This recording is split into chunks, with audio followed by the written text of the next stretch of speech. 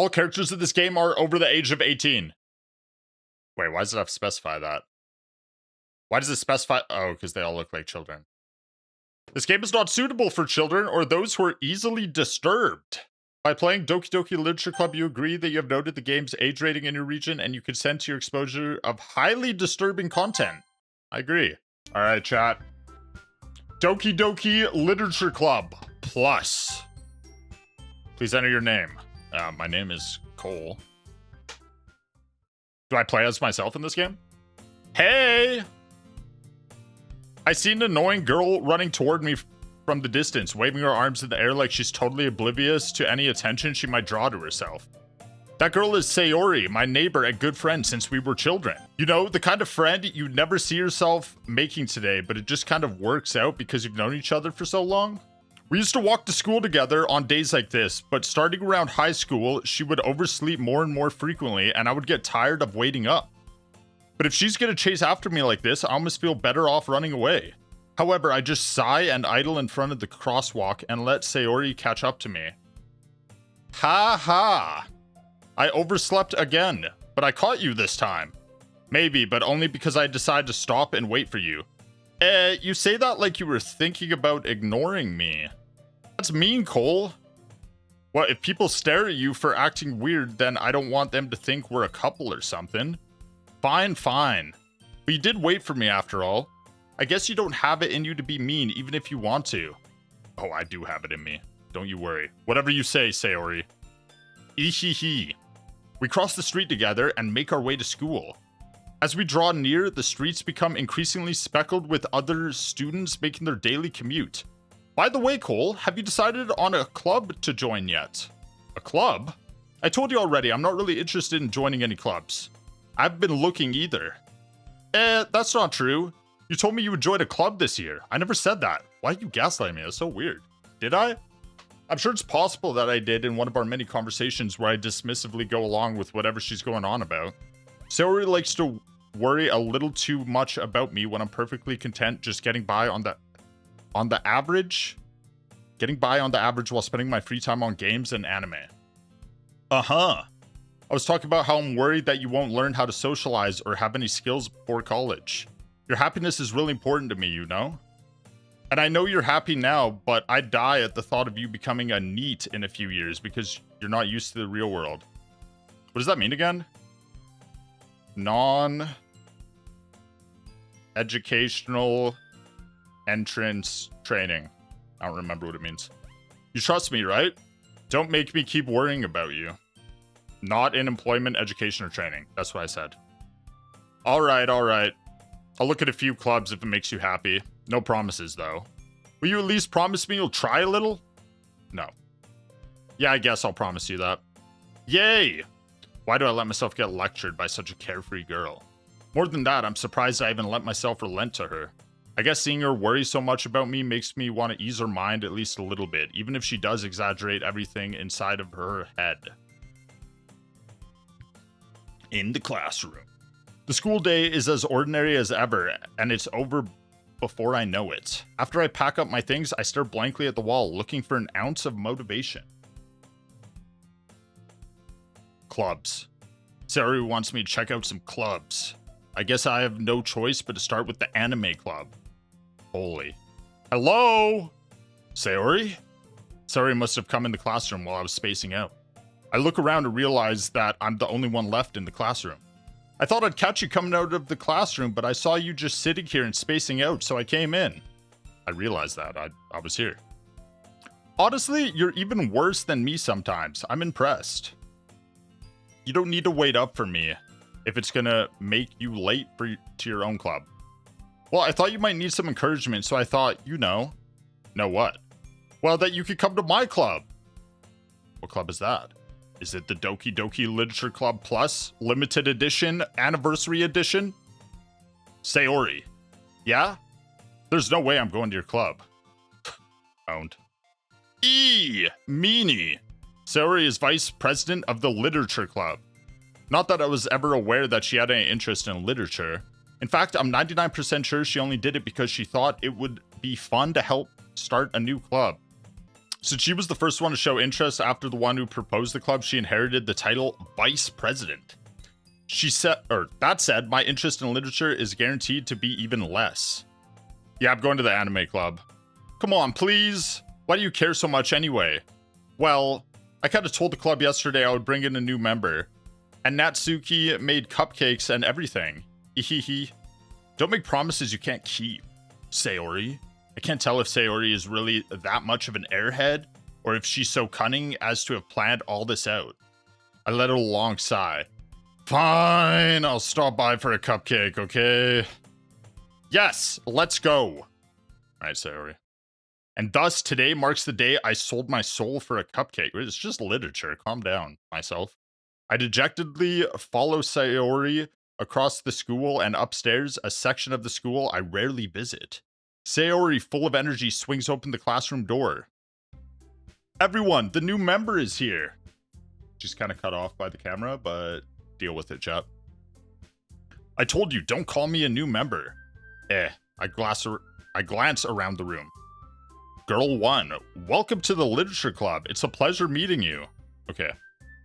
Sayori always says nice things about you. Seriously? You brought a boy? Way to kill the atmosphere. Ah, cool. What a nice surprise. Oh, Girl 3 knows my name. Apparently I don't know hers. She's just Girl 3. Welcome to the club. All words escape me in this situation. This club is full of incredibly cute girls. By the way, just a reminder right now, chat, it said they're all above 18. They still look like children. I'm just reading what it puts in front of me. What are you looking at? If you want to say something, say it. Sorry. Natsuki. The girl with the sour attitude, whose name is apparently Natsuki, is one I don't recognize. Her small figure makes her look like a first-year student. She is also the one who made cupcakes, according to Sayori. You could just ignore her when she gets moody. Sayori says that quietly into my ear, then turns back towards the other girls. Anyway, this is Natsuki, always full of energy, and this is Yuri, the smartest in the club. Don't say things like that. Yuri, who appears comparably more mature and timid, seems to have a hard time keeping up with people like Sayori and Natsuki. Well, it's nice to meet both of you. And it sounds like you already know Monica, is that right? That's right. Oh, you're not Girl 3. It's great to see you again, Cole. Monica smiles sweetly. Chat, it's honestly, I shouldn't have used my name. It's making me a bit comfortable that they're calling me by my name. I should have, named myself Rick or something. We do know each other. Well, we rarely talked, but we were in the same class last year. Monica was probably the most popular girl in class. Smart, beautiful, athletic. Basically completely out of my league. What? Wait, I'm smart, beautiful, and athletic. What are you talking about? So having her smile at me so genuinely feels a little... You too, Monica! Come sit down, Cole. We made room for you at the table so you can sit next to me or Monica. I'll get the cupcakes. Hey, I made them. I'll get them. Sorry, I got a little too excited. Then how about I make some tea as well? The girls have a few desks arranged to form a table. As Sayori mentioned, it's been widened so that there's one space next to Monica and one space next to Sayori. Natsuki and Yuri walk over to the corner of the room where Natsuki grabs a wrap tray and Yuri opens the closet. Still feeling awkward, I take a seat next to Sayori. Natsuki proudly marches back to the table, tray in hand. Okay, are you ready? Ta-da! Whoa! Natsuki lifts the foil off the tray to reveal a dozen white, fluffy cupcakes decorated to look like little cats. The whiskers are drawn in icing and little pieces of chocolate were used to make ears. So cute! I had no idea you were so good at baking, Natsuki. You haven't even tried it yet. It could taste like shit for all you know, Monica. Well, you know. Just hurry and take one. Sayori grabs one first, then Monica. I follow. It's delicious. Sayori talks with her mouth full and has already managed to get icing on her vase. I turn the cupcake around in my fingers, looking for the best angle to take a bite. What? Natsuki is quiet. I can't help but notice her sneaking glances in my direction. Is she waiting for me to take a bite? I finally bite down. The icing is dog shit and full of disgusting flavors. I wonder if she made it herself. This is really good. Thank you, Natsuki. Well, why are you thanking me? It's not like I... Haven't I heard this somewhere before? Made them for you or anything? Wait, did you make them for me? Wait, am I a Chad? Maybe I am a Chad. I thought you technically did. Sayori said, well, maybe. But not for you, you know, you dummy. All right. I give up on Natsuki's weird logic and dismiss the conversation. Yuri returns to the table, carrying a tea set. She carefully places a teacup in front of each of us before setting down the teapot next to the cupcake tray. You keep a whole tea set in this classroom? Don't worry, the teachers gave us permission. Why would that be, like, a bad thing? After all, doesn't a hot cup of tea help you enjoy a good book? The game leaks your Steam name? I don't care. Chad has seen my Steam name. It doesn't matter. After all, doesn't a hot cup of tea help you enjoy a good book? I guess. Hehe, don't let yourself get intimidated. Yuri's just trying to impress you. That's not... Insulted, Yuri looks away. I meant that, you know. I believe you. Well, tea and reading might not be a pastime for me, but I at least enjoy tea. I'm glad. Yuri faintly smiles to herself in relief. Monica raises an eyebrow, then smiles at me. So what made you consider the literature club? I was afraid of this question. Something tells me I shouldn't tell Monica that I was practically dragged here by Sayori. Well, I haven't joined any clubs yet, and Sayori seemed really happy here, so... That's okay, don't be embarrassed. We'll make sure you feel right at home, okay?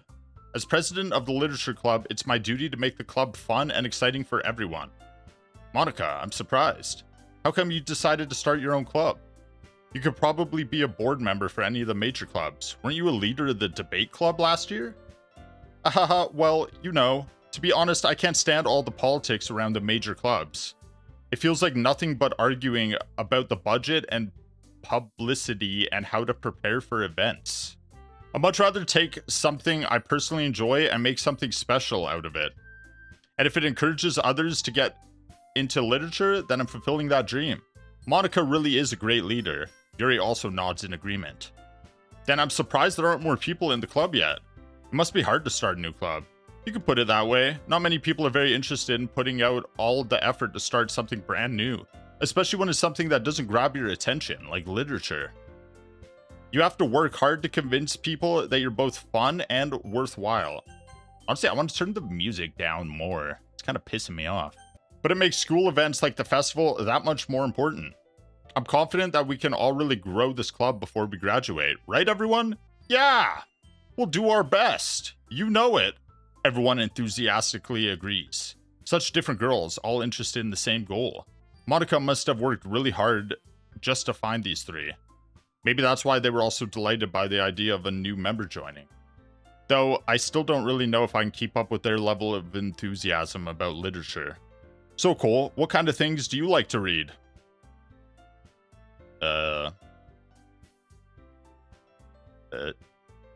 Naruto? Well, considering how little I've read these past few years, I don't really have a good way of answering that. Manga. I was right!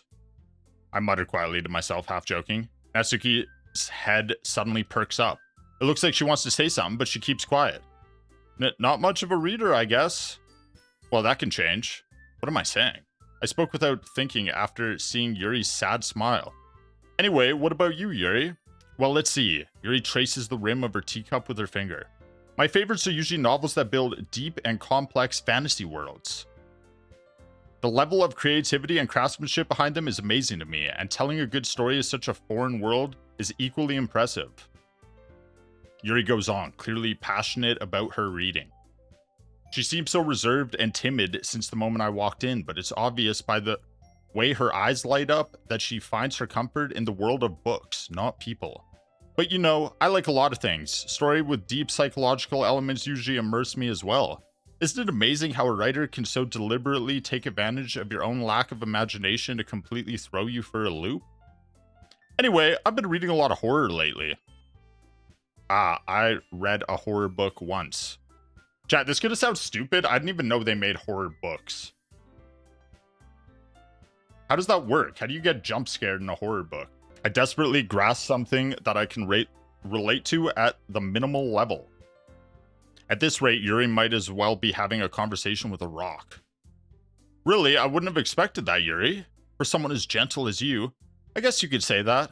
But if a story makes me think or takes me to another world, then I really can't put it down. Horror is not just jump scares, it is just jump scares. So real horror is often very successful at changing the way you look at the world, if only for a brief moment. I was joking when I said that, by the way. I hate horror. Oh, why's that? Well, Natsuki's eyes dart over to me for a split second. Never mind. Dude, this girl's weird as hell. Natsuki, something's wrong with her. That's right, you usually like to write about cute things, don't you, Natsuki? What? What gives you that idea? You left a piece of scrap paper behind last club meeting. It looked like you were working on a poem called, Don't Say It Out Loud, and give that back. Fine. Your cupcakes, your poems, everything you do is just as cute as you are. Sayori sidles up behind Natsuki and puts her hands on her shoulders. What is the sidles? I've never heard that word before. I'm not cute. Natsuki, you write your own poems? Well, I guess sometimes. Why do you care? I think that's impressive. I actually don't think it's that impressive, but we'll go along with it. Why don't you share them sometime? No. Yeah, but what about books like I Have No Mouth and Must Scream? Bro, I have no clue what that is. I have no clue what that book is. Natsuki averts her eyes. You wouldn't like them.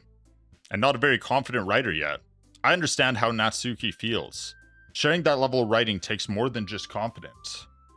The truest form of writing is writing to oneself. Holy deep. You must be willing to open up to your readers, exposing your vulnerabilities and showing even the deepest reaches of your heart. Do you have writing experience too, Yuri? Maybe if you share some of your work, you can set an example and help Natsuki feel comfortable enough to share hers. I guess it's the same for Yuri. Aw, I want to read everyone's poems. We all sit in silence for a moment. Okay, I have an idea, everyone. Question mark? Natsuki and Yuri look quizzically at Monica. Let's all go home and write a poem of our own. Wait, what is this literature club? We just ate a donut and now we're just going home? Okay, I'll join your club.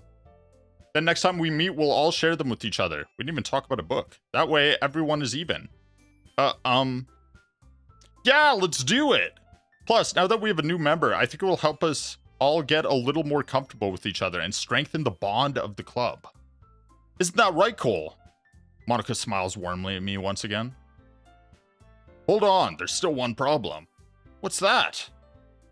Now that we're back to the original topic of me joining the club, I bluntly come forth with what's been on my mind the entire time. I never said I would join this shithole club. Ladies, Sayori may have convinced me to stop by, but I never made any decision.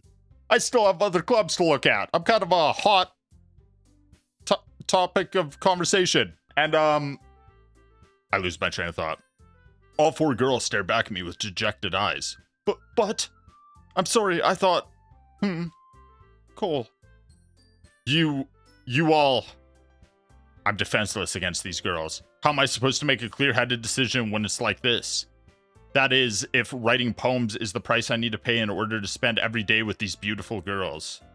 Jesus, I'm a loser. Right. Okay, I've decided then. I'll join the literature club. One by one, the girls' eyes light up. Yes, I'm so happy. Sayori wraps her arms around me, jumping up and down. Hey, you really did scare me for a moment. If you really just came for the cupcakes, I would be super pissed. Then that makes it official. Welcome to the literature club. We did it. We did it, chat. Thanks, I guess. Okay, everyone. I think with that, we could officially end today's meeting on a good note.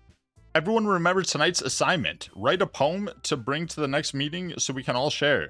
Monica looks over at me once more. Cole, I look forward to seeing how you express yourself.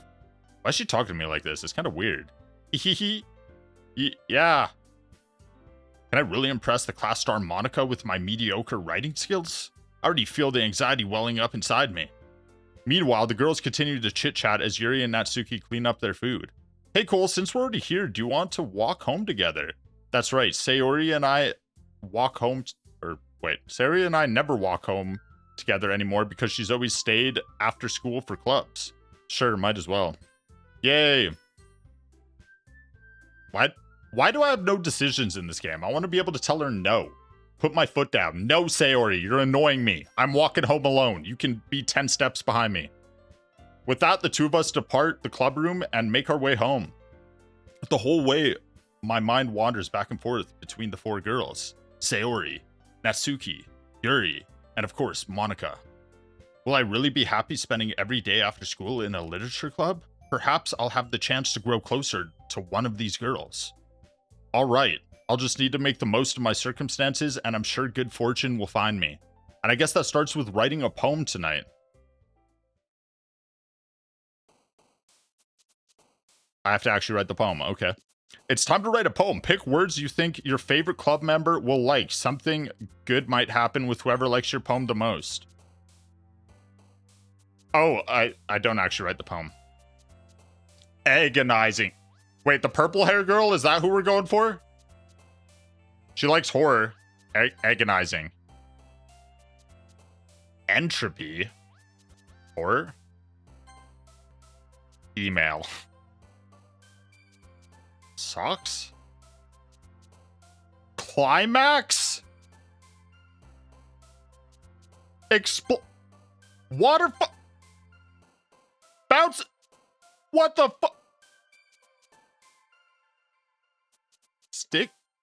Sticky? Kitty? Romance? Passion?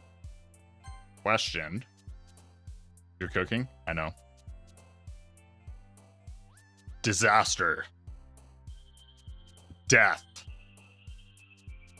Papa? Kiss. Parfait? That's like a dessert, right? Graveyard. Holy, I killed that poem. Hi again, Cole. Glad to see you didn't run away on us. Ha ha ha. Nah, don't worry. This might be a little strange for me, but I at least keep my word. Well, I'm back at the literature club. I was the last to come in, so everyone else is already hanging out. Thanks for keeping your promise, Cole. I hope this isn't too overwhelming of a commitment for you. Make you dive headfirst into literature when you're not accustomed to it? Oh, come on, like he deserves any slack. Sayori told me you didn't even want to join any clubs this year. And last year, too. I don't know if you plan to just come here and hang out or what, but if you don't take us seriously, then you won't see the end of it. Natsuki, you certainly have a big mouth for someone who keeps her manga collection in the club room.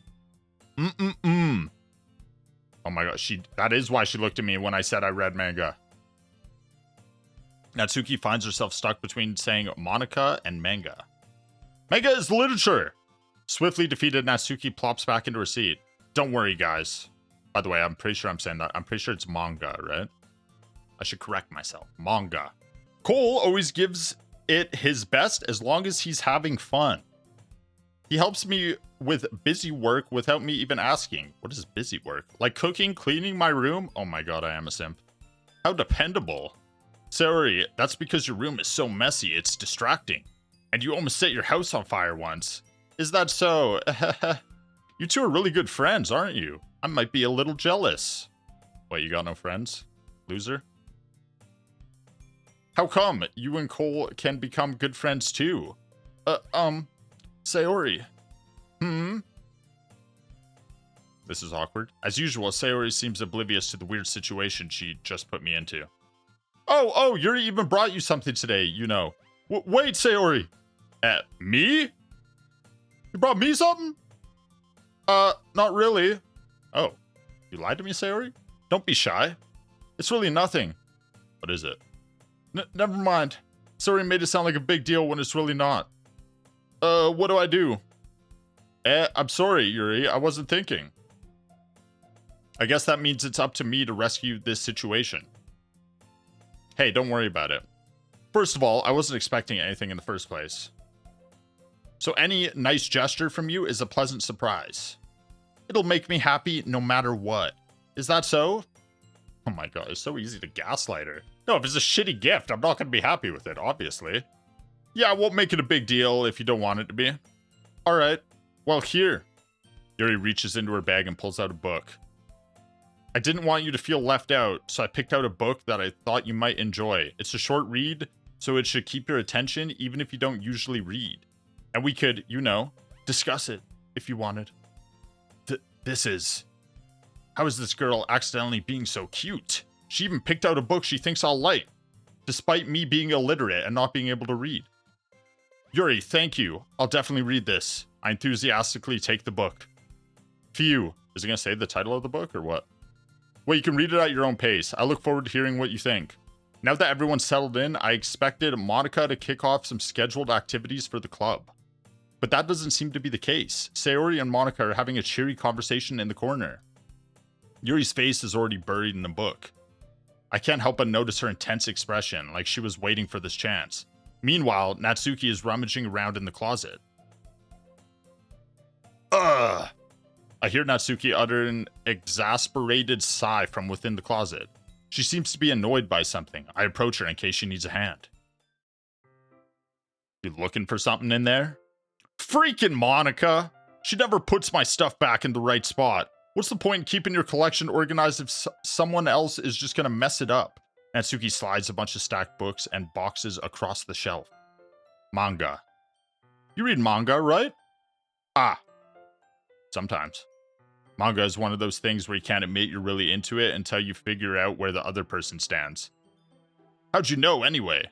I heard you bring it up at some point. Besides, it's kind of written on your face. What does that mean? What's that supposed to be? Wait! Hey! This is me! The character is me! I see. There's a lone volume of manga amidst the stack of various books on the side of one of the shelves. Curious, I pulled it out of the stack. There it is! Natsuki snatches it out of my hand. She then turns to a box of manga and slips the volume right into the middle of the rest. Ah, much better. Seeing a box set with one book missing is probably the most irritating sight in the world. Is it really the most irritating sight in the world? I feel like there's a couple other things that could be like Natsuki's name is pronounced Natsuki. When you're pronouncing the tsu though, it's still, the oo sound is still there. It's just like quick. So I might be doing it, but it would be like Natsuki. It'd probably be like more so like that. You would like hear the oo still. But I've already pronounced it this way this long. I'm just doing it. I'm a white guy, by the way. Seeing a box set with one book missing is probably the most irritating sight in the world. I know that feel. I get a closer look at the box set she's admiring. Parfait Girls? It's a series I've never heard of in my life. That probably means it's either way out of my demographic or is simply terrible. If you're gonna judge, you can go do it through the glass on that door. Wait, I used the word parfait in my poem. She points to the classroom door. Hey, I wasn't judging anything. I didn't even say anything. It was the tone of your voice. But I'll tell you one thing, Cole. Consider this a lesson straight from the Literature Club. Don't judge a book by its cover. In fact, Natsuki holds out the first volume of Parfait Girls from the box. I'm going to show you exactly why. She shoves the book right into my hands. Ah. I stare at the cover. It features 4 girls in colorful attire, striking animated feminine poses. It's exceedingly mo. Hi? Don't just stand there. What does mo mean? Ooh-ah! Natsuki grabs my arm and pulls me out of the closet. She then takes a seat against the wall beneath the windowsills. She pats on the ground next to her, signaling me to sit there. Wouldn't chairs be more comfortable? I take my seat. Chairs wouldn't work. We can't read at the same time like that. Why's that? I guess it's easier to be close like this. Exclamation point! Don't just say that. You make me feel weird about it. Natsuki crosses her arm and scooches an inch away from me. Sorry. I didn't exactly expect to be sitting this close to her either. Not that I could say it's a particularly bad thing. I open the book. It's only a few seconds before Natsuki once again inches closer, reclaiming the additional space while she hopes I won't notice. I can feel her peering over my shoulder, much more eager to begin reading than I am. Wow, how long has it been since I read the beginning? You don't go back and flip through the older volumes every now and then? Wait, what is Mo? Moai? Not really. Maybe sometimes after I've already finished the series. Hey, are you paying attention? I am, but nothing's really happened yet, so I can talk at the same time. It looks like it's about a bunch of friends in high school. Typical slice of life affair. I kind of grew out of these since it's rare for the writing to be entertaining enough to make up for the lack of plot. So, what should I expect from this? Is there going to be plot? Well, obviously. You think I would enjoy something that didn't have plot? Yeah. I mean, well, I guess I know what you're saying. A lot of the beginning is about simple things. Like, there's a really funny chapter where they're obsessed with a guy at the ice cream shop. But that just helps you get to know the characters. And besides, it's still entertaining. But later on, there's all kinds of drama. Like, when they get into all their backstories and when some of the romance starts to happen, that's really what makes it good. There's so many touching parts. Is that so? It sounds like you really know what you're talking about. Maybe I underestimated you. Hey, wait. What's that supposed to mean? A what? Natsuki gives me a little shove. I just meant I haven't seen you at your full power. Good save. This chapter seems like it's about baking. This is just a guess, but is there a lot of baking in this manga? Well, Natsuki pauses for a moment as if she doesn't want to admit something. Yeah, it's the only reason she bakes. It's because of the book. Why does that matter? It doesn't. I was just curious. Since you enjoy baking too, right? That's just a coincidence. Oh my god, you get your personality from a book. You can't even get your own personality. That's crazy. I just happened to get into baking around the same time I got this manga. I believe you. Like I would ever get into anything because it's in a manga. I feel bad for anyone that impressionable. Ahaha. Definitely not a coincidence. I guess that explains Natsuki's interest in baking. Still, of all the hobbies to pick up from a manga, that's definitely one of the better ones. Not to mention she's really good at it, so who am I to judge? Why are you looking at me like that? What the fuck? We read on for a few more minutes. I finished a couple of chapters at this point. Are you sure this isn't boring for you? It's not! Even though you're just watching me read? Well, I'm fine with that, if you say so. I guess it's fun sharing something you like with someone else. I always get excited when I convince any of my friends to pick up a series I enjoy. Know what I mean? Question mark? You don't? That's not... Well, I wouldn't really know. What do you mean? Don't you share manga with your friends? Could you not rub it in? Jeez. Sorry. Like I could ever get my friends to read this. They just think manga is for kids.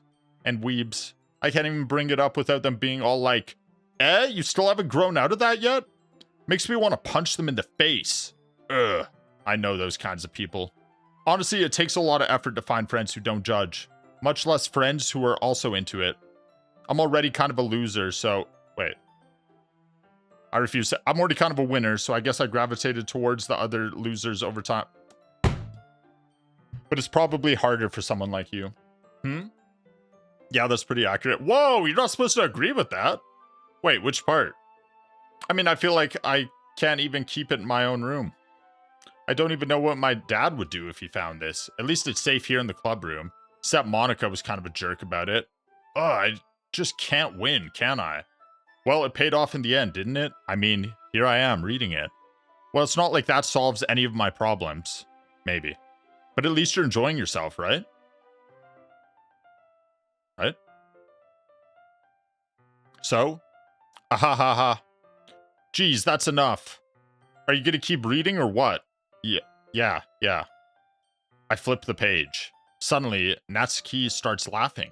Ahahaha! I totally forgot that happens. Natsuki puts her finger on one of the panels. Minori is my favorite character. You always feel a little bad for her since she's so unlucky. But it gets especially bad when... Are you trying to spoil? Huh? Ooh, I shouldn't be talking about that yet. Just finish this chapter. Caught yourself. Good. Natsuki's voice sparkles with excitement. It's a stark contrast to her usual bossy tone. But if she's not used to sharing her favorite manga with her friends, I can understand why. It's hard to express in words the feeling you get when connecting with someone like that. And being able to provide that to Natsuki, for whom it's a rare experience, the thought makes me smile a little to myself. Okay, everyone. Are you all ready with today's poems? Yes. Oh, come on. Could your timing be any worse? Sorry. I just need to make sure we have enough time. Though you do look pretty cozy over there. Ahaha. Eh? Ah! Natsuki suddenly notices how close she's gotten to me. She hastily slides herself a good 12 inches away from me. Alright, guess I'll stop here for now. I close the book and hand it towards Natsuki. You're just giving it back?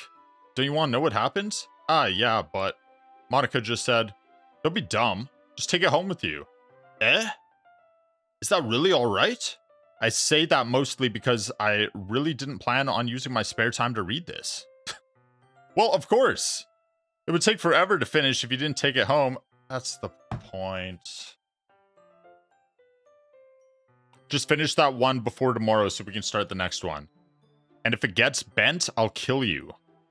Is that really worth the risk? I don't even want to read it. By tomorrow?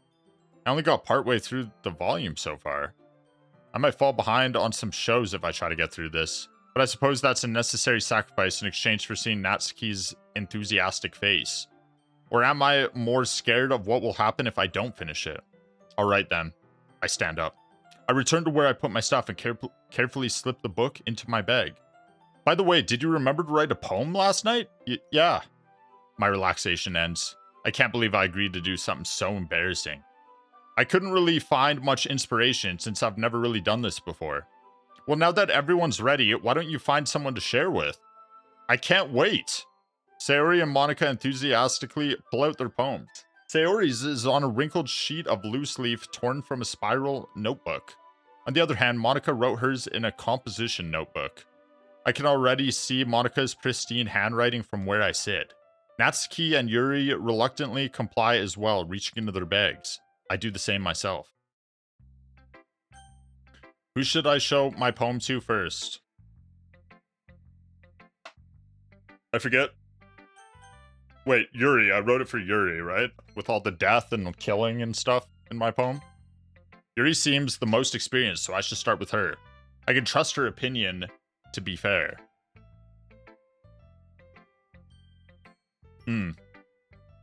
Yuri stares at the poem. A minute passes, more than enough time for her to finish reading. Oh! Sorry! I forgot to start speaking. Okay. It's fine, don't force yourself. I'm not. I just need to put my thoughts into words. Hold on. Yeah, that's usually how it works. Okay, this is your first time writing a poem, right? Oh, it's shit, isn't it? Yeah? Why do you ask? I'm just making sure. I guess that it might be after reading through... It's really that bad. No, it's fine. So it's that bad. No! Did I just raise my voice? I'm so sorry. Yuri buries her face in her hands. I couldn't help but notice that it's been several minutes that we really haven't gotten anywhere. It might take Yuri a while to get used to new people. It's fine, I really didn't notice. What were you saying? Right, it's just that there are specific writing habits that are usually typical of new writers. And having been through that myself, I kind of learned to pick up on them. I think the most noticeable thing I recognize in new writers is that they try to make their style very deliberate. In other words, they tend to pick a writing style separate from the topic matter, and they form-fit the two together. The end result is that both the style and expressiveness are weakened. Once Yuri finds her train of thought, it's as if her demeanor totally changes. Her stammering is completely gone, and she sounds like an expert. Of course, that's not something you can be blamed for. There's so many different skills and techniques that go into writing even a simple poem. Not just finding them and building them, but getting them to work together is probably the most challenging part. It might take you some time, but it all comes with practice. I don't want to practice. And learning by example and trying new things. I also hope that everyone else in the club gives you valuable feedback. Natsuki can be a little bit biased, though. Biased how? Well, never mind. I shouldn't be talking about people like that. Sorry. It's fine.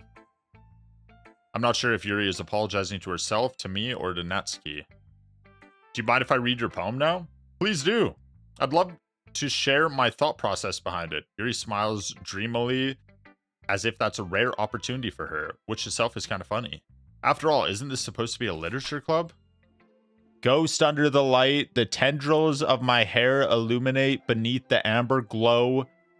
Bathing, it must be this one, the last remaining streetlight to have withstood the test of time, the last yet to be replaced by the sickening blue-green hue of the future. I bathe. What does this say? Calm, breathing air of the present, but living in the past. The light flickers, I flicker back. That's horrible. That's the worst poem I've ever read. It's way worse than mine. You could learn a thing or two about the composition and the compostables of the literature. I'm sorry, I have such terrible handwriting. What? I wasn't thinking that at all. But it took you a long time to read. Just not good at reading. Well, I just don't read script very often. I actually think your handwriting is pretty. Eh? Pretty shitty. Oh, she didn't let me finish. That's a relief. I also like the poem. Even though it's short, it was really descriptive. It wasn't too short. I usually write longer poems. Not at all. I'm really glad you like it. Holy, I'm a good liar. I'll be honest. You should have roasted her? Dude, I would have a choice. I'm just clicking and reading. I didn't have a choice there at all. I'll be honest. Since it's our first time sharing, I wanted to write something a little more mild. Something easy to digest, I suppose. Are you into ghosts, Yuri? Hoo-hoo. What is that noise supposed to be? Huh? Actually, the story isn't about a ghost at all, Cole. Really? This is a shitty story. You didn't get the point across. I must have totally missed the point. Well, I suppose you did only glance over it, after all. But remember that poets often express their own thoughts, feelings, and experiences in their work. They usually do more than tell a simple story or paint a picture. In this case, perhaps the subject of the poem is only being symbolically compared to a ghost, lingering in her last remaining place of comfort, unable to let go of the past, and soon to be left with nothing. That's a lot more solemn, putting it that way. I hadn't even thought of that. That's impressive. It's nothing, really. Well, it makes me happy that you think that. Just remember that it won't be long before you pick up on those things too. I really don't want to write, though. I don't want to get good at it. Yeah, maybe you're right. I guess I'll have to keep trying. No, I'm counting on you. Should I show my poem to next? Monica? Do I have to show it to all of them? Hi, Cole. Having a good time so far? Not really. Yeah. Good, glad to hear it. By the way, since you're new and everything, if you ever have any suggestions for the club, like new activities or things we can do better, how about we scrap the literature part? Just eat the baking, read manga, and that's it, honestly. I'm always listening. Don't be afraid to bring things up, okay? Alright, I'll keep that in mind. Of course I'll be afraid to bring things up. I'm much better off just going with the flow until I'm more settled in. Anyway, want to share your poem with me? It's kind of embarrassing, but I guess I have to. Don't worry, Cole. We're all a little embarrassed today, you know? But it's that sort of barrier that we'll all learn to get past soon. Yeah, that's true. I hand Monica my poem. I like it, Cole. Really? It's a lot cuter than I expected. Wait, what?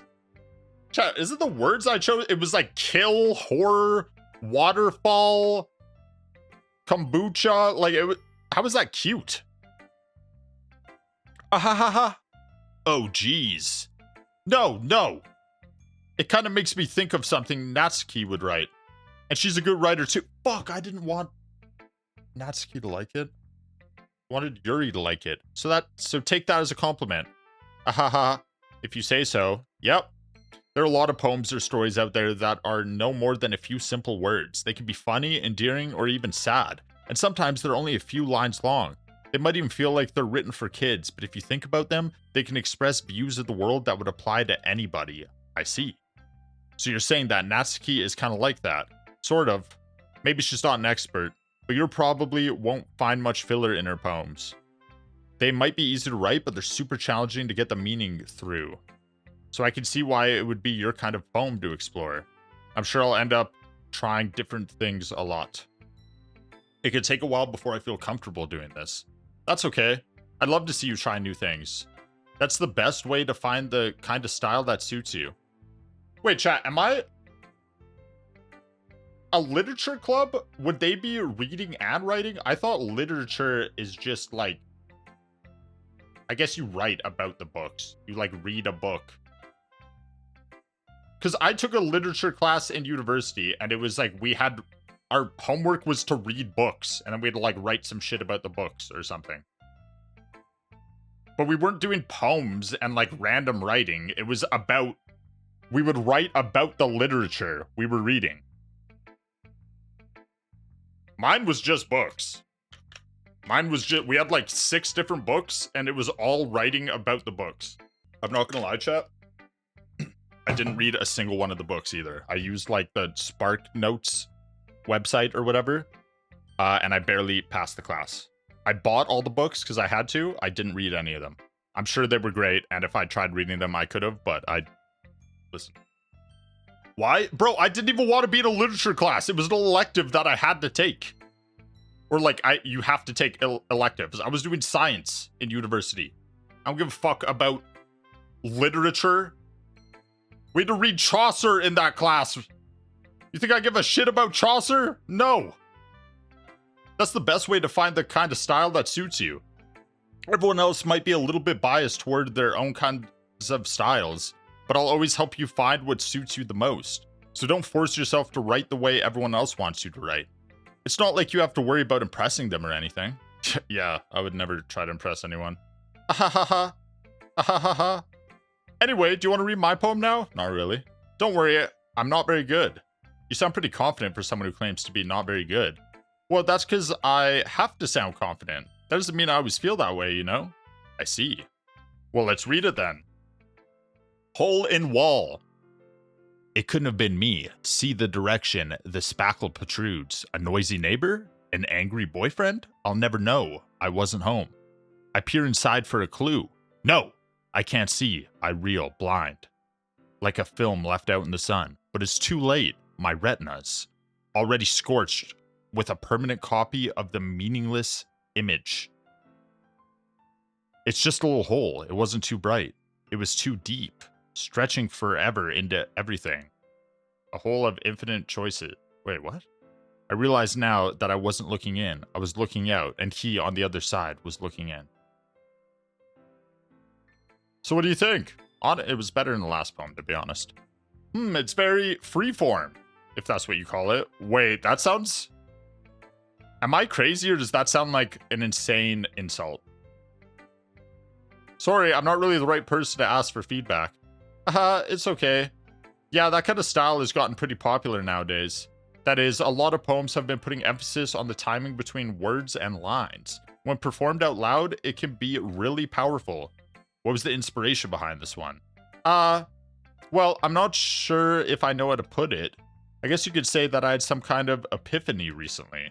It's been influencing my poems a bit. An epiphany? Yeah, something like that. I'm kind of nervous to talk about deep stuff like that because it's kind of coming on strongly. Maybe after everyone is better friends with each other. Anyway, here's Monica's writing tip of the day. Sometimes when you're writing a poem or a story, your brain gets too fixated on specific points. If you try so hard to make it perfect, then you'll never make any progress.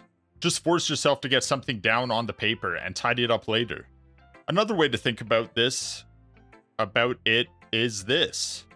If you keep your pen in the same spot for too long, you'll just get a big dark puddle of ink. So just move your hand and go with the flow. That's my advice for today. Who asked? Thanks for listening. I kind of don't like this girl. She's like smiling and acting. I think she's like kind of a bitch deep down though. No? Am I wrong? Sayori. This is a good poem, Cole. Are you sure it's your first time? Of course. Wait, I wrote it for Yuri, and Yuri was the most insulting one so far. Everyone else is lying to me and saying it's good at least. Yuri was like, this is some dog shit. I can tell it's your first poem. It's not that good. Am I the kind of guy who would be writing poems in his spare time? I guess you're right. But that's why it impressed me. Well, to be honest, I was afraid that you wouldn't do it seriously, or that you wouldn't write one at all. I'm really happy just that you wrote one. It just reminds me of how you're really a part of the club now, not to mention the fact that I'm standing in front of you in the club room. Well, of course. I'm not really into it yet, but that doesn't mean I'll break my promise. See? It's like I said before, Cole. Deep down, you're not selfish at all, you know? Wait, why would you even bring... Who was saying I was selfish? No one said that. Trying new things like this is for other people. That's something that only really good people do. Why? Dude, those sentences like melted my brain. I didn't understand what she said. Thanks, Sayori. I'm not sure if Sayori sees the full picture of my motive here. Then again, I can't deny that she's part of the reason I joined, knowing how much this means to her and all. Yeah, and I'm gonna make sure you have lots of fun here, okay? That'll be my way of thanking you. Alright, I'm gonna hold you to that then. Yay. Now you read my poem too, right? No. Don't worry, I'm really bad at this. We'll see about that. Dear sunshine, the way you glow through my blinds in the morning, it makes me feel like you missed me. Kissing my forehead to help me out of bed, making me rub the sleepy from my eyes. Are you asking me to come out and play? Are you trusting me to wish away a rainy day? I look above, the sky is blue. It's a secret, but I trust you too, bars. If it wasn't for you, I could sleep forever. But I'm not mad, I want breakfast. Wait, you ruined it at the end. Sayori, this is just a guess, but did you wait until this morning to write this? No. Just a little bit. Damn, wait, I'm kind of a savage. You can't answer just a little bit to a yes or no question. I forgot to do it last night. Well, at least that makes me feel a little better about myself. Don't be mean. I still tried my best. Yeah. I didn't mean to say that it was a bad poem. But it is a bad poem. It came out nice, or how should I put it? It sounds just like you. Really? Yeah. Especially that last line. I made eggs and toast, even though you were late to school. It's bad to skip breakfast. I get all cranky. True. That's pretty true. Well, I guess there's no point in arguing. Anyway, thanks for showing me. Hehehe. This was so much fun. Monica's the best. Yeah. But next time, I won't forget. And I'm gonna write the best poem ever. Well, I guess I look forward to it. One more. Natsuki. Okay, well, let's start with the little things I don't like. What? First of all, Natsuki rereads my poem. Never mind, I don't feel like giving you my opinion. What? Then what's the point of sharing in the first place? I wrote this when I could have been doing other things. In fact, remember how I said I wanted to read your poems? That's what I had in mind when writing this. I want to help you feel comfortable enough to share yours, like Monica said. Well, I would be more comfortable sharing my poem if yours was really bad. Wait, everyone complimented the shit out of my poem. That's actually crazy. You were supposed to show me some dumb poem and make me go, ha, well, it's not that great, but let me show you what real literature looks like. And you went and ruined it. I hope you're happy. So in other words, you're saying you liked it? Irk. Natsuki's retort gets caught in her throat. You're so... You don't understand anything, do you? I already told you that. You don't have to go announcing it to the world like you're all self-important. You actually didn't say it. You implied it, but you didn't say it. Pretty sure you never actually said that. I say that mostly to myself. Natsuki must really hate me or something. I can't figure out if it's a win or a loss that she liked my poem. In any case, you still need to show me yours, right? Grr, fine, I guess. Only because Monica will make me if I don't. Eagles can fly. Monkeys can climb. Crickets can leap. Horses can... Boring. Yeah. I told you that you weren't gonna like it. You were right. I like it. What? Just be honest. I am. Why are you so convinced that I wouldn't like this? Well, because everyone in high school thinks that writing has to be all sophisticated and stuff, so people don't even take my writing seriously. But isn't the point of poems for people to express themselves? Your writing style wouldn't make your message any less valid. What was the message? I mean, I guess I didn't read it all. Yes, exactly! I like when it's easy to read, but it hits you hard. Like in this poem. Seeing everyone around you do great things can be really disheartening. So I decided to write about it. Yeah, I understand. But the other nice thing... Oh, is the bottom of the poem, like... something about herself? Like, I am not a cricket, so I cannot leap. Probably, right?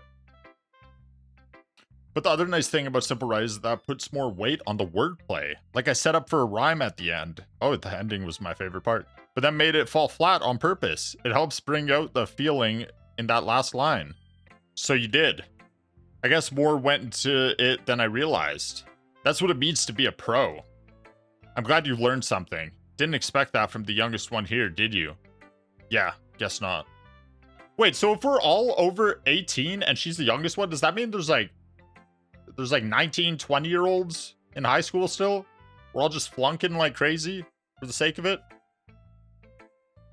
I decide to humor her with that last comment.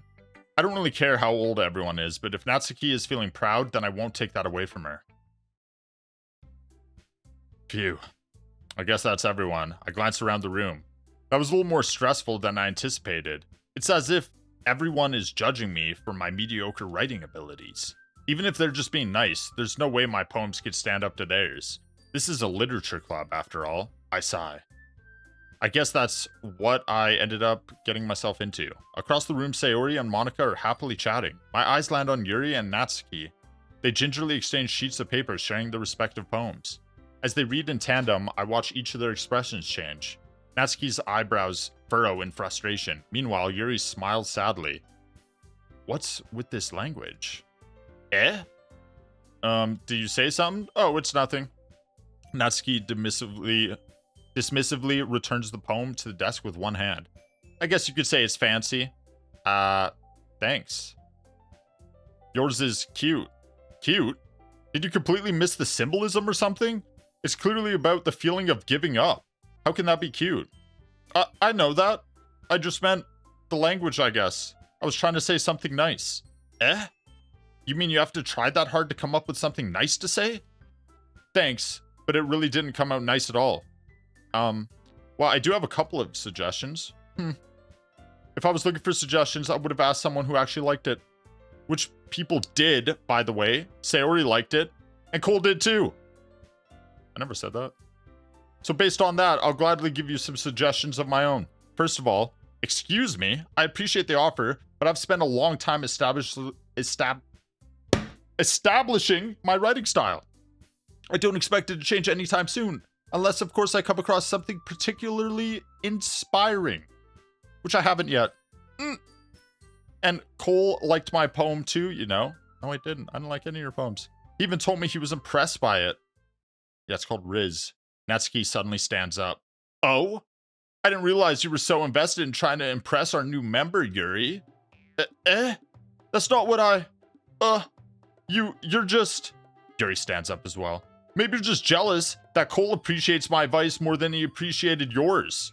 Huh? And how do you know he didn't appreciate my advice more?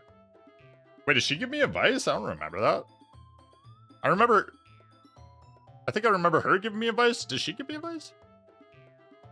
Are you that full of yourself? No. If I was full of myself, I would deliberately go out of my way to make everything I do overly cutesy. Is everyone okay? Well, you know what? I wasn't the one whose boobs magically grew a size bigger as soon as Cole started showing up. Natsuki! Natsuki, that's a little... This doesn't involve you. I don't like fighting, guys. Suddenly, both girls turned towards me as if they just noticed I was standing there. Cole! She's just trying to make me look bad. That's not true. She started it. If she could get over herself and learn to appreciate that simple writing is more effective, then this wouldn't have happened in the first place. What's the point in making your poems all convoluted for no reason? The meaning should jump out at the reader, not force them to have to figure it out. Wait, I kind of agree with that. Help me explain that to her, Cole. Wait! There's a reason we have so many deep and expressive words in our language. It's the only way to convey complex feelings and meaning the most effectively. Avoiding them is not only unnecessarily limiting yourself, it's also a waste. You understand that too, right, Cole? She's also got a pretty good point. I'm not gonna lie, chat.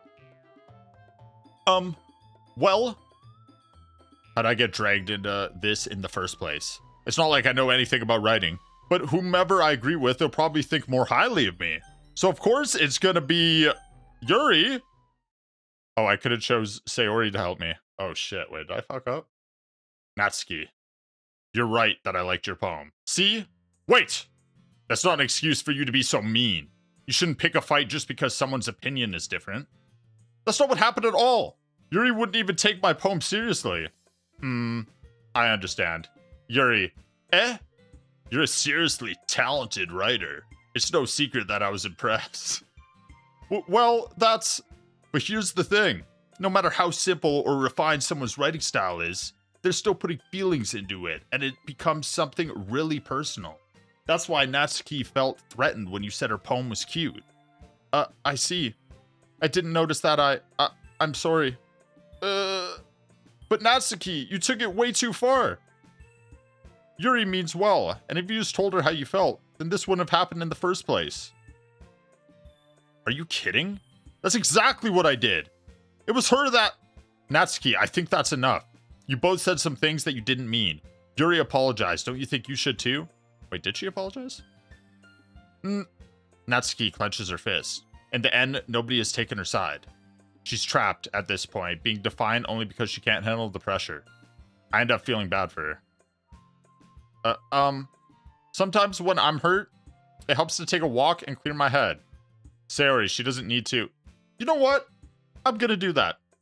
It'll spare me from having to look at all your faces right now. Damn, I started beef. That's crazy. Well, I didn't start the beef, but I, perpetuated the beef.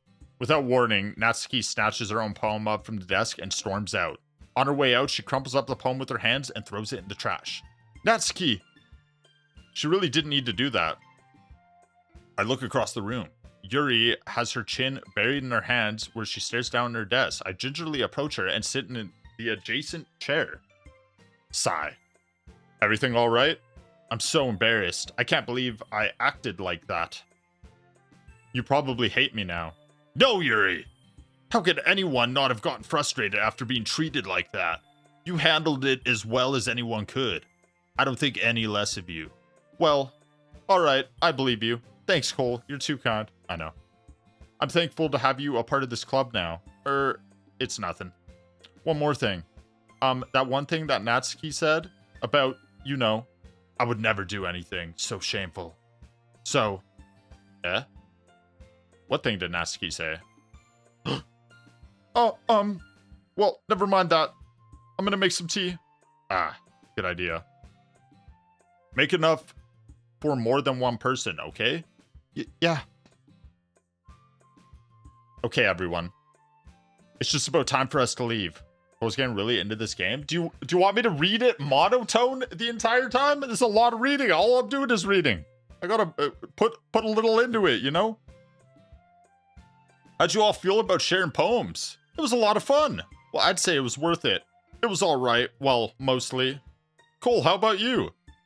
Yeah, same. It was a neat thing to talk about with everyone. For sure. Awesome. Oh, wait, she said awesome. Awesome. In that case, we'll do the same thing tomorrow, and maybe you'll learn something from your friends too. I just gotta write a poem every single day? This club sucks. So your poems will turn out even better. I think to myself, I did learn a little more about the kinds of poems everyone likes. With any luck, that means I can at least do a better job impressing those I want to impress. I nod to myself with newfound determination. Cool! Ready to walk home? Sure, let's go. Sayori beams at me. It truly has been a while since Sayori and I have spent this much time together. I can't really say I'm not enjoying it either. Sayori, about what happened earlier. What do you mean? Between Yuri and Natsuki? Does that thing kind of happen often? I worded that wrong, but you know what I mean, chat. No. That's really the first time I've seen them fight like that. I promise they're both wonderful people. Yeah, it's because me, the Chad poem writer, is in the classroom now, so of course everyone's gonna fight over me. I know I troll a lot, but unironically, your reading is good. I mean, I would hope I could read. I did graduate high school. I promise they're both wonderful people. Thank you, though. I appreciate a compliment on my reading. You don't hate them, do you? No, I don't hate them. I just wanted your opinion, that's all. I can see why they'd make good friends with you. Phew. Cole, it's nice that I get to spend time with you in the club. But I think seeing you get along with everyone is what makes me the happiest. And I think everyone really likes you too. Of course. That's Ehehe. Every day is going to be so much fun. Sigh. It looks like Sayori still hasn't caught on to the kind of situation I'm in. Sure, being friends with everyone is nice, but does it really need to stop there? Well, we'll just have to see what the future holds, Sayori. I pat Sayori on the shoulder. I said that more to myself than to her, but it's easy to use Sayori as an internal monologue sometimes. Okay, yeah, let's do this.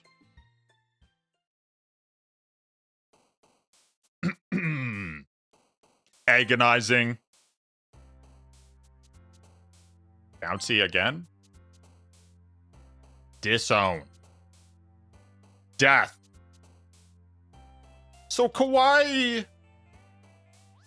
Inferno. Crimson?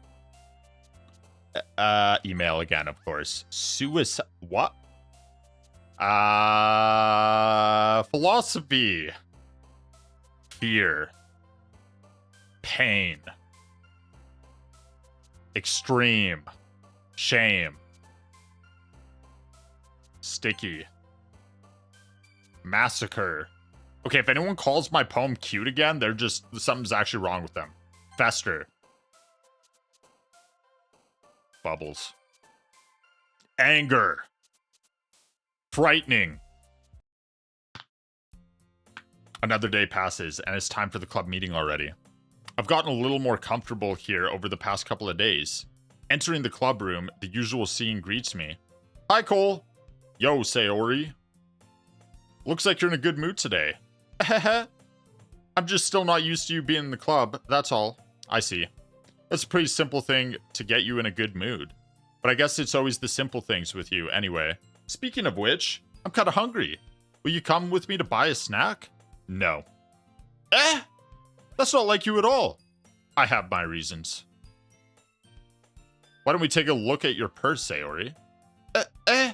Oh, she's trying to steal my money. That's crazy work. Why that all of a sudden? No reason, really. I just wanted to look at it. Sayori nervously retrieves her coin purse. She fumbles with the latch and gets it open. Then she turns it upside down and lets its contents spill onto the desk. Only 2 small coins fall out. I knew it. I can see right through you, Sayori. That's not fair. How'd you even know? It's simple. If you had enough money in the first place, you would have bought a snack before coming to the club room. So either you're not hungry and want an excuse to take a walk, or you plan to conveniently forget that you spent all your money so that I would lend you some. But there's one more thing. You're always hungry. And so that only leaves the one option.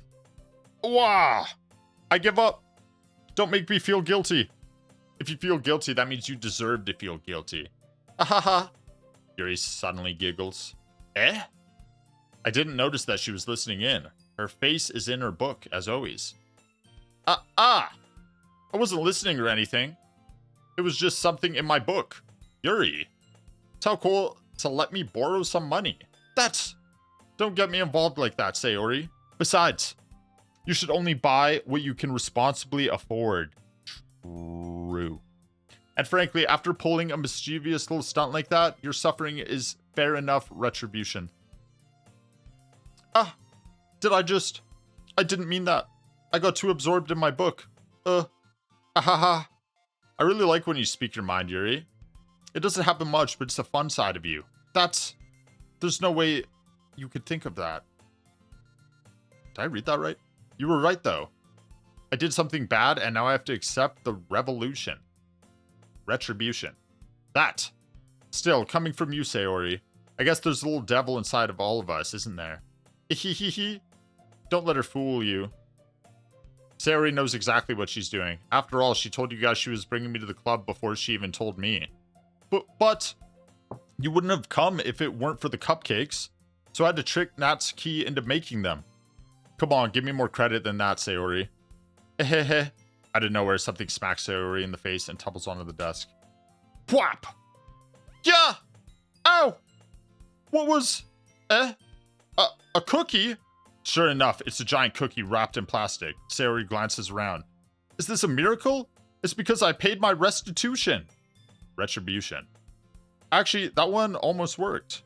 I was just gonna give it to you. But but then I heard you blab about the cupcakes. It was totally worth seeing your reaction, though. Ahaha. Natsuki. That's so nice of you. I'm so happy. Sayori hugs the cookie. What? Jeez, just eat it.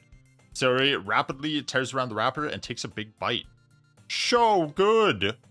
Sayori suddenly claps her hand over her mouth. She's choking. Give her the Heimlich maneuver. I bit my tongue. Hehehe. You're going through a lot over just one cookie. Natsuki takes a bite of her own cookie. Ah, yours looks really good too, Natsuki. Can I try it? Jeez, beggars can't be choosers. But yours is chocolate. Yeah, why do you think I gave you that one? Fine. Still, I'm really happy that you shared this one with me. Sayori gets out of her seat and goes behind Natsuki, then wraps her arms around her. Ah, jeez. I get it. Cookie still in hand, Natsuki reaches up to nudge Sayori off her. Sayori suddenly leans down and takes a bite out of Natsuki's cookie. Hey, did you seriously just do that? Mouthful, Sayori trots away to safety. Yuri and I laugh as well. Geez, you're such a kid sometimes. Monica, can you tell Sayori? Natsuki glances around. Monica isn't in the club room. Where's Monica anyway? Good question. Have any of you heard anything about her being late today? Not me. Yeah, I haven't either. That's a bit unusual. I hope she's okay. Of course she's okay. She probably just had something to do today. She's pretty popular after all. You don't think she has a... I wouldn't be surprised. She's probably more desirable than all of us combined. That's true. Excuse me. Suddenly, the door swings open. Sorry, I'm super sorry. Ah, there you are. I didn't mean to be late. I hope you guys weren't worried or anything. Monica chose the club over her boyfriend after all. You're so strong-willed. Boyfriend? What on earth are you talking about? Monica quizzically glances at me. Never mind that. What held you up anyway? Well, my last period today was study hall. To be honest, I just kind of lost track of time. That makes no sense, though. You would have heard the bell ring, at least. Wait, she's got a point. I must not have heard it since I was practicing piano. Piano? I wasn't aware you played music as well, Monica. I don't really. I just kind of started recently. I've always wanted to learn piano. That's so cool. You should play something for us, Monica. Monica looks at me. Maybe once I get a little bit better, I will. Yay. That sounds cool.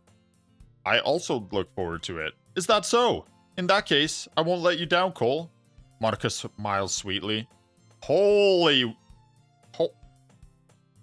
Everyone loves me. Why do I keep calling myself a loser? I didn't mean any pressure or anything like that. Don't worry. I've been practicing a whole lot recently. And I really love the chance to share once I'm ready. I see. In that case, best of luck. Thanks. So I didn't miss anything, did I? No, not really. I chose to leave out Sayori's mischievous escapade. I'm sure Natsuki will end up complaining to her anyway. It looks like everyone has already settled down. Sayori somehow already finished her entire cookie. Yuri is back to her book and Natsuki disappeared into the closet. I'm really curious to talk to Yuri a little bit more. But at the same time, I would feel bad for distracting her from reading. I catch a glimpse of the cover of the book. It is Shrek 1, the book. My favorite book of all time. It looks like the same book that she lent to me. More than that, she seems to be on the first few pages. I forgot she lent me a book. Crap. I think she noticed me looking at her. She sneaks another glance at me and our eyes meet for a split second. But that only makes her hide her face deeper in her book. Sorry. I was just spacing out. I mutter this, sensing I made her uncomfortable. Oh, it's fine. If I was focused, then I probably wouldn't have noticed in the first place. But I'm just rereading a bit of this, so... That's the book you gave me, right? I wanted to reread some of it. Not for any particular reason. Just curious how come you have 2 copies of the same book. Well, when I stopped at the bookstore yesterday... that's not what I meant. I mean, I just happened to buy 2 of them. I see. There's something fairly obvious here that Yuri isn't telling me, but I decided to let it go. Yeah, she bought 2. She wants to bond over the book. Myself, obviously. I'll definitely start reading it soon. For sure. I'm glad to hear.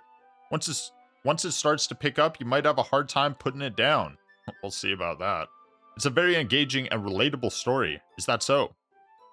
What's it about anyway? Well, Yuri closes the book and scans her eyes over the back. The book is titled Portrait of Markov. There's an ominous-looking eye symbol on the front cover. Illuminati. Alright, I just wanted to make sure I don't accidentally give anything away. Basically, it's about this girl in high school who moves in with her long-lost younger sister. But as soon as she does, her life gets really strange. She gets targeted by these people who escaped from a human experiment prison. And while her life is in danger, she needs to desperately choose who to trust. No matter what she does, she ends up destroying most of her relationships and her life starts to fall apart.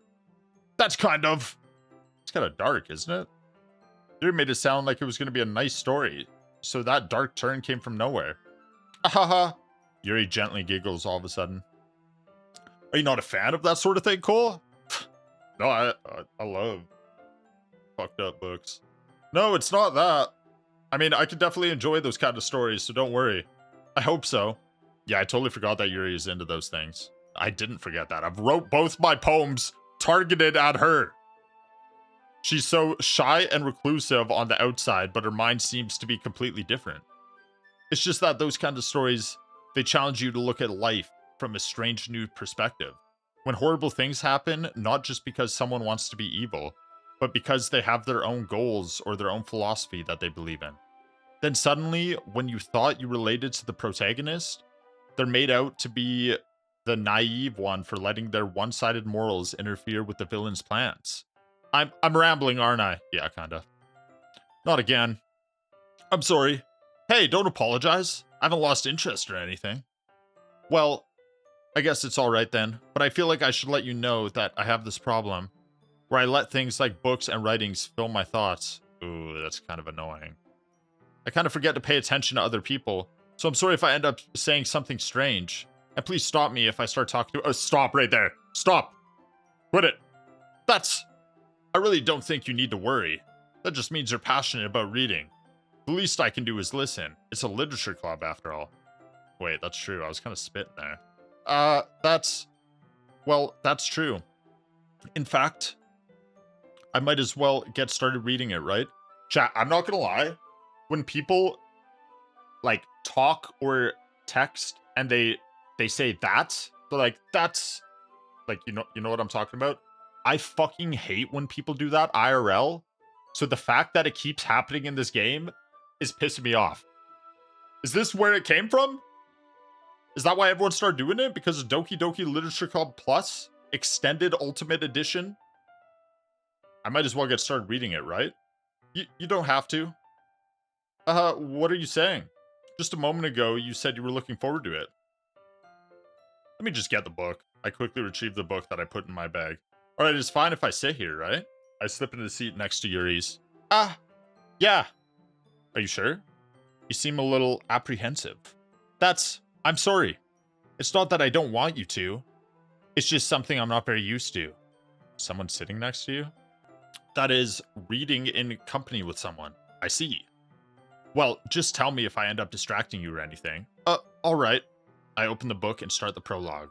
I soon understand what Yuri means about reading in company. It's as if I could feel her presence over my shoulder as I read. It's not a particularly bad thing. Maybe a little distracting, but the feeling is somewhat comforting. Yuri is in the corner of my eye. I realize that she's not actually looking at her own book. I glance over. It looks like she's reading from my book instead. Sorry! Hey, fucking better be, don't read my book! I was just— Yuri, you really apologize a lot, don't you? I do? I don't really mean to. Sorry.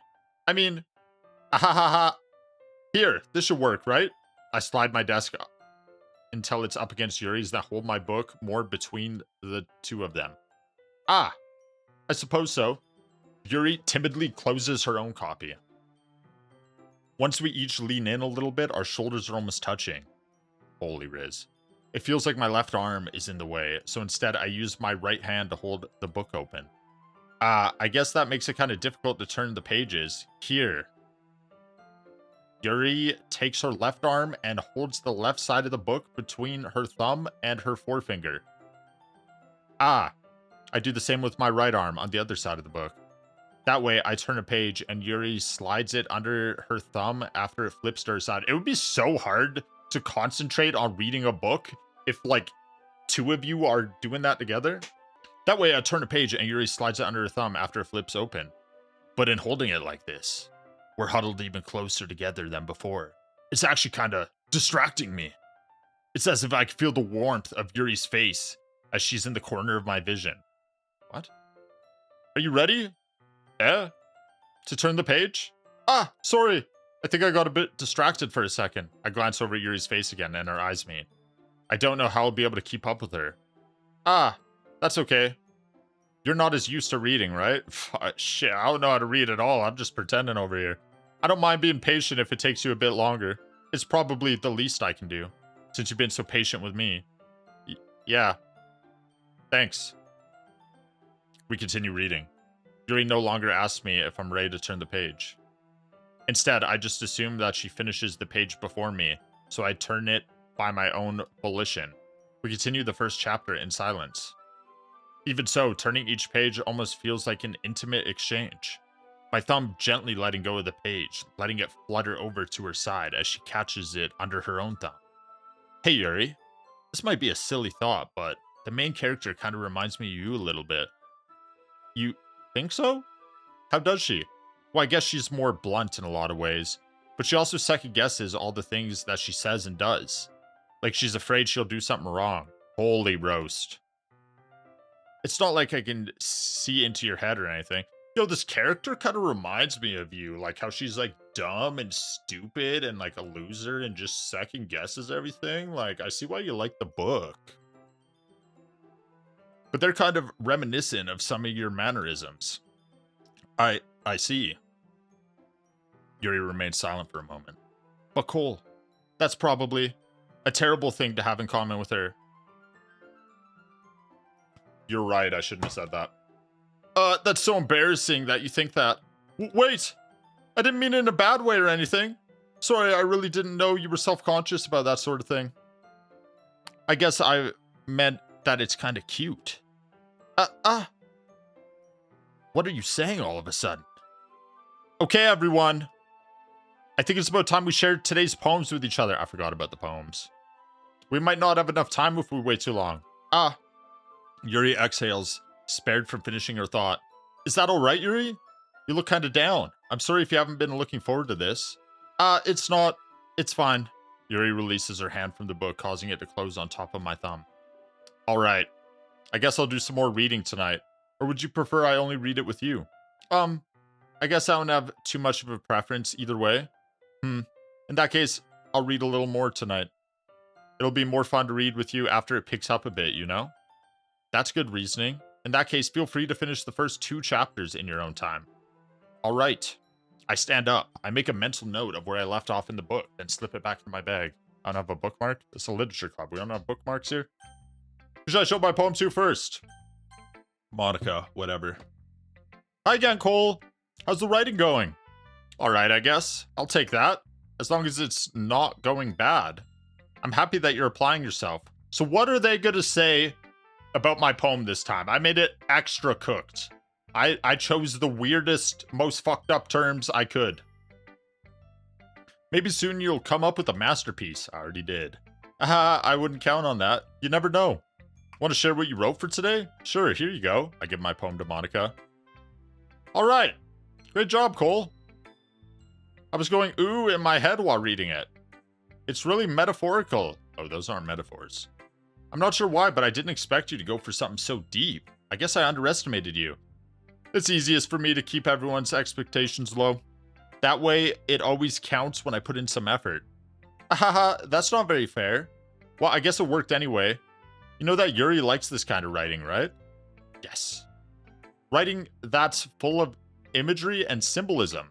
Unlike Sayori, who likes using simple and direct words to describe happiness and sadness.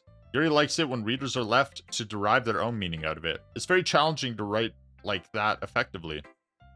Both allowing people to get something out of it just by feel or letting them deeply analyze all of the nuances. It could take years of practice, which I'm assuming Yuri has at this point. I never really asked though. I'm sure I I'm nowhere near her level yet. Don't worry so much about that. You do your own thing. Just keep exploring and learn by trying new things. But anyway, you want to read my poem now? Fine. I like the way this one turned out, so I hope you do too. Alright, let's take a look. Save me. The colors, they won't stop. Bright, beautiful colors. Flashing, expanding, piercing. Red, green, blue. An endless cacophony. I've never seen that word in my life. Of meaningless noise. The noise, it won't stop. Violent, grating waveforms. Squeaking, screeching, piercing. Sine, cosine, tangent. Like playing a chalkboard on a turntable. Like playing a vinyl on a pizza crust. An endless poem of meaningless. Load me. What? It's even more abstract than your last one, huh? Ahaha. I guess it's just the way I write. I'm sorry if you don't like it. No, I never said that. It's just kind of thing I've never really seen before, I guess. I kind of like playing with my space on the paper. Choosing where and how to space your words can totally change the mood of a poem. It's almost like magic. The way I wrote the lines really short makes me feel like they're trying to speak over the noise. I see. It's still hard for me to tell what it's about, though. Ahaha. Sometimes asking what a poem is about isn't the right question. There's so much reading, chat. What the fuck? Oh my god, man. I don't know if I've ever read for this long out loud in my life. Maybe that one game we played, like Dear Sam? No, it was probably less time than this. Doki Doki? Oh. Sometimes asking what a poem about isn't the right question. A poem can be as abstract as a physical expression of a feeling, or a conversation with the reader. So putting it that way, not every poem is about something. Anyway, here's Monica's writing tip of the day. Sometimes you'll find yourself facing a difficult decision. When that happens, don't forget to save your game. Boom. Easy. You never know when you might change your mind. Wait, she just break the fourth wall there? That's kind of weird. Or when something unexpected may happen. Wait, is this tip even about writing? What am I even talking about? Ahaha. That's my advice for today. Thanks for listening. Weird champ. Who did I show my poem to? Sayori! Oh! I like this one, Cole. It has some nice feelings in it. Ah, I'm glad. Does that mean it's better than yesterday's? Let me think. I don't know. I guess I like them both. Hehe. That's not very helpful, you know? Well, I'm not very good at figuring out if poems are good or bad. But that's why I just go by my heart. If it makes me feel things, then it must be a good poem. I'm not sure that's exactly how it works. Then again, I guess conveying feelings is a pretty important part of this whole thing. Yeah, maybe. Honestly, I don't even know what kind of writing you like in the first place. Yeah, me neither. Why don't you at least try giving it some thought? Oh, you don't want to write something for me? That's so sweet. Yeah, right. Oh, you want to write something for me. Okay. But you're always thinking about other people. You need to think about yourself once in a while. If you don't, you might end up getting hurt at some point. Well, I don't really know what you mean, but I'll try to keep that in mind. Well, whatever. Anyway, let's see. I guess I like happy poems. Wait, sometimes I like sad poems too. Mine's a very sad poem. Sometimes a little bit of both. There's a word for that, right? What's the word I'm looking for? Bittersweet. Yeah. I like things that are happy and things that are sad. Happy and sad? I can't see you liking something sad, Sayori. Well, I like happy the most, but sometimes when you have a little rain cloud in your head, a sad poem can help give the rain cloud a little hug and make a nice happy rainbow. Sayori, that's unexpectedly poetic. Is it? Or it is? Maybe I'm getting better at expressing my feelings after all. Thanks, Cole. You're welcome. I should go write that down then. You can read my poem now, okay? Bottles. I pop off my scalp like the lid of a cookie jar. What? It's the secret place where I keep all my dreams. Little balls of sunshine all rubbing together like a bundle of kittens. I reach inside with my thumb and forefinger and pluck one out. It's warm and tingly. But there's no time to waste. I put it in a bottle to keep it safe. and I put the bottle on the shelf with all the other bottles. Happy thoughts, happy thoughts, happy thoughts in bottles all in a row. My collection makes me lots of friends. Each bottle a starlight to make amends. Sometimes my friend feels a certain way. Down comes a bottle to save the day. Night after night, more dreams. Friend after friend, more bottles. Deeper and deeper my fingers go. Like exploring a dark cave, discovering the secrets hiding in the nooks and crannies. Digging and digging. Scraping and scraping. I blow dust off my bottle caps. It doesn't feel like time elapsed. This is a long-ass poem. My empty shelf could use some more. My friends look through my locked front door. Finally, all done, I open up and my friends come... Wait, and in come my friends. In they come in such a hurry. Do they want my bottles that much? I frantically pull them from the shelf, one after the other, holding them out to each and every friend. Each and every bottle. But every time I let one go, it shatters against the tile between my feet. Happy thoughts, happy thoughts, happy thoughts, in shards all over the floor. They were supposed to be for my friends who aren't smiling. They're all shouting, pleading, something.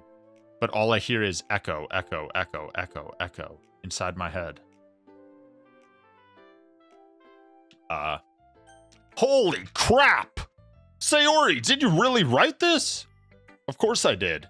Didn't I tell you yesterday I was going to write the best poem ever?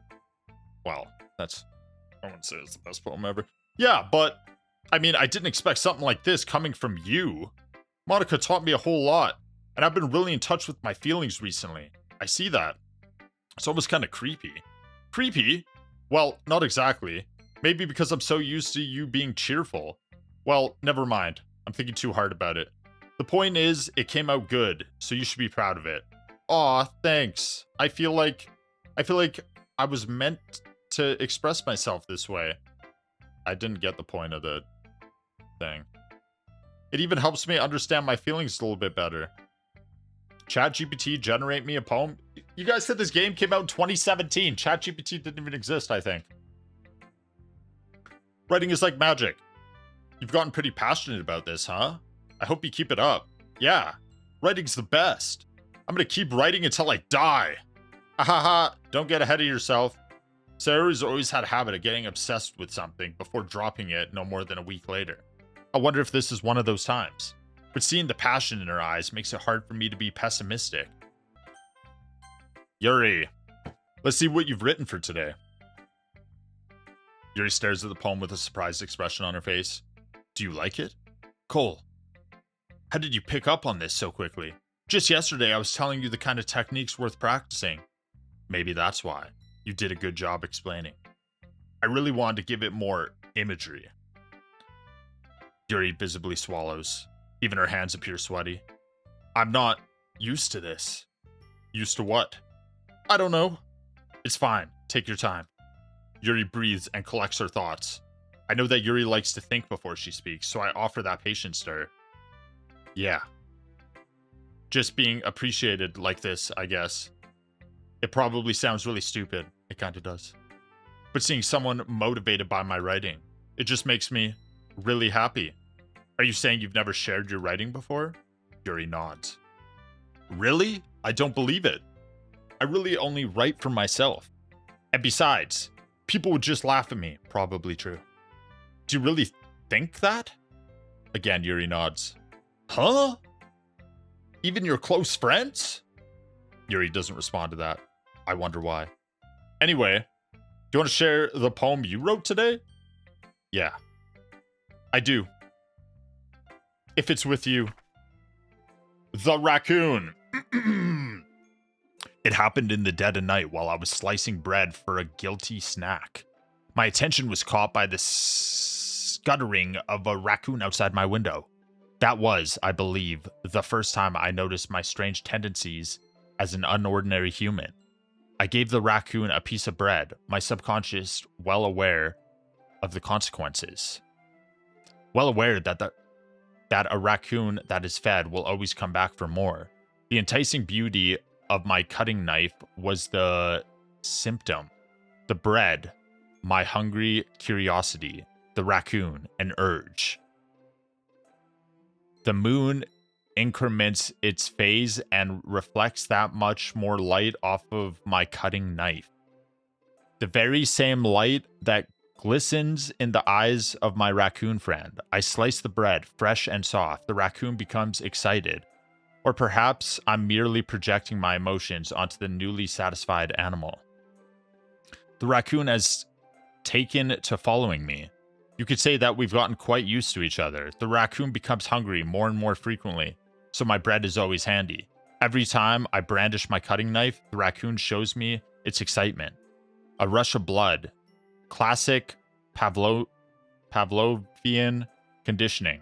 I slice the bread and I feed myself again. Wait, am I the raccoon? Is this about me? I was a little more daring with this one than yesterday's. I can see that. It's a lot more metaphorical. I don't know if it's my fault, but I can't begin to imagine what this poem's about. Wait, no, I do know what this poem's about. It's about me. That's right. It's a bit closer to my preferred writing style. Using the poem as a canvas to express vivid imagery and conveying emotions through them. Yeah, if I take it at face value, then I can't even figure out what it's supposed to mean.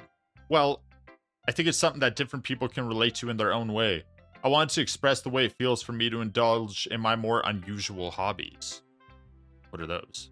It's those sorts of things I'm usually forced to keep to myself. Feeding raccoons? So I sometimes enjoy writing about them. Why do you keep them to yourself? Because they're embarrassing and people would make fun of me. Don't you have anything like that, Cole? Well, yeah, I guess I do. I feel like everyone has a little something like that. The best we can do is respect each other and our individualities. Even if it's difficult sometimes and some things make us uncomfortable. After all, if I hadn't learned to embrace my own weirdness, I would probably hate myself. I might be ranting a little bit now. Yeah, you kind of are. But I'm glad that you're a good listener. Natsuki! Well, it's not terrible, but it's pretty disappointing after your last one. Bitch. Then again, if this one was good as your last one, I would be completely pissed. Well, I guess I wanted to try something a little different this time. Fair enough, you're still new to this, so I wouldn't expect you to find your style right away. Come to think of it, this kind of reminds me of Sayori's poem from yesterday. What? It's not that bad? You think so? Yeah, well, I guess if you've been friends with her so long, you might be on the same wavelength. But you never really struck me as her type. Sayori has a type all of a sudden? Well, I don't know, but honestly, how could someone so, fluffy spend so much time with someone like you? What does that mean? It's like she's dragging around a dead weight. Oh, she's pissed from yesterday. That was a little unnecessary. But think of it this way. If it weren't for me, she'd probably just fly away like letting go of a balloon. You could say we take care of each other in our own way. Whatever it is, I don't get it. Oh yeah, I guess I'm supposed to show you my poem. Here. Amy likes spiders. You know what I heard about Amy? Amy likes spiders. Icky, wriggly, hairy, ugly spiders. That's why I'm not friends with her. Amy has a cute singing voice. I heard her singing my favorite love song. Every time she sang the chorus, my heart would pound to the rhythm of the words, but she likes spiders. That's why I'm not friends with her. One time, I hurt my leg really bad. Amy helped me. This is the worst dog shit I've ever read in my life.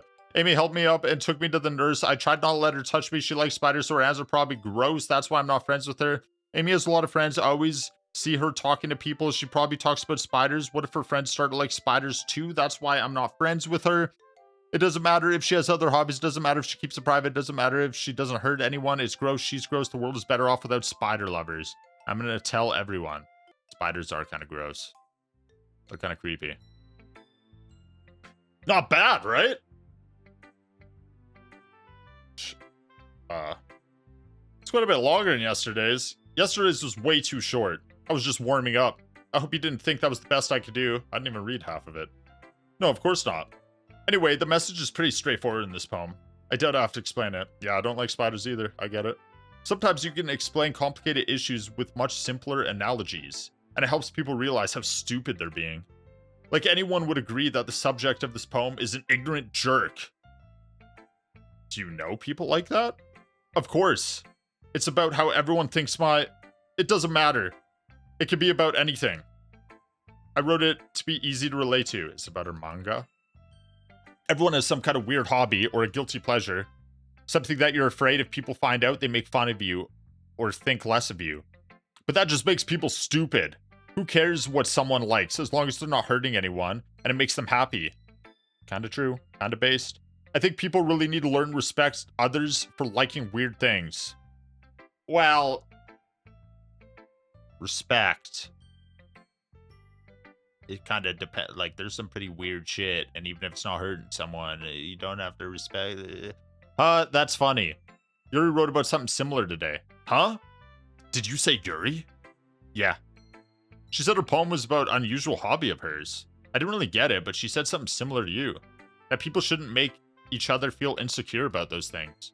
Really? Well, I mean, Yuri's pretty weird, so I wouldn't doubt that she has some weird hobbies. Not that there's anything wrong with that. It's not like I would judge her or anything. Natsuki has trouble finding words. I guess I should try not to be so mean to her. If she feels insecure about her weird behaviors and stuff. I mean, I always hate people who make me feel insecure.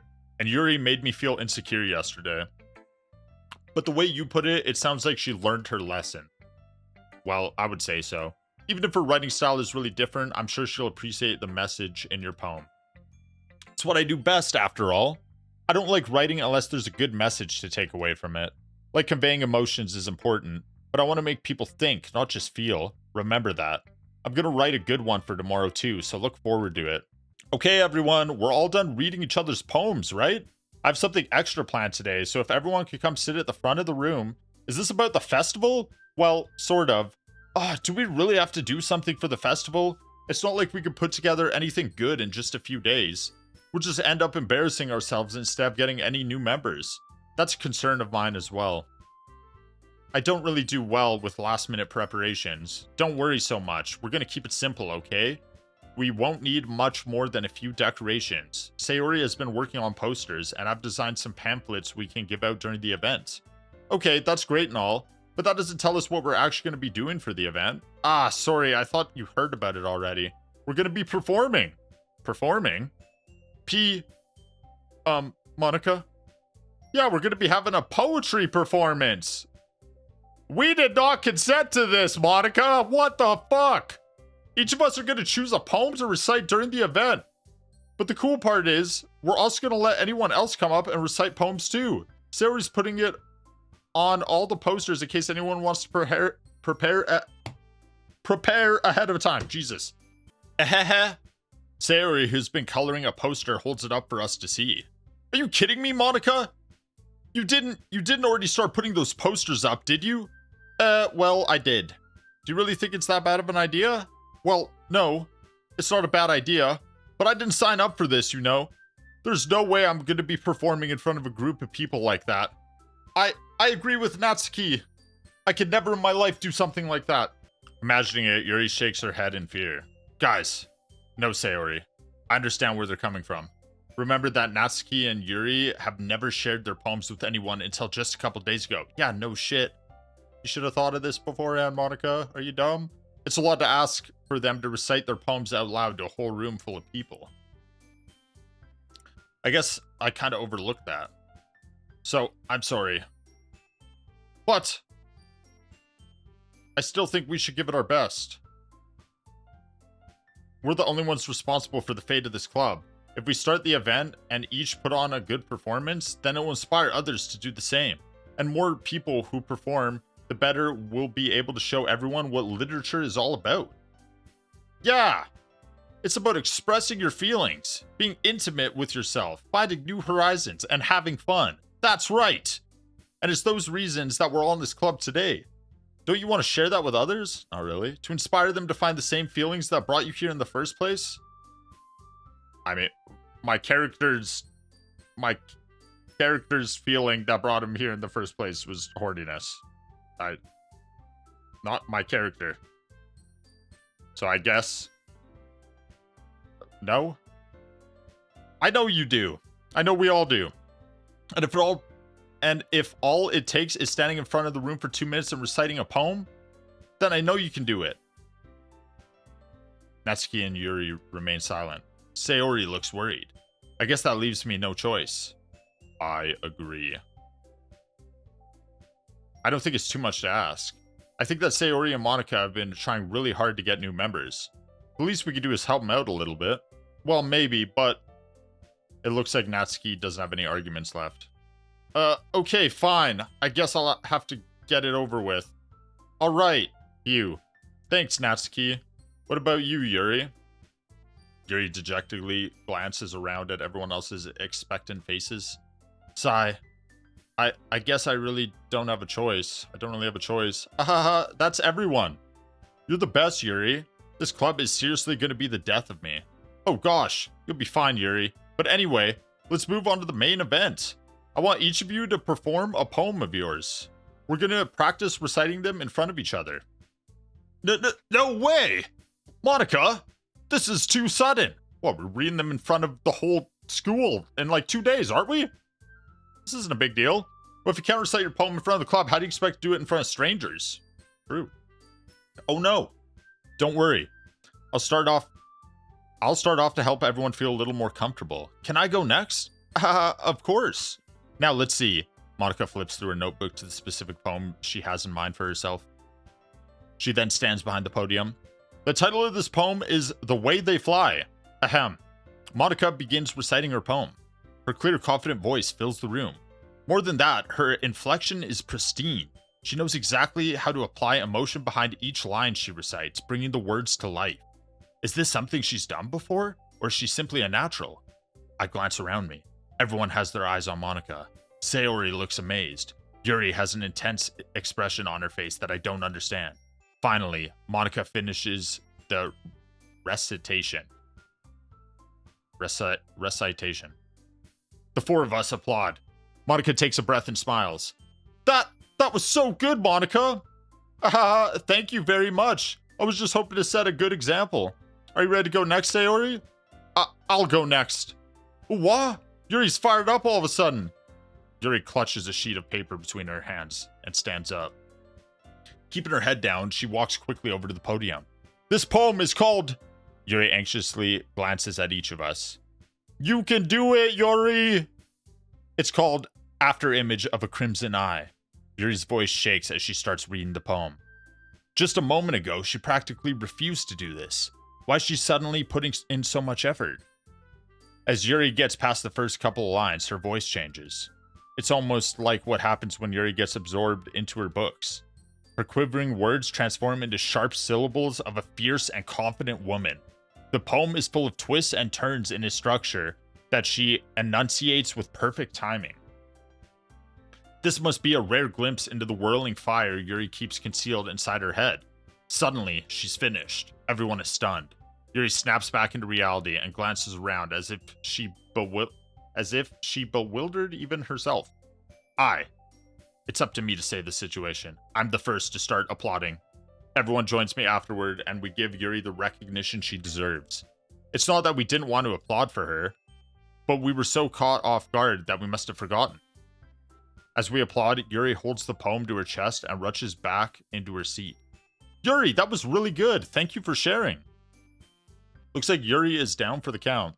Okay, I guess I'm next then. Sayori hops out of her chair and cheerfully walks to the podium. This one's called My Meadow. Sorry, I giggled. Yeah, we're all here. We all noticed. Hehehe.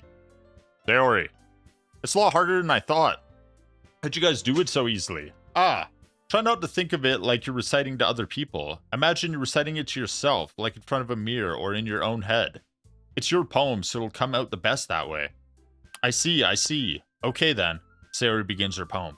Somehow it feels like her soft voice was made as a perfect match. The poem isn't aimlessly cheery like Sayori is. It's sincere and bittersweet. If I were to read this on paper, I probably wouldn't think much of it. But hearing it come from Sayori's voice almost gives it a whole new meaning. Maybe this is what Sayori meant when she said she likes my poems. It's like I get to reach more deeply into someone I thought I knew through and through. Sayori finishes and we applaud. I did it! Good job, Sayori. Even Cole liked it. I guess that's a good sign. Well, I've been complimenting everyone's poems, even if it's been lies the entire time. What do you mean? What does that even mean? It came out nicely, Sayori. The atmosphere of the poem fits you really nicely. But it might be that other poems wouldn't work quite as well with that kind of delivery. I don't really understand. In other words, your poem is dog shit. I've seen poems of yours where that sort of gentle delivery wouldn't work as well. They might need a little more force behind them, depending on what you're reading. Oh, I know what you mean. That's, well, I've been practicing that kind of thing. It's just embarrassing to do in front of someone. Then next time, I'm gonna make you pick a poem that challenges you a little more. We don't have much time before the festival, you know. Okay. Now, who's next? Natsuki? Don't make me go before Cole. It's not like I can compare to you guys anyways. Might as well let Cole lower everyone's standards a little before I have to... What? What do you mean? Natsuki! It's fine, it's fine. I might as well get it over with. But it's not like I have much of a selection of what to read. I'll just have to go with what I wrote for today. I stand up and stand in front of the podium. Everyone has their eyes on me, making me feel terribly awkward. I recite my poem. Since I'm not exactly confident in my own writing, it's hard to put energy into it. Despite that, once I finish, I receive applause anyways. Sorry, I'm not really as good as everyone else. Don't worry about it so much. I think it's less about your abilities and more about your lack of confidence in your writing. I'm confident in my writing, fuck you. That's something that'll improve over time though. Yeah, maybe. Alright then, that just leaves you, Natsuki. Yeah, I'm going. Natsuki begrudgingly gets out of her seat and makes her way to the podium. The poem is called... It's called... Why are you all looking at me? Because you're presenting. Anyway, the poem is called Jump. Natsuki takes a breath. When she starts reciting the poem, her sour attitude disappears a little. While she's still a little unenthused, her poem has a rhyme and rhyme to it. Oh, rhythm and rhyme to it. It's Natsuki's trademark style, and it works surprisingly well when spoken out loud. The words feel like they bounce up and down, as if giving life to the poem. Natsuki finishes, and everyone applauds. She huffs back to her seat. That wasn't so bad, was it? Easy for you to say. You better not make me do that again. Well, do you at least feel prepared enough to recite a poem in front of other people? I mean, doing it in front of other people would be way easier. I can put on whatever face I want for other people, but when it's just my friends, it's just embarrassing. That's a surprise, Natsuki. I think it would be the other way around for me. Well, that's just how it is, so... Well, I guess in that case, you won't have much to worry about for the festival. That said, I want to thank everyone for coming through. It might be hard, but I hope that you all have an idea of what it's like now. Make sure you pick a poem and get enough practice before the festival, okay? I'll be making pamphlets, so let me know ahead of time what you'll be reciting. Jeez. I should probably find some other poem to recite instead. That's fine too. It doesn't have to be your own. I'm already pleasantly surprised that you're putting in all this effort for the club. Wait, I could get someone to write a poem for me. Thoughts?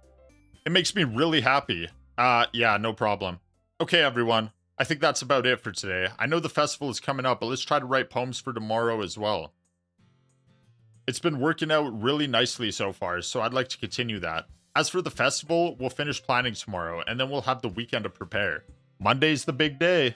I can't wait. I can do this. I can do this. Alright. I stand up. There's no way I'll be able to find the same enthusiasm as Sayori and Monica, but I'll do my best to get through it. If it's for the sake of the club, and impressing Monica, then I'll have to do my best. Ready to go, Sayori? Yep. Look at you two, always going home together like that. It's kind of adorable, isn't it? Ehehe. Geez, guys. Don't make such a big deal out of it. It must be a little nice, though. Well, how am I supposed to respond to that? It's okay, Cole. You don't have to say it. Whatever, let's go already. I walk home with Sayori once more. If you ever step foot in Franklin, Nebraska, expect it to be your last. Shit, bro. Don't worry, I won't step foot in there. I walk home with Sayori once more. Even though it's only been a few days, a lot of things have already changed. But today, Sayori is being a little quieter than usual on the way home. Hey, Sayori. Sorry, I was spacing out. Ah, no wonder. I was thinking about something from earlier. I like how we get to... I mean... Sayori fumbles with her words. So let's just say that one day Yuri asked to walk home with you. Huh? What would you do? Yeah, walk home with her. What kind of question is that? You're kind of putting me on the spot here. I'd walk home with Yuri. Walking home with Yuri, huh? Why does the thought of that make my heart pound? I mean, given how hard it is for her to socialize, I would feel awful turning her down, so... Isn't she so beautiful and smart? That has nothing to do with what I just said. Haha, you admitted it. Jeez. There's not even any point in speculating something that's never gonna happen. Well, maybe. But I just like to think about it. It's not long before you won't need me anymore, you know? I don't need you now. What are you talking about? Need you? Sayori. I can't figure out how you're seeing things in your head right now. Sorry, everyone is different. Nobody in the club is a replacement for you. If you say so. The conversation trails off and I'm left feeling awkward. But it's kind of her fault for trapping me with such a weird question. I can't just lie to her. But if there's something that makes her happy, I would hate to take that away from her. That's why I said there's no point in speculating. Then again, the festival is only a few days away. Who knows what will happen in that time. Oh, another poem. We gotta go with the classic email. Milk. Papa. Inferno. Parfait. Vivacious. Eternity. Explode. Horror. Pain. Hurt. Extreme. Vertigo. Electricity. Death. Sticky. Sadness. Suicide.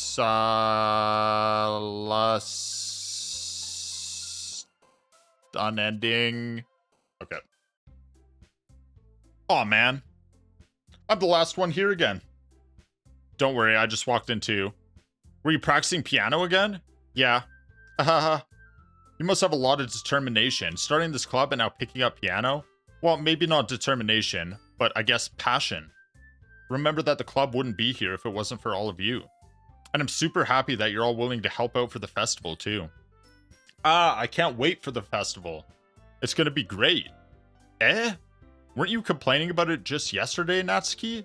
Well, yeah, I'm not talking about our part of the festival, but it's a whole day of school where we get to play and eat all kinds of delicious food. You sound a bit like Sayori all of a sudden. Monica, do they usually have fried squid? Squid? That's a pretty specific thing to look forward to. Oh, come on. Are you saying you don't like squid? You of all people? I didn't say I didn't like it.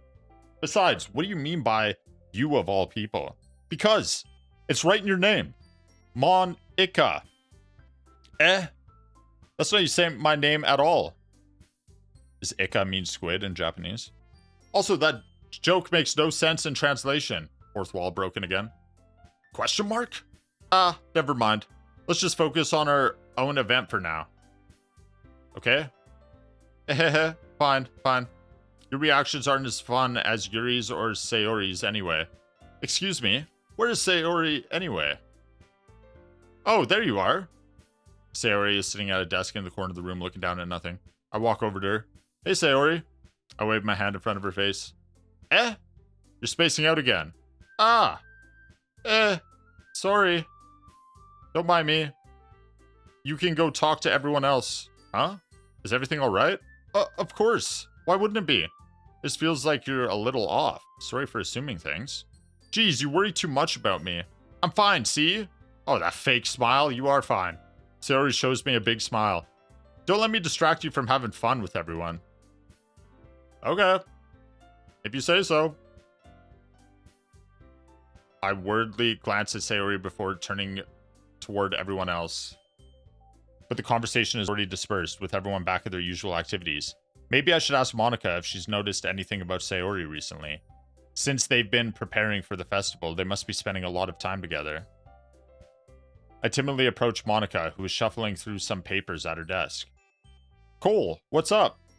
Hey, this might sound a little strange, but have you noticed anything up with Sayori recently?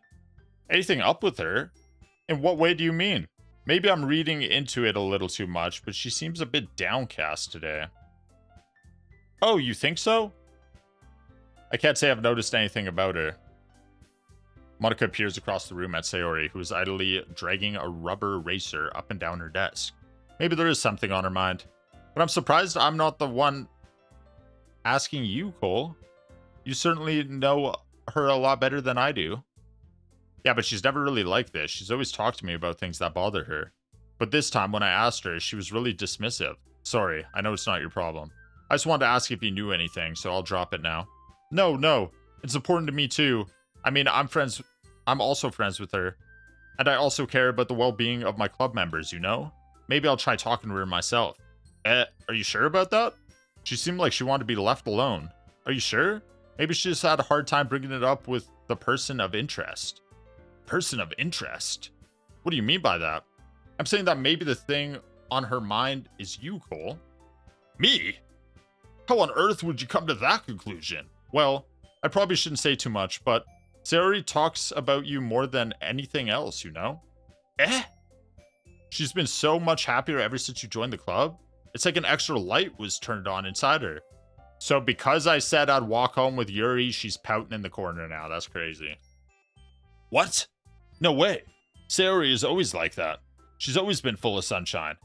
Well, it's because when I see her, she's seeing me. And if she likes me, then she would always be full of sunshine when I see her. It's not different now than it's always been. You're so funny, Cole. Have you thought that maybe you've always seen her as so cheerful because that's just how she is when she's around you? I said too much. I'm sorry. What do I know anyway? I didn't mean to jump to conclusions, so you should just forget about what I said. I'll try to talk to her, so try not to think about it for now. Alright. Monika smiles meaningfully. I know she said to forget about it, but I already know that I won't be able to get her words out of my head. Monika stands up from her desk and walks across the room to where Sayori is sitting. I watch her kneel down to Sayori and gently talk to her, but she's keeping her voice so quiet that I can't eavesdrop from here. I sigh and sit down myself. I know Sayori told me not to worry about her and have fun with everyone else, but that's impossible to do when she's behaving like this. Exactly how much do I care about her that I'm letting this weigh me down so much? Now it feels like I'm the one behaving out of the ordinary. But there's nothing I can do besides wait for Monika. Why does it feel like I'm being watched? I glance around the room. Suddenly, I notice Yuri peering at me from over her book. But she looks away just as quickly with a flustered look on her face. I realize that she won't get anywhere like this.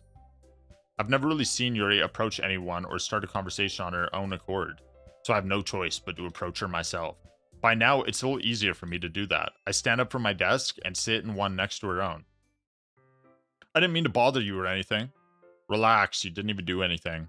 But I could tell that you want to be alone with your thoughts. Alone with my thoughts? How were you able to tell that I was thinking like that? Well, it's something that I do a lot, so it wasn't hard for me to spot based on your posture and expression. Not that I was staring or anything. I didn't do anything creepy like that. Wait, she did something creepy like that. In any case, I guess you were right. I'm sorry if I caused you any concern. Don't apologize. Your troubles are only the concern of those who willingly share in that concern. Of course, there are certainly those who find the most comfort in keeping it themselves. But if you would prefer to share what's on your mind, then I would be glad to listen. It's really not that big of a deal. I was just feeling a bit uneasy about Sayori. Sayori? Yeah, she seems a little off today. When I asked her about it, she didn't want to admit it to me. So I can't help but wonder if something happened to her. Oh, that's quite romantic. Sorry, I didn't mean to say something stupid. It's not that. I just didn't want you to misunderstand. Sayori and I have just been friends for a long time, that's all. I see. Then perhaps it is unusual for her to be dismissive to you about her feelings. Or maybe I'm just reading into it a little too much?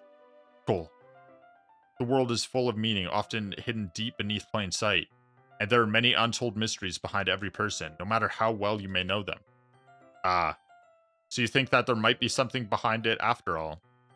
I think that Sayori is a very complex person. Her mannerisms on the outside don't always match what may be going on the inside of her head. And she may not always know what she wants. I noticed her strange behavior today too. And I also feel some concern for her. But in your case, it looked like she was fully occupying your thoughts, wasn't she? Well, I guess that was the case. Sayori surely means a lot to you, doesn't she? I guess? We don't need to put it that way. We're just good friends, that's all. Yuri suddenly looks deeply into my eyes. Her expression is gentle and curious, as if she was searching for something. Embarrassed, I avert my gaze. Sometimes, a person's mysteries are untold even to themselves. What? Okay, Plato. And you, as someone honest and caring, may uncover feelings you weren't aware were in you. That is, I think that she would be a very fortunate person to have you feel that way about her. Yuri, you're giving me too much credit. I'm a pretty simple guy, so I think I'm pretty good at understanding my own feelings. I'm not nearly as sophisticated as you. That's not a compliment, is it? No. It is what it is. Anyway, as long as we're here, why don't we do some reading?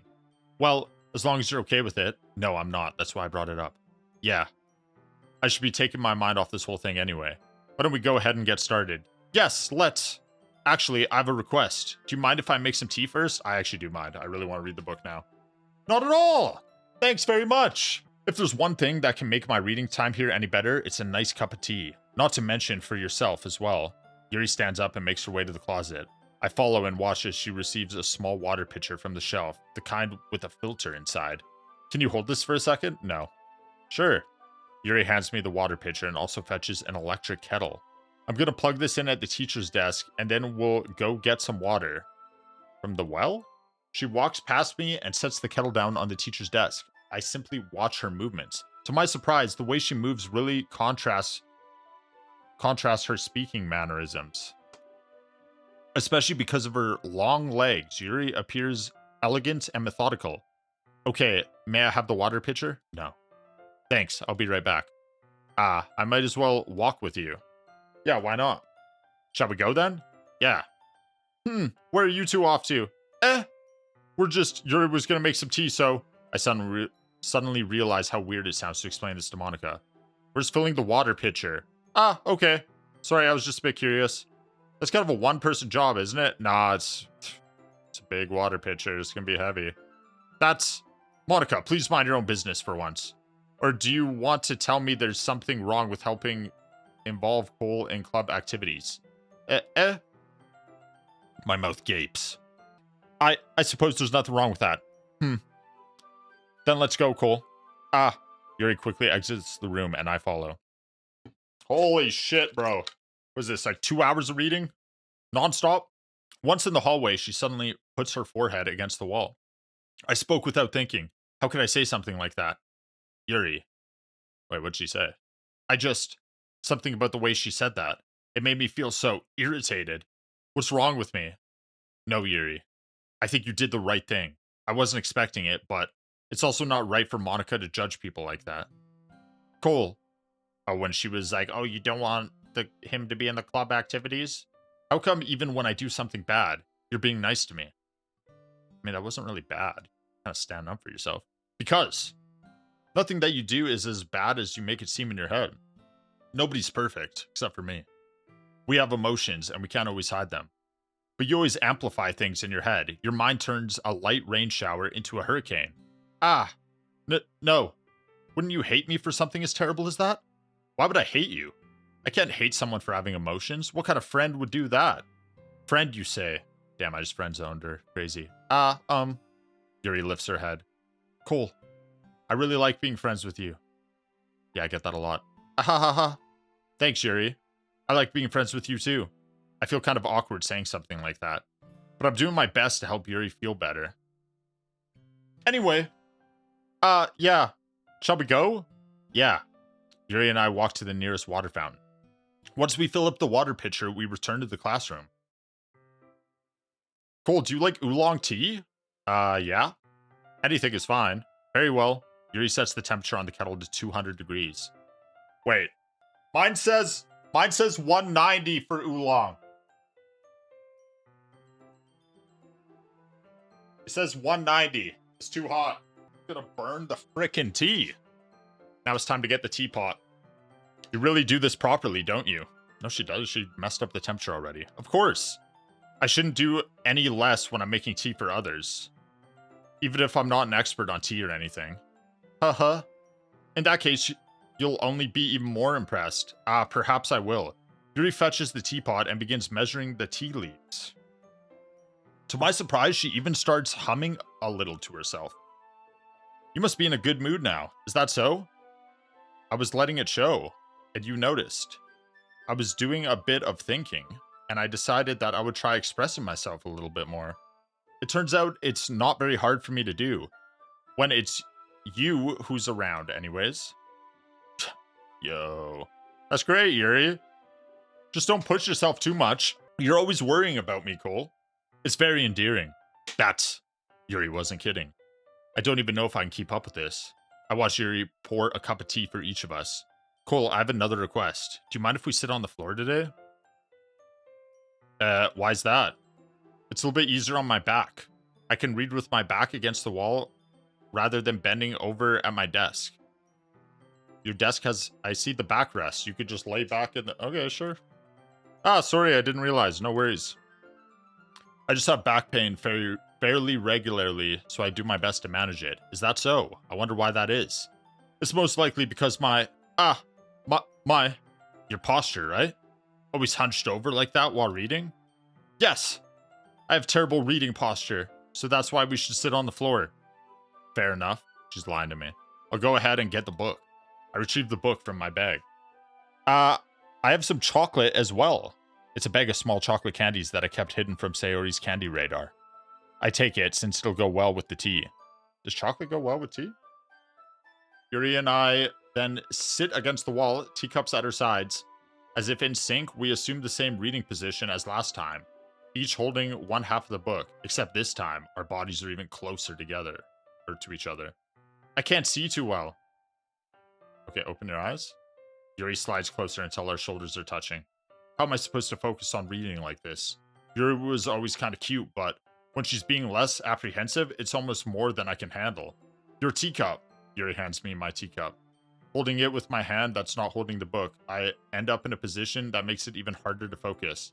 Because now I need to worry about making sure I don't accidentally touch her chest. Meanwhile, Yuri hasn't noticed a single thing. She wears her intense reading expression, and I can only presume the world around her has faded away. I use all of my willpower to focus on reading. After a few minutes, I finally manage to relax a little. I put the teacup between my legs and fumble with the chocolate wrapper. Sorry. I briefly let go of the book to finish opening the wrapper. You can have as much as you want. That's okay. I won't take any. Are you sure? Well, if I touch it, then it might get smudges on the pages. That's a good point. You're right. I didn't even think about that. As I grab onto the book with my chocolate-covered hand, smudging all the pages. My bad. No need to apologize. I'll hold the book, okay? Are you sure? Of course. I do gotta say, this is Elriz though, chat. Reading a book with a girl and you're just sitting there mowing down on chocolate all over your hands to the point where you can't even touch the book because you're just fucking covered. Like, have you guys seen that video of that baby covered in the peanut butter? It's just Elriz. Yuri opens the book with both hands. She holds it so that I don't have any harder of a time reading from it. But as a result, her left arm is practically resting on top of my leg. Well, in that case, Yuri is already totally focused on reading again. I take a chocolate candy and pop it into my mouth. Then I take another chocolate, and I hold it up to Yuri. She doesn't even look away from the book. She simply parts her lips as if this situation was completely natural. But that means I can't stop here. I apprehensively place the chocolate in her mouth. Just like that, Yuri closes her lips over it. Yuri's expression suddenly breaks. Did I just... Yuri looks at me if she needs to confirm what just happened. That's kind of weird, just shoving chocolate in someone's mouth without asking. Cool. Sorry. I guess I should have done that. No shit. Well, you were just helping. That's something that friends do, right? Yeah, they feed each other chocolate all the time. Yeah. I mean, not really in this kind of context, but yeah. That's all it was. Yeah. Then you don't need to stop or anything. I see. The situation has gotten really tense. Yuri tries to return to the book, but I can tell just by her expression that even she can't focus now. My heart is pounding. I nervously take another chocolate between my fingers, but this time Yuri's eyes meet mine. How did it even come to this? Yuri doesn't avert her gaze. I notice her chest rising and falling to the rhythm of her breaths. I raise my arm. Ah! Like before, Yuri parts her lips, but it's different this time. I take the chocolate and place it in her mouth. I feel her hot breath on my fingers. Okay, everyone. What? Yuri jolts back. It's time to share poems. Cole, you can help Yuri put away the tea stuff, right? No, I can't. Yeah, of course. Okay, thanks. The spell is abruptly broken. I'll take care of the cups. Okay, chat. Just as a reminder, I've never played this game before. I've never seen anything on it before. Like, I've never watched anyone else play it. But I do know it's a horror game. I think we're over 2 hours in. I've just been fucking reading books with girls. Where? Whatever, I'll continue. I'll take care of the cups. Yeah. Yuri picks up the teacups from the floor. I pick up the bag of chocolates. In the end, we hastily clean up without so much as a word between us. I get the feeling this is something neither of us will have the courage to bring up. Who should I show my poem to first? I forgot I wrote another poem. It's nice, I guess. Come on, I could already tell you don't like it. Well, you don't need to worry about what I think. After all, you wrote this for someone else, didn't you? Yeah, kinda, yeah, I did. Probably Yuri. Oh, you're a fucking smart girl. Eh? I didn't write this for anyone specifically. What are you talking about? Maybe. That's not really what I meant, though. But it's okay. You're making new friends, just like I was hoping. That makes me really happy. And you're happy too, right? In this club? Well, of course I am. Good. That's all that matters to me. Thank you, Cole. Sayori, is there something wrong? Huh? No, nothing. I'm just a little tired today. Alright. Just tell me if you need anything. I will. Don't worry about me, okay? You can go play with everyone else now. If you insist. Yay! I'm gonna go home a little bit early today. Sayori, tell Monica I wasn't feeling well, okay? I'll see you tomorrow. Before I could say anything else, Sayori cheerfully walks out of the classroom, humming to herself. Who do I show the poem to? Natsuki. This one's alright. Alright? Well, yeah. About as good as yesterday's anyway. I see what you're going for, but it's just not really my style. I mean, that's fine. I'm mostly just glad you're trying a little bit. I've tried every day. Well, of course I'm at least trying. Why are you so emotionally invested in my poems anyway? Is that more of a compliment to me? Eh? No, gross. It's not like I care. It's just that one of us in this club has to make sure you're not slacking off. Really? Well, what if you ended up just scaring me away? That's, it's not like you would actually do that. Yeah, you're right. It's kind of fun to hang out here, even if I have to put up with you. Gah! Natsuki's elbow connects with my stomach. She elbowed me in the stomach? What the fuck? Oh, maybe I won't mind scaring you away after all. I was just joking. Oh, I know. Don't worry, I was too. Ha ha ha. Assault is not a joke, Natsuki. Not cool. How the hell do you call that a joke?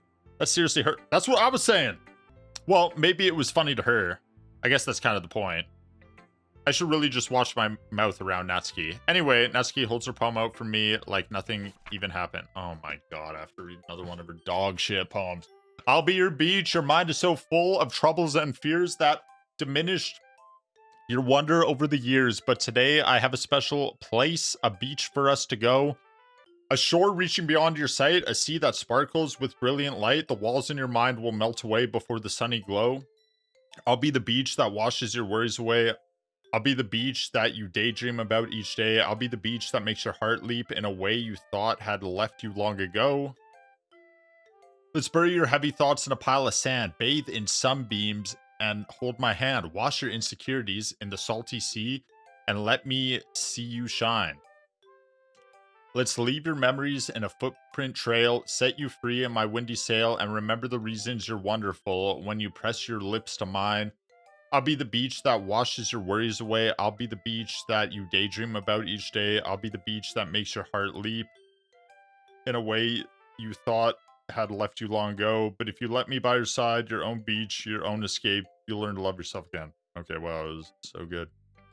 Yeah. I felt like I kept writing about negative things, so I wanted to write something with a nice message for once. Besides, the beach is awesome. Not when you write about it. Kind of hard to write anything negative about the beach. Have you seen those little, like, worms that, like, hide in the beach, and you can pull them out, and they're, like, 6 feet tall? Ever got stung by a jellyfish? There's a lot of bad shit that goes... Sharks? Sharks with missile launchers attached to them, potentially? There's a lot of bad stuff that happened at the beach. So you decided to write about the beach first and then came up with a message later? Yeah, well, it's only because of what happened yesterday.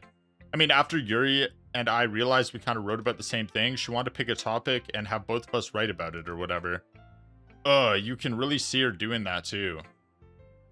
Making us write about a simple topic, then trying to impress me by coming up with something all fancy. Well, it's not like I care. Bro, it's March. Why you still have a Christmas tree up? No, I just put it up in preparation for Christmas. I just did it anyway. I mean, I guess mine ended up being kind of metaphorical too. But there's nothing wrong with doing that once in a while. At the very least, it was good practice. Yuri. Cole. Your writing has only improved in these last few days. Every poem you've shown me has been nothing short of spectacular. I can really feel the emotions. I'm a little envious even. I don't think it ever came to me this naturally. Yuri, that's the wrong way to put it. This never did come naturally to me. But I've been able to improve so much thanks to you. You're really the example I was chasing after. Is that so? Yuri gently smiles to herself. This feeling. I'm so glad I got the chance to share my writing. I never thought it would feel like this. I remember you mentioning that yesterday. I can't believe that you're so good at something and you've never even shared it with anyone. It's kind of a shame. Maybe, but it's not like I really had a choice. What do you mean? Well, Yuri smiles sadly. Cole, during lunchtime, I eat by myself. Loser. Did you know that? I could assume. It's a great time to find a quiet spot and do some reading. In fact, I always had some books with me. You could say I really enjoy reading. Well, that's one way to put it anyway, but books are so full of amazing and inspiring people. People you want to fall in love with. Or people you just know would make a really good friend. Cheerful people who always put a smile on your face, or deep thinkers and problem solvers who discover the mysteries of life. So when you look at it that way, I'm surrounded by friends every day, you know? And those friends don't laugh at me. They don't tease me for spacing out all the time. They don't make fun of my body type. And they don't hate me for acting like a know-it-all. People say that about you? I'm not a know-it-all, Cole. It's the opposite. I don't know anything. I don't know how to talk to people. I don't know how to make people see me as normal. You're not normal. I don't even know how to make myself happy. I have all these feelings, and all I can do with them is read and write. But it wasn't until now that I started sharing it with you that I really understood what was missing all this time. But I haven't really done anything. No, that's wrong. Just being patient and respectful, that's really important to me. I know I'm a difficult person, Cole. I speak too slowly, I second guess myself all the time, I read too deeply into things. But every time, you've always treated me just like anyone else. It's so rare that I feel comfortable with myself when I talk to others. But that's why every time I talk to you, I just feel really happy. I see. Well, I treat you how you deserve to be treated, Yuri. And if other people don't see it that way, then screw them. Screw them to frick. I mean, I joined this club hoping I would make friends. Well, it's not the real reason, but we'll go with that. And I would say that I've had at least one success, wouldn't you? If you put it that way, yeah. We really are friends now, aren't we? Yuri puts her head in her hands.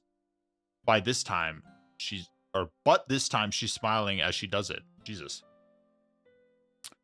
My brain's turning to mush. Do you want to show me your poem? Yeah, I do. Let me get it for you. Beach. A marvel millions of years in the making. where the womb of earth, what does it say? Chastically meets the surface. I haven't seen that word before either. Under a clear blue sky, an expansive bliss, but beneath gray rolling clouds, an endless enigma. The easiest world to get lost in is one where everything can be found. One can only build a sandcastle where the sand is wet. That's true. But where the sand is wet, the tide comes. Not unless you have a bucket. You can make wet sand away from the tide. Will it gently lick at your foundations until you give in? Or will a sudden wave send you crashing down in the blink of an eye? Either way, the outcome is the same. Yet we still build sandcastles. I stand where the foam wraps around my ankles, where my toes squish into the sand. The salty air is therapeutic. The breeze is gentle yet powerful. I sink my toes into the ultimate boundary line, tempted by the foamy tendrils. Turn back and I abandon my peace to a road at the shore. Drift forward and I return to earth forevermore. Bars. I'm aware that the beach is kind of an inane thing to write about, but I did my best to take a metaphorical approach to it. Yeah, Natsuki already told me about it. She did? She didn't say anything weird, did she? Everything that comes out of her mouth is weird. She just wanted us to write about the same topic again. I suppose to better compare the differences in our writing styles or thought processes. Anyways, it was her idea. Knowing her, it's no surprise that she wanted to do something like that. She probably just wants to show off. It's not like I have a particular interest in her writing style. I just went with her request. But, well, I suppose it's not so bad to write about something simple on occasion. It can be refreshing, you know? It's good for me to calm my thoughts once in a while. Yeah, I think I agree. Thanks for sharing. Monica! Hi, Cole. Have you thought about what you want to submit to perform at the festival? Well, being in this club is one thing, but performing in front of a bunch of people? I'll have to give it some more thought. Okay, no pressure. But whatever you do, I'm sure it'll turn out great. It would also make me happy to see. Ahaha. Anyways, let's take a look at today's poem. Sure. I let Monica take the poem I'm holding in my hands. This one's good. It feels like you're not only getting more comfortable with your style, but the imagery is better than the last one I read. I think I picked like 70% the same words. Just wondering, but have you been finding inspiration in Yuri's writing style? I guess so. You can't deny that she's talented. Yeah, totally. I think her poems are the most romantic. That's the best way to describe it. She's like a totally different person when she picks up a pen. I noticed that too. Or when she's talking about literature, it's like a light turns on inside her. Sadly, it's hard to get much personal conversation out of her. Trust me, I've tried. Who knows what goes on in that head of hers? I hope you don't mean that in a bad way. No, of course not. I just meant that I wish she didn't keep so much to herself. But still, defending her like that, you must be pretty into her. Eh? You completely misunderstood. I like boys. Ahaha, calm down, I'm kidding. Besides, I'm pretty sure she's already got a boyfriend. Wait, really? Yeah, a fictional one anyway. Monica kind of whispers that last part to me. Owned. Destroyed her. It's just a hunch, but, well, there's not really anything wrong with that. Oh, well, I know. I was just saying. Anyway, I'll share my poem with you now, alright? Alright. The Lady Who Knows Everything. An old tale tells of a lady who wanders Earth. The lady who knows everything. A beautiful lady who has found every answer, all meaning, all purpose, and all that was ever sought. And here I am, a feather, lost adrift the sky, victim of the currents of the wind. Day after day I search. I search with little hope, knowing legends don't exist. But when all else has failed me, when all others have turned away, the legend is all that remains. The last dim star glimmering in the Twilight sky? Twilight? In the twilight sky. Until one day, the wind ceases to blow. I fall, and I fall, and fall, and fall even more. Gentle as a feather. A dry quill, expressionless. But a hand catches me between the thumb and forefinger. The hand of a beautiful lady. I look at her eyes and find no end to her gaze. The lady who knows everything knows what I am thinking. Before I can speak, she responds in a hollow voice. I have found every answer, all of which amount to nothing. There is no meaning, there is no purpose, and we seek only the impossible. I am not your legend. Your legend does not exist. And with a breath, she blows me back afloat, and I pick up a gust of wind.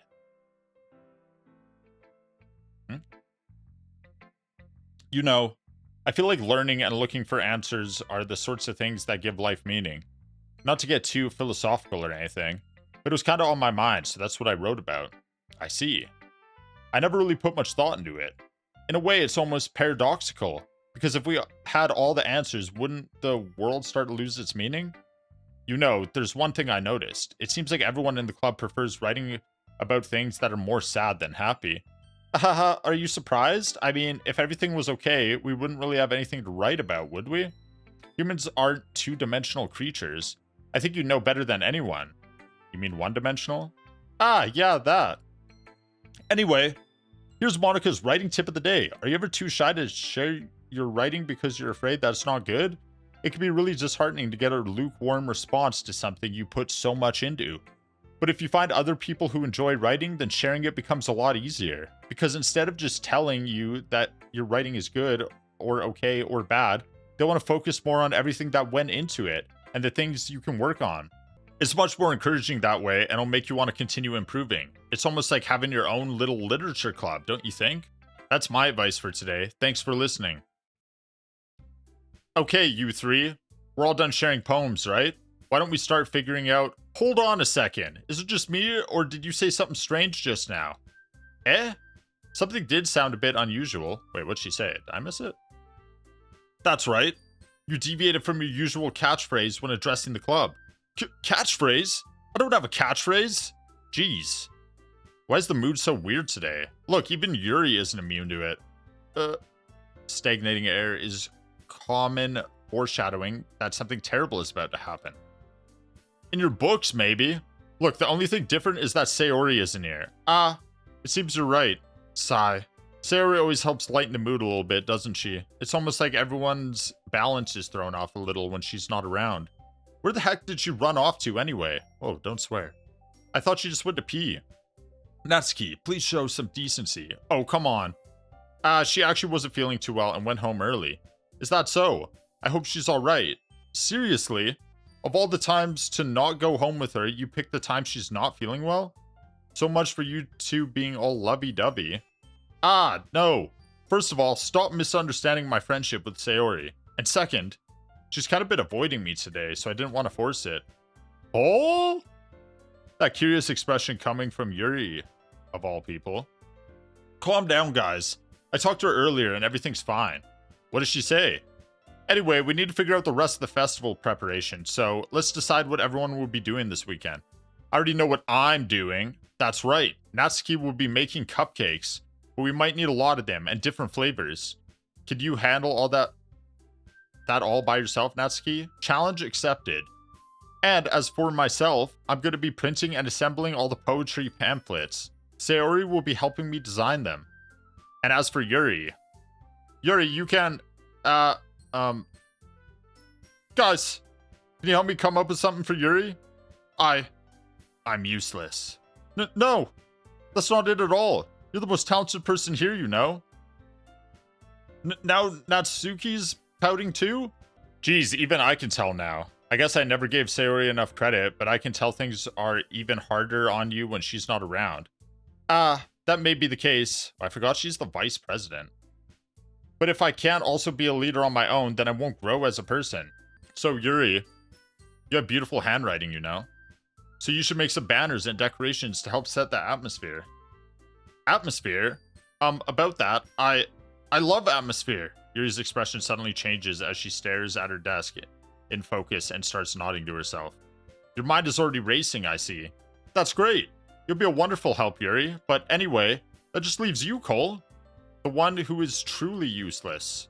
Ahaha, don't say that. In fact, both Natsuki and Yuri have some pretty heavy tasks to handle. It'd probably go a long way if you give one of them a hand. You could always help me out as well. I would be really appreciative of that. Is Monica suggesting I spend the weekend with one of my club members? How on earth are they going to respond to a suggestion like that? I suppose I wouldn't mind a bit of help. Well, even if you don't know how to bake, there's always some dirty work I could give to you. It's not like Monika's gonna give me a choice, and you shouldn't be sitting on your butt anyway. Natsuki tries to mumble a bunch of excuses like that. If I recall, Natsuki, you mentioned that you would like to handle the baking on your own. Cole may not like to be around if you only make him out to be a nuisance. So therefore, he may be more suited to assisting with the decorations. Hold on, I never said that.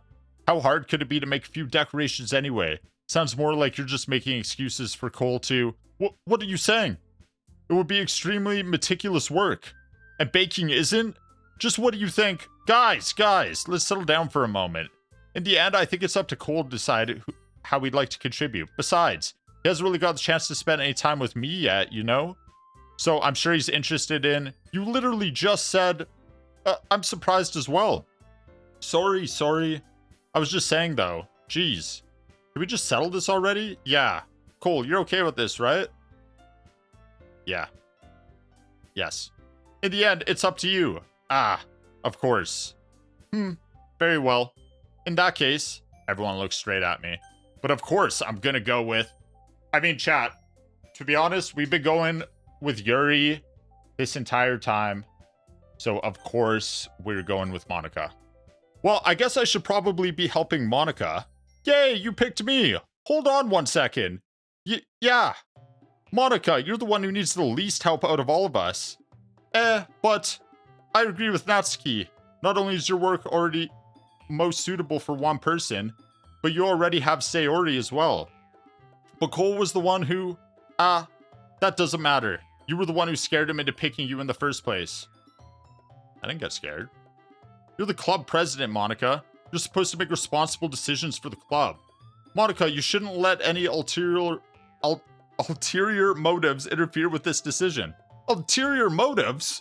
What are you saying, Yuri? In fact, it sounds like you guys are the ones with ulterior motives. Excuse me? Otherwise, this wouldn't have been made into such a big deal in the first place. That's completely false, Monika. Yeah. We have a lot of work to do, you know? We won't do as good of a job if you make us work alone. Maybe that's true.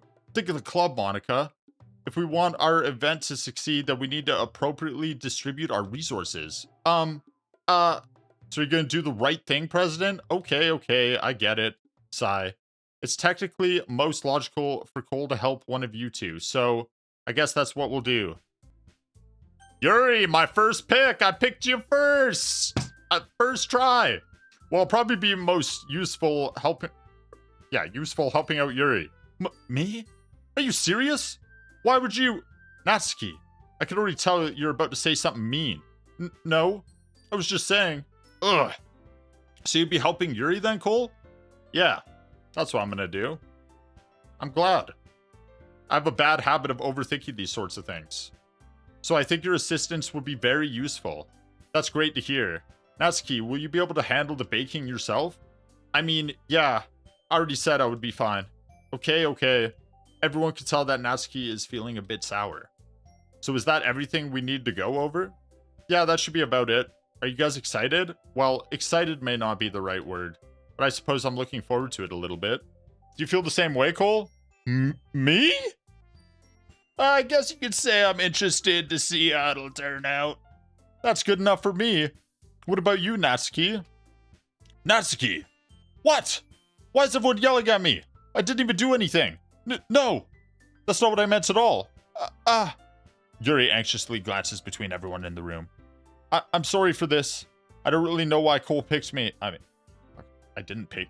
I literally picked her, and then both of you made a big deal about it. And also, your cupcakes are the best cupcakes I've ever had. They go really well with my tea, and nothing that I do for this event will compare to that. So, I get it. I'm kind of surprised, though. Why? Well, I'm the one acting immature. I already know that. But you're trying to cheer me up all of a sudden. I know, I'm not very good at it. I'm sorry if I said something bad. Natsuki isn't the only one surprised. Monika and I are also taken aback by Yuri's words. When she already has trouble with words, trying to cheer someone up must be far out of her own comfort zone. But I begin to understand. Yuri was trying to sound like Sayori. Even if it didn't work perfectly, I can tell that she tried to say something Sayori would say at a time like this, because Sayori always helps everyone smile and feel good about themselves. No, I kind of appreciated it. I'm sorry for making a big deal out of nothing. But I'm gonna say this. You better bet that my cupcakes are gonna be the best part of the whole event. Ah, I believe you. Yeah, I hope to see everyone do their best. But with that, there's nothing more for today, so I guess it's time for us to head out. Alright, let's get out of here then. Everyone packs up their things. I start to follow Monica and Natsuki out of the door as they chat between each other. Eh? I turn around. Sorry. I realize that I don't have any way of contacting you this weekend. Ever heard of a messenger pigeon, dumbass? Oh, you're right. I can't believe that slipped my mind. Should I give you my phone number? I think that would be the best way, yes. Alright then, Yuri and I exchange phone numbers. Okay. Then I'll be stopping by your house on Sunday. Eh? My house? Is that a problem? No, not at all. I just thought that I would be the one going to your house since I'm the one helping you. I suppose that makes sense, but if you don't mind, I think I would prefer going to your house. Alright. In that case, it won't be a problem. I decide not to press Yuri for a reason. It's not like it should matter either way, so I'll just need to make sure my room is clean. I hope I managed to make myself useful in some way. I'm not nearly as creative as you are. Don't underestimate yourself, Cole. I think that will make a very productive team, even if you only chose me because you felt bad or something. Yeah. Wait! You don't actually think that, do you? I don't know.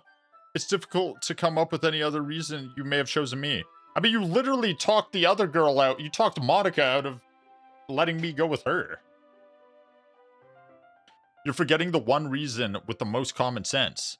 I chose to help you because that's what I want to do. But Yuri thinks to herself with an extremely tense expression. Yuri, you're overthinking this. You wanted me to point out when you're overthinking, right? I didn't realize. I'm telling you, I want to. That's all there is to it. Do you believe me? Yuri thinks really hard again. She looks straight into my eyes for a long while. I believe you. As if it took her tremendous effort, Yuri finally says that and relaxes her expression. And I'm really looking forward to Sunday. Yeah, I am too. After that exchange, I make my way out the door and Yuri follows. I can't believe this. Yuri's going to be coming to my house on Sunday. My anxiety shoots through the roof. Even though I've gotten pretty used to handling her at this point. That's a weird way to say that. There's no telling what might end up happening when we're outside of school. More than that, she told me that she was looking forward to it. Is this the chance I have to make something happen between us, or is it too early for that? Only time will tell. But until then, I won't be able to take my mind off it. I seriously can't wait. It's already Sunday. I've been getting increasingly anxious about Yuri's upcoming visit. I keep telling myself there's no reason to be nervous, but it doesn't help much. Yuri is clearly an introvert and also an intimate person in general. There's no doubt that she'll open up a little bit when it's just the two of us. Meanwhile, we've been texting occasionally. She was extremely apprehensive at first, but it wasn't long before I already was learning more about her. But putting Yuri aside, I haven't heard a thing from Sayori since she left the club early the other day. It's not like we text each other all the time or anything, but I've been worried about her in the back of my mind. Between what Sayori said and what Monica said, is it really okay for me to put Sayori's feelings aside when she might need me? I decide to visit Sayori before Yuri comes over. Rather than asking, I simply tell her I'm coming over, much like we've done in the past. Once I reach Sayori's house, I knock on the door before entering it myself. Again, we used to play so often that we've made it a habit of simply entering each other's houses like we were family. The house is quiet. Sayori isn't anywhere on the first floor, so I assume she's up in her room. It's already strange of her to not run down and greet me. I head up to her bedroom, where I finally find her. Sayori? Hi, Cole. Bro. I thought something was finally gonna happen. I thought I was gonna walk into her room and she was gonna be dead or some shit. Okay, well, that's just myself knowing that this is eventually a horror game. Hi, Cole. I sit down in her room. Sayori forces a smile, but it's easy to tell that she's different. There's a minute of silence between us. You haven't come over like this in a long time, have you? I guess you're right. It has been a long time. Not much has really changed, has it? Sayori's room is as messy as it's always been. I also recognize the same stuffed animals and wall decorations that she's had for years now. Wait, something also just came to me. Is there a chance I'm just getting baited here? Is this like a long lost meme of 2017 where you convince the streamer to play Doki Doki Literature Club and it's literally just this the entire time? It's just you in the literature club talking to girls and there's nothing, like it never turns into a horror game? That could be true. If you came over more often, it wouldn't be such a mess. That's because I end up cleaning it for you. How come you suddenly want to come over today? Aren't you supposed to see Yuri today? You know about that. Yeah, but... Wait. How'd you know about... Wait! Hey! I have played this game before. Sayori had already left by the time we decided that last meeting. Monica told me. It's only natural for her to keep me informed about the festival preparations, right? Ah, that's true. But what about you? Aren't you going to be helping Monica today? Of course, but I'm just helping her on the line. We didn't plan to meet up or anything.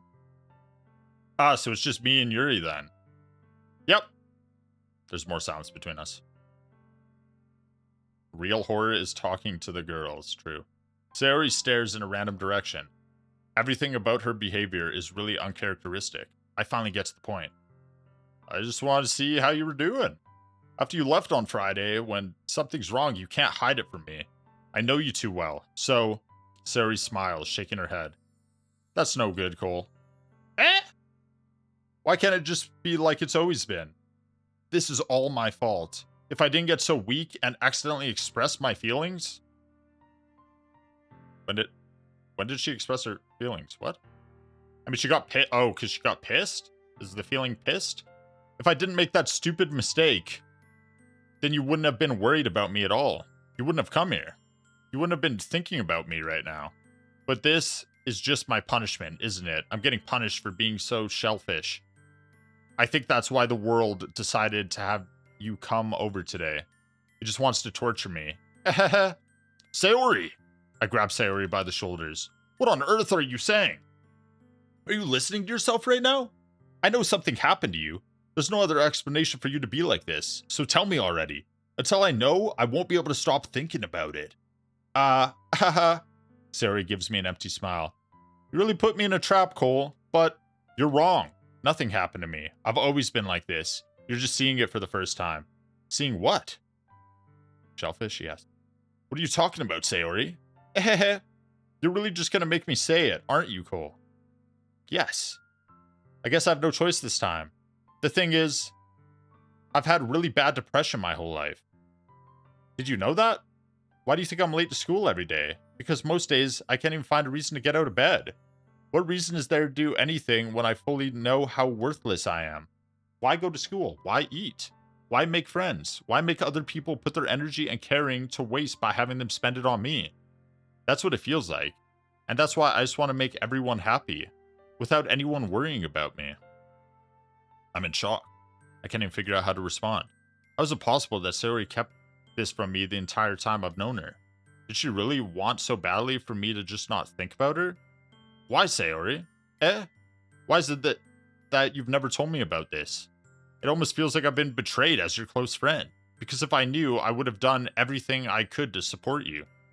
Even if there's only so much I could do, I would have tried a little bit harder to make every day a little better for you. That's why I'm your friend. All you had to do was tell me. You don't understand at all, Cole. Why do you think I didn't tell you? Because if I told you, then you would have to waste effort caring about me instead of doing important things. I don't want to be cared about. It's bittersweet when people try to care about me. It feels nice sometimes, but it also feels like a bat being swung up against my head. Ahaha! That's why I wanted so badly for you to make friends with everyone else. Helping everyone be happy together is the best thing for me. But then I discovered something else too. Seeing you make friends and get closer with everyone in the club, it feels like a spear going through my heart. So that's why I decided the world just wants to torture me.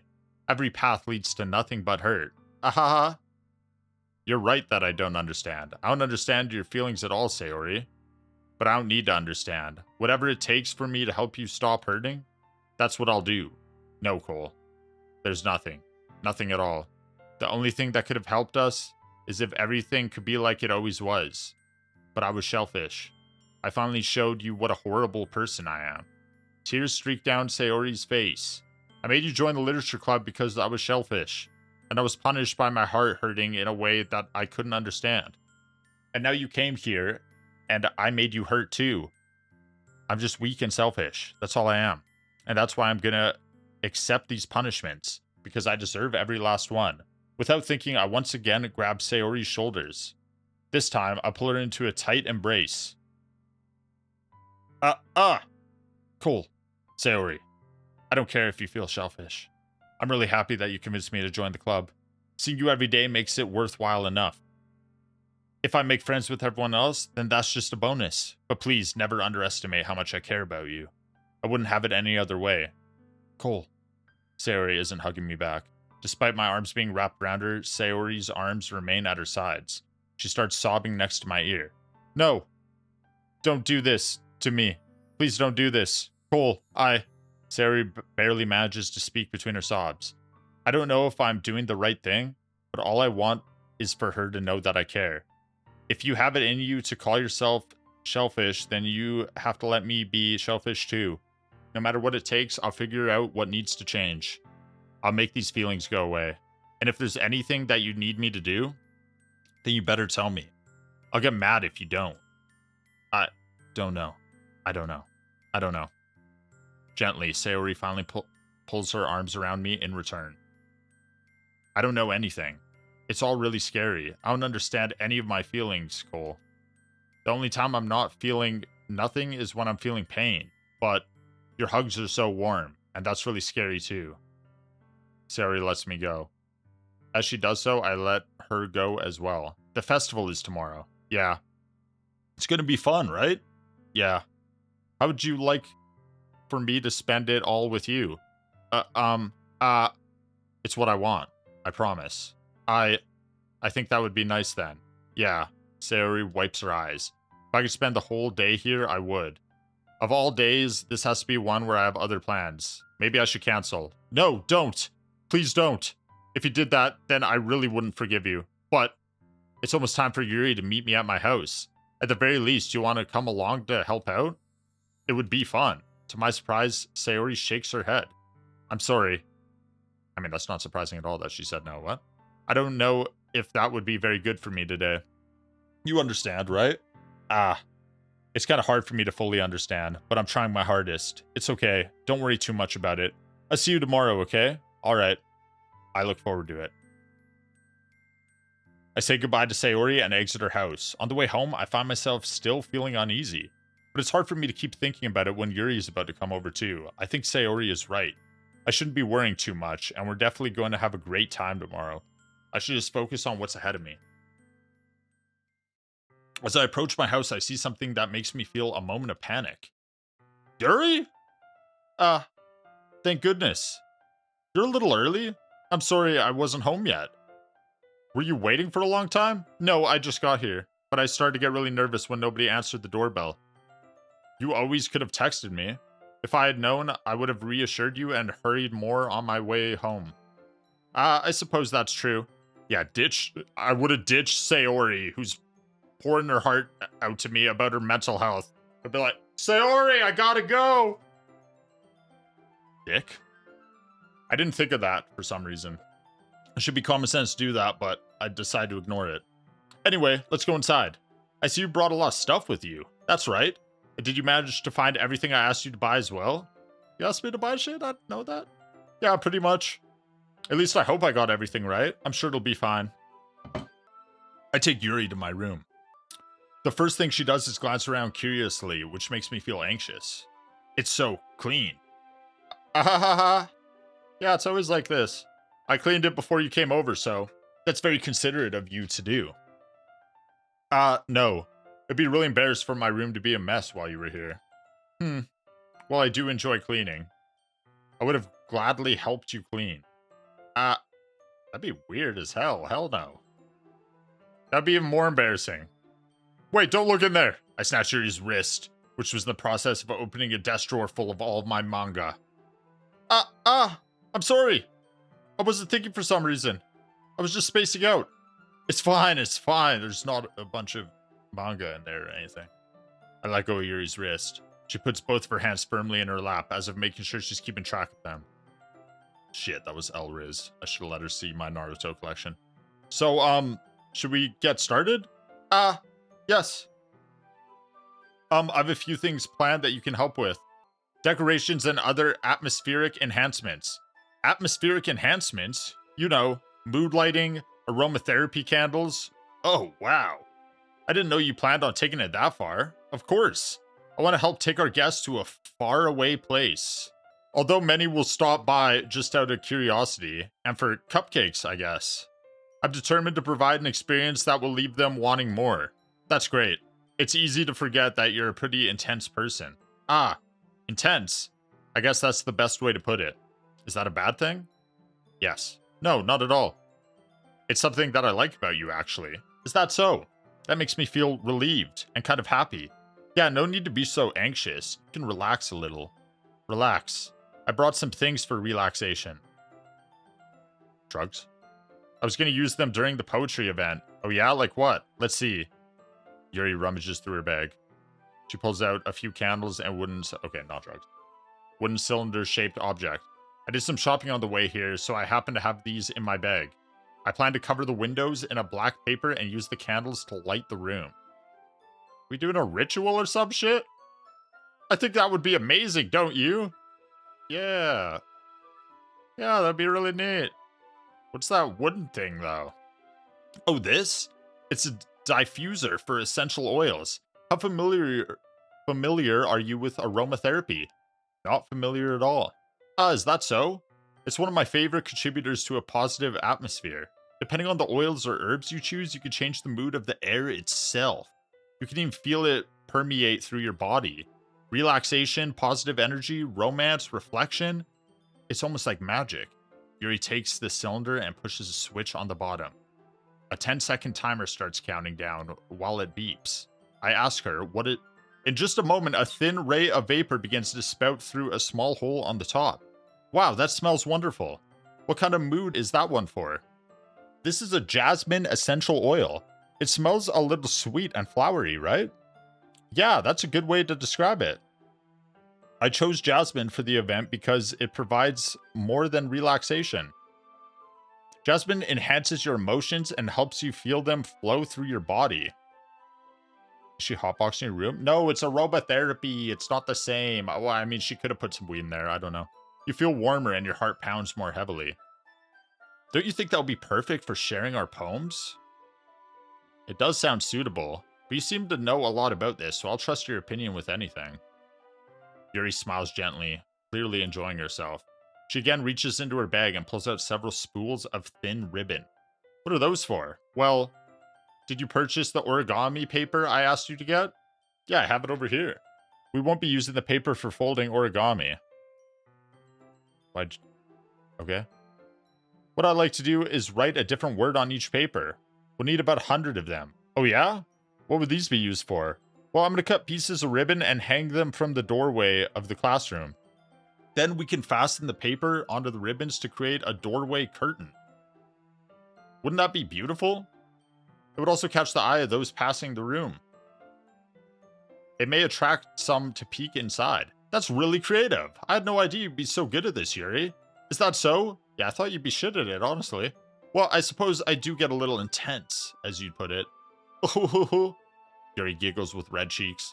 Is it just me, or is she more relaxed when it's just the two of us? Or maybe it's the excitement she feels from sharing something that she enjoys. Here's a marker, Cole. You can write any characters you want. I'll help you once I finish cutting the ribbons. Alright. Sitting on the floor together, the two of us get to work. I carefully draw a different character on each paper, doing my best to manage my bad handwriting. Yuri unravels a long strand of red ribbon to her desired length. Then she reaches into her bag once more and pulls out a pocket knife. Yuri stabs me profusely, blood squirting everywhere. The knife is strangely beautiful. The silver handle has an intricate pattern of waves etched into it. The blade itself is gently tinted blue. That's no ordinary pocket knife. It looks really fancy. Well... Embarrassed, Yuri looks away. What is it? You're gonna think it's weird. Yuri, she's a knife collector. Yuri, whatever it is, I have no reason to judge. To each their own, you know? If you promise you won't be weirded out, yeah, I promise. Alright. The thing is, I'm kinda into knives. I knew it. You give off the vibes. They're just so pretty. I can't help it. I don't know what it is. The combination of craftsmanship and feeling of danger, maybe? What am I saying? Please don't think I'm weird for this. Oh, we're far past that. Ahaha. You're laughing at me. Oh, me laugh at the girl with the knife in her head? I would never do. I'm laughing with you, Yuri. I'm laughing with you. No, I'm not laughing at you. It's just funny how nervous you got about sharing. It's an interesting thing to be into, I guess. But I think it kind of suits you. Suits me. Yeah, it's kind of intense. Ahaha. Besides, it's really cool looking knife. I can't deny that. It is, isn't it? Yuri relaxes her expression once again. Would you like to hold it? Sure, I'll check it out. Yuri carefully hands me the knife with the handle facing me. I take it and turn it around in my hands. It feels heavy and extremely solid. Where do you even get a knife like this? Curious of its sharpness, I feel the point of the knife with my index finger. Ow! You never told me it was sharp. What the fuck? Cole! Why did you do that? I didn't expect it to be that sharp. I barely touched it at all. It's my fault. I should have warned you. This knife is extremely sharp. No, that is my fault. That is my fault. It can cut through skin like it's paper. Wait, how do you know that? Oh no. A small drop of blood trickles down on the side of my finger. Yuri takes my hand and gives the wound a closer look. Ah, this is a knife wound. She stares at it and noticeably fidgets. If you're squeamish, I'll go wash it off now. Without warning, Yuri puts my finger in her mouth and licks the wound. I feel her tongue curl around my finger. Startled, I instinctively pull back my hand. Oh, please forgive me. I wasn't thinking. Yuri lowers her head, her face burning up. Yuri, that's the most embarrassing thing I've ever done. How could I do something like that? I'm sorry. Sure, it was a little weird and it took me by surprise. But I guess she was just trying to help, right? Is that really the conclusion we're coming to here? Yuri, I think you're overreacting a little. Everyone sucks on their friend's bloody fingers without consent. Everyone does it. She doesn't lift her head. What if she doesn't recover from this for the rest of the afternoon? Alright, you know what? This might be a stupid thing to do, but I'll do it anyway. I take Yuri's hand and lick her index finger in return. Cole! Did you really just do that? Now we're even. Yuri just looks at me like I did something wrong. Two wrongs do not make a right. I knew that would be a bad idea. If not for the sweet aroma of the jasmine oil, the air would be extremely heavy right now. You're so weird, Cole. What? Fuck you, you're weird. Yuri giggles shyly. Yuri calling me weird? I have no response to that. Where do you keep your bandages? I mean, it's not bleeding anymore. You sucked all the blood out. I don't think I need one, actually. It was a tiny cut. Look, it already stopped bleeding. I was right. I see. That's relieving. The tension is quickly lifted. We each resume our respective activities. I watch Yuri's knife cut through the ribbon like it's nothing but air. Meanwhile, I continue to make progress on the paper. After we finish attaching the paper to the ribbons, we lay them all out side by side. It looks better than I expected and will be very effective as a door curtain. It looks great. Good thinking coming up with this, Yuri. Thanks. It's just something I saw online, really. Oh, plagiarism. Kinda weird. Are you ready to move on to the next task? Yes, let's do it. What do you have in mind? I'd like to create a banner. That's why I asked you to buy the paint tablets. That's right. One of the items Yuri had asked me to buy was a kit of watercolor paint tablets. We'll need about 6 cups of water to put each of the tablets in. Do you mind fetching those for us? Of course not. 6 cups of water coming right up. I'll be back in a minute. Thank you very much. Oh, and just a little bit of water is okay. If you fill up the cups too much, it'll be too diluted. Taking Yuri's advice, I decided to use small plastic bathroom cups rather than full-size glasses. I put them on a plate to catch any paint that drips, and then bring it back to my room. Yuri? Yes? I come in to see Yuri quickly unrolling her sleeve, pulling it back over her arm. Nothing. Your face is a little red. Is it too hot in here or anything? No, not at all. There's nothing wrong, so let's mix the paint. Yuri hurriedly dismisses me and takes upon herself to unwrap the tablets, dropping them in the cups. So, I thought we would do something simple that would look very nice. I like to paint a gradient across the banner, starting with the colors for sunrise, then daytime, then sunset, and nighttime. Once it dries, I'll write an inspirational quote across the banner. We could hang it on the wall behind the podium at the front of the classroom. Neat. What are you going to write? Well, it would be more fun to surprise you. Yuri smiles at me. If you say so. After rolling out the banner, Yuri and I kneel on opposite sides so we don't get in the way of each other. Yuri uses a brush and adds a few dots of different colors across the banner to serve as a color guide when we paint. This kind of reminds me of elementary school. Painting on a banner with watercolors feels a lot like the art class projects we had back then. It's relaxing. I'm sorry if this feels too childish. No, I didn't mean that at all. It's kind of fun, you know?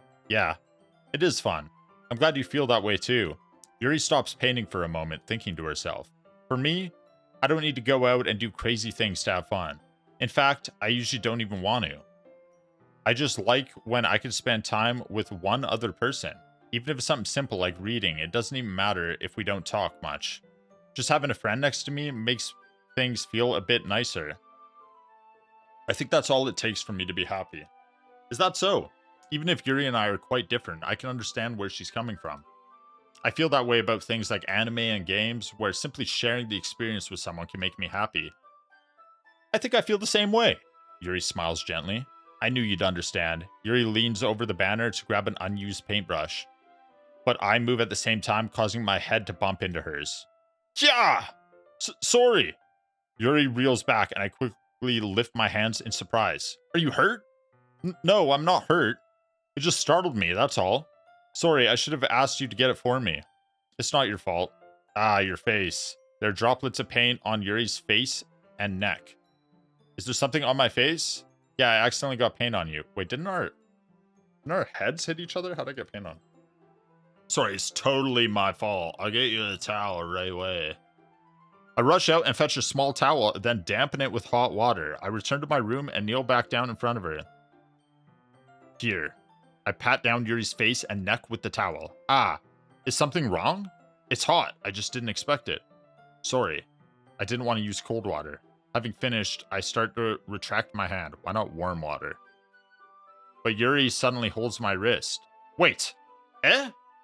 Just for a little longer. It feels really nice. I keep my hand still against Yuri's neck. She looks into my eyes. It's an intense expression that I recognize from when she reads her books.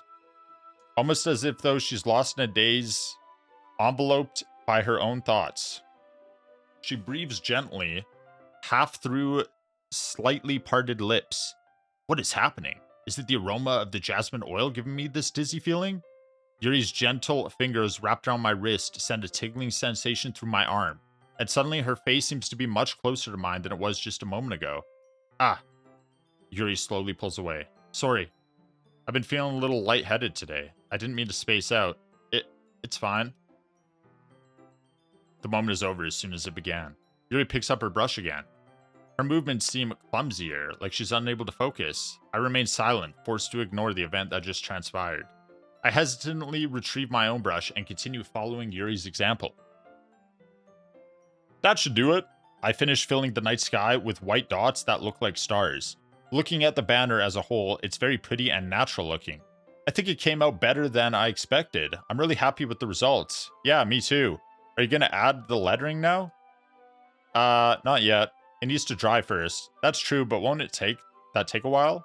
Well, perhaps it would be best to leave it here, then have you bring it in the morning. I could do the lettering in the classroom before our event starts. Is that okay? No. Yeah, that's totally fine. Wonderful. In that case, I don't think there's anything more for us to do here. Phew. Ahaha. You say that like you're glad it's over. Was I wrong to assume that you were at least enjoying yourself a little bit? No, it's not that. I'm just glad we managed to get everything done. I see. I am too. I was a little concerned about time. I need to start making dinner soon. Ah, so you don't have any time left? I was secretly hoping we could have extra time after finishing the work. Well, Yuri thinks to herself, I think it would be too irresponsible of me to wait much longer. I'm sorry. I was hoping there would be more time as well. It's probably my fault. Sorry for being such a slow worker. No, it's not your fault at all. And the important thing is we got everything done, right? Yeah. So, I shouldn't be disappointed or anything. Gathering all her things, Yuri seems to look a little downcast. I understand why. It sounds like she rarely gets the opportunity to spend time with friends in a relaxed environment. But that doesn't mean that this is the last time it can happen. Once Yuri packs up, I walk her out the front door. Thank you very much for having me today. No problem, I was glad I was able to help. I need to turn the heater on, 1 sec. It's cold. No problem, I'm glad I was able to help. Just let me know if there's anything else you need me to bring tomorrow. I will. Well then, Yuri fidgets. I guess I'll see you tomorrow. Wait! I kind of say that without thinking. About today. It's fine that we didn't have as much time as we wanted. Because we can do this again. Whenever you want, you can come over, or we can just go out somewhere. Ah, I forgot you don't like going out much. As I stumble over my words, Yuri simply smiles bashfully. Anyway, you know what I'm trying to say, so you're very thoughtful, Cole. I know. Thank you. Yuri takes a step closer to me, then briefly squeezes my hand. A handshake? I kind of like that about you. Well, how am I supposed to respond to that? But I don't even get a chance to, as Yuri suddenly pulls back. Sayori? Eh? Ah. Hi, Cole. Sayori. Just now, we weren't... It's okay, Cole. I just stopped by to say hi. Well, it's nice to see you. I'm sorry, but I'm already on my way to leave. Oh, really? That's too bad. I'm sorry. But we'll all be together at the festival tomorrow, so that's fine, right? Of course, Sayori beams. Yeah, so I'll see you tomorrow. Clearly embarrassed, Yuri hurries off. Sayori waves goodbye after her. Sayori, I thought you didn't want to come over today. Well, I tried staying in my room, but my imagination was being really mean to me. So I had to come here and see it for myself. See what? What are you talking about? You know, how much fun you were having with Yuri, and how close you got to her. It makes me really happy. They've made such good friends. That's all that matters to me. Tears start to fall down Sayori's face. That's all that matters to me. Why am I feeling this way, Cole? I'm supposed to be happy for you. Why does it feel like my heart is splitting in half? It hurts so much. Everything hurts so much. This would be so much better if I could just disappear. Sayori, don't say that. It's true, Cole. If I wasn't here, then you wouldn't have to waste your sympathy on me. You wouldn't have to put up with me being shellfish. Monica was right. I should just... Monica? Monica was right about what? Wait, what the fuck? What did Monica say? Sayori. What I said before is true. I'm not gonna let this continue. Caring about you like this isn't the burden your mind is making it out to be. It's something that makes me happy. It's something that I wouldn't trade for anything else. So even if it takes an entire lifetime, I'm gonna be by your side until you don't feel any more pain. But, Sayori looks away. I put a hand on her shoulder to reassure her. I'm scared, Cole. I'm really scared. What are you scared of, Sayori? I'm scared that I might like you more than you like me. Sayori. It's true, isn't it? I was weak and started to like you too much. I did this to myself. Cole. I like you so much that I want to die. That's how I feel. Jesus. And, that's enough, Sayori. I don't want you to hurt anymore. I slide my hand down Sayori's arm and squeeze her hand in my own. Do you remember how I said I always know what's best for you? Do you still believe me? Wordlessly, Sayori nods. Even if you don't understand all of your own feelings, I know what you need the most right now. And that's what I'm gonna give you. You'll always be my dearest friend. Uh-oh. I feel like that's not what she wanted to hear. What you need most is for things to be like they've always been. Monica told me the truth. She told me how much happier you seemed after I joined the club. I know you're struggling with some really difficult feelings right now, but please trust me that I know what's best and what will make you happy in the end. I promise I'll get things back to the way they were. I see. Sayori forces a smile through an incredibly pained expression. Ahaha. Is this what it feels like to get stabbed in the chest? I should write a poem about this. Sayori. It's okay. This is just my punishment, remember? For being so selfish. So please don't worry about these stupid feelings. I know you're right. I knew this whole time that there's no happiness down that path. That's why I came here. Just so I could get the answer I needed to hear. And the other thing. You're also right that I just want it to go back to the way it was. I realize that now. You really do know me better than anyone, Cole. I'll trust you with anything. Anything at all. So, Sayori's smile finally breaks. All of a sudden, she turns around and drops to her knees. Ah! Clutching her head with both hands, she screams as loudly as she can. I'm so shocked that I don't know how to react. Sayori looks over her shoulder and flashes me one more weak smile before turning around and running off. Sayori! I'm left helplessly standing in front of my house. Why am I feeling so horrible about this? There's nothing more I could have done. The most I can do is support Sayori through her feelings and help her on the path that's right. But I'm having as much trouble understanding Sayori's feelings as she is. Even though I can comfort her, I keep wondering if she'll be doing something more or something different, or if I should be doing something more or something different. I know these thoughts will continue to plague me until things are back to the way they were. I'm going to give it everything I've got. Sayori will always be my dearest friend, and I'll do whatever it takes to put a smile on her face every day. It's the day of the festival. Of all days, I expect this to be the one I'd be walking to school with Sayori. But Sayori isn't answering her phone. I considered going to her house to wake her up, but decided that's a little too much. Meanwhile, the preparations for the event should be nearly complete. The banner Yuri and I painted is dry, and I gently rolled it up to take with me. She sent me a pleasant text reminding me not to forget anything, and I reassured her. Funnily enough, I probably feel the same way as Natsuki about the event. I'm more excited for it to be over so I can spend time with Sayori and Yuri at the festival. But knowing Monica, I'm sure the event will be great too. Cool! You're the first one here. Thanks for being early. That's funny. I thought at least Yuri would be here by now. Monica is placing little booklets on each of the desks in the classroom. They must be the ones she prepared that have all the poems we're performing. In the end, I found a random poem online that I thought Monica would like and submitted it. So that's the one I'll be performing. I'm surprised you didn't bring Sayori with you. Yeah, she overslept again. That dummy. You think that on days this important she'd try a little harder. Damn, I'm kind of an asshole, hey? Maybe I just don't understand the gravity of the situation. I'm kind of a dick, though. I say that, but I suddenly remember what Sayori told me. Okay, and instantly. And I suddenly feel awful knowing it's not nearly that simple for her. I only said it because it's the way I'm used to thinking, but maybe I should have gone to wake her up after all. Hahaha. You should take a little responsibility for her, Cole. I mean, especially after your exchange with her yesterday, you kind of left her hanging this morning, you know? Exchange? Monica, you know about that? Of course I do. I'm the club president after all. What? I stammer, embarrassed. Did Sarah really tell her about it that quickly? About how I basically turned down her confession? That makes me really seem like the bad guy here. But I'm the one who knows what's best for her, right? Jeez. You don't know the full story at all, so don't worry. I probably know a lot more than you think. Eh? Monica is being as friendly as usual, but for some reason I felt a chill down my spine after hearing that. Hey, do you want to check out the pamphlets? They came out really nice. Yeah, sure. I grabbed one of the pamphlets laid out on the desks. Oh, yeah, they really did. Something like this will definitely help people take the club more seriously. Yeah, I thought so too. I flipped through the pages. Each member's poem is neatly printed on its own page, giving it an almost professional feel. I recognized Natsuki's and Yuri's poems from the ones they performed during our practice. What's this? I flipped to Sayori's poem. It's different from the one she practiced. It's one that I haven't read before.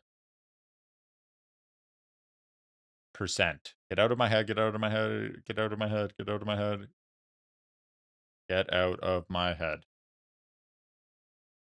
Get out of my head before I do what I know is best for you. Get out of my head before I listen to everything she said to me. Get out of my head before I show you how much I love you. Get out of my head before I finish writing this poem. But a poem is never actually finished. It just stops moving. This is an interesting poem. Ah! What is this dog shit? Reading the poem, I get a pit in my stomach. Cole? What's wrong? Nothing. This poem feels completely different from everything else Sayori's written. But more than that, I changed my mind. I'm gonna get Sayori, so... well, alright. Try not to take too long, okay? I quickly leave the classroom. Don't strain yourself. Monica calls that out after me. I quicken my pace. What was I thinking? I should have tried a little bit harder for Sayori. It's not a big deal to at least wait for her or help her wake up. Even the simple gesture of walking her to school makes her really happy. Besides, I told her yesterday that things will be the same as they've always been. That's all she needs and what I want to give her. I reach Sayori's house and knock on the door. I don't expect an answer since she's not picking up her phone either. Like yesterday, I opened the door and let myself in. Sayori? She really is a heavy sleeper. I swallow. I can't believe I ended up doing this after all.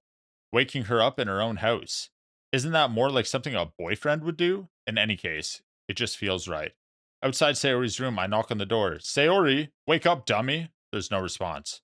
I really didn't want to have to enter the room like this. Isn't it some kind of breach of privacy? But she really leaves me no choice. I gently open the door.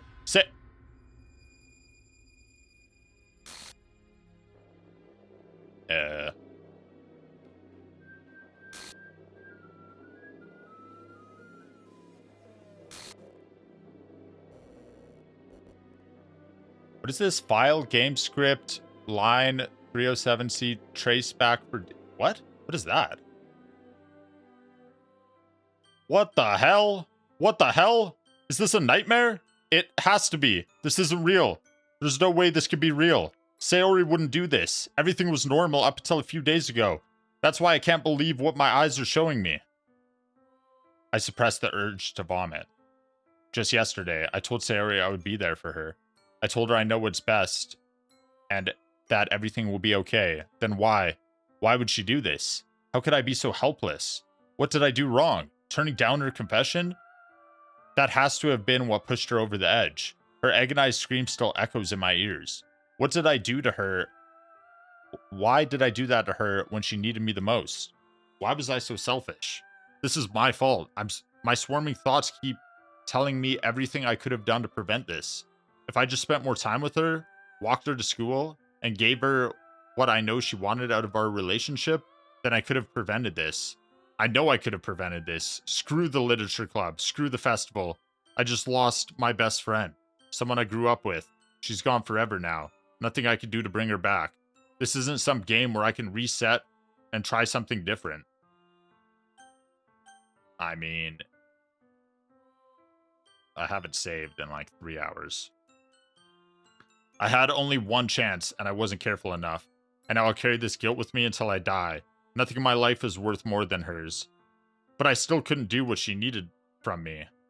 And now, I can never take it back. Never, never, never, never, never, never.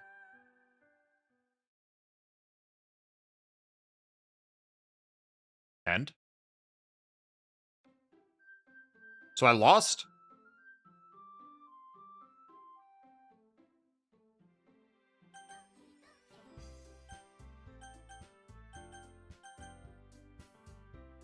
Wait, everything's like tweaking now. Which one do I do? Do I do this one or load game? This or load game?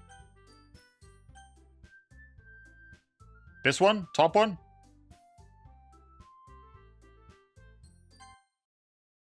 I got an achievement for starting a new game. Gauzy? I see an annoying girl running toward me from the distance, waving her arms in the air like she's totally oblivious to any attention she might draw to herself.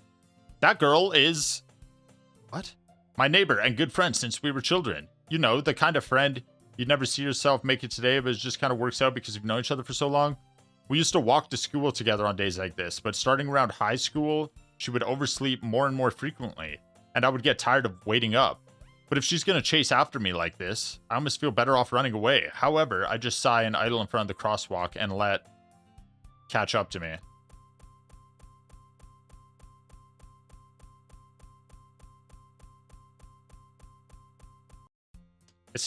It's an ordinary school day, like any, yeah, so ordinary, like any other. Mornings are usually the worst, being surrounded by couples and friend groups walking to school together. Meanwhile, I've always walked to school alone. I always tell myself it's about time I meet some girls or something like that, but I have no motivation to join any clubs. I'm perfectly content just getting by on that average while spending my free time on games and anime. There's always the anime club, but it's not like there would be any girls in it anyway. The school day is as ordinary as ever, and it's over before I know it. After I pack up my things, I stare blankly at the wall, looking for an ounce of motivation. Clubs. There really aren't any that interest me. Besides, most of them would probably be way too demanding for me to want to deal with. I guess I have no choice but to start with the anime club. Cool? Monica? Oh my goodness, I totally didn't expect you to see you here. It's been a while, right? Yeah, it has. Monica smiles sweetly. We do know each other. Well, we rarely talked, but we were in the same class that last year. Monica was probably the most popular girl in class. Smart, beautiful, athletic. Basically completely out of my league. So having her smile at me so genuinely feels a little... What'd you come in here for, anyway? Oh, I've just been looking for some supplies to use for my club. Do you know if there's any construction paper in here? Or markers? I guess you could check the closet. You're in the debate club, right? Haha, about that. I actually quit the debate club. Really? You quit? Yeah. To be honest, I can't stand all of the politics around the major clubs. It feels like nothing but arguing about the budget and publicity and how to prepare for events. I'd much rather take something I personally enjoy and make something special out of it. In that case, what club did you decide to join? Actually, I'm starting a new one, a literature club. Literature? That sounds kind of dull. How many members do you have so far? It's kind of embarrassing, but there are only 3 of us so far. It's really hard to find new members for something that sounds so boring. Well, I can see that. But it's really not boring at all, you know. Literature could be anything. Reading, writing, poetry. I mean, one of my members even keeps her manga collection in the club room. Wait, really? Yeah, it's funny, right? She always insists that manga is literature too. I mean, she's not wrong, I guess. And besides, a member's a member, right? Did Monica say she? Hey, Cole. By any chance, are you still looking for a club to join? I mean, I guess so, but in that case, is there any chance you could do me a big favor? I won't ask you to join, but if you could at the very least visit my club, it would make me really happy, please. Well, I guess I have no reason to refuse. Besides, how could I ever refuse someone like Monica? Sure, I guess I could check it out. Ah, awesome. You're really sweet, Cole. You know that? It's nothing, really. Shall we go then? I'll look for more materials another time. You're more important. I'm pretty important. And thus, today marks the day I sold my soul to Monica and her irresistible smile. I dejectedly follow Monica across the school and upstairs, a section of the school I rarely visit. Monica, full of energy, swings open the classroom door. I'm back. Wait, do I? Okay. The way this is playing out, do I just go through... Do I go through the story over and over again until all of them die? And they're just never in the next story? Oh, actually, don't answer that. Don't answer that. Don't answer that. No spoilers. I'm back. It kind of feels like that, though. And I brought a guest with me. Oh, dude. What the fuck? A guest? Seriously, you brought a boy? Way to kill the atmosphere. Don't be mean, Natsuki. But anyway, welcome to the club. Wait, but that took me 4 hours to get through the first portion. There's no way it takes that long every time.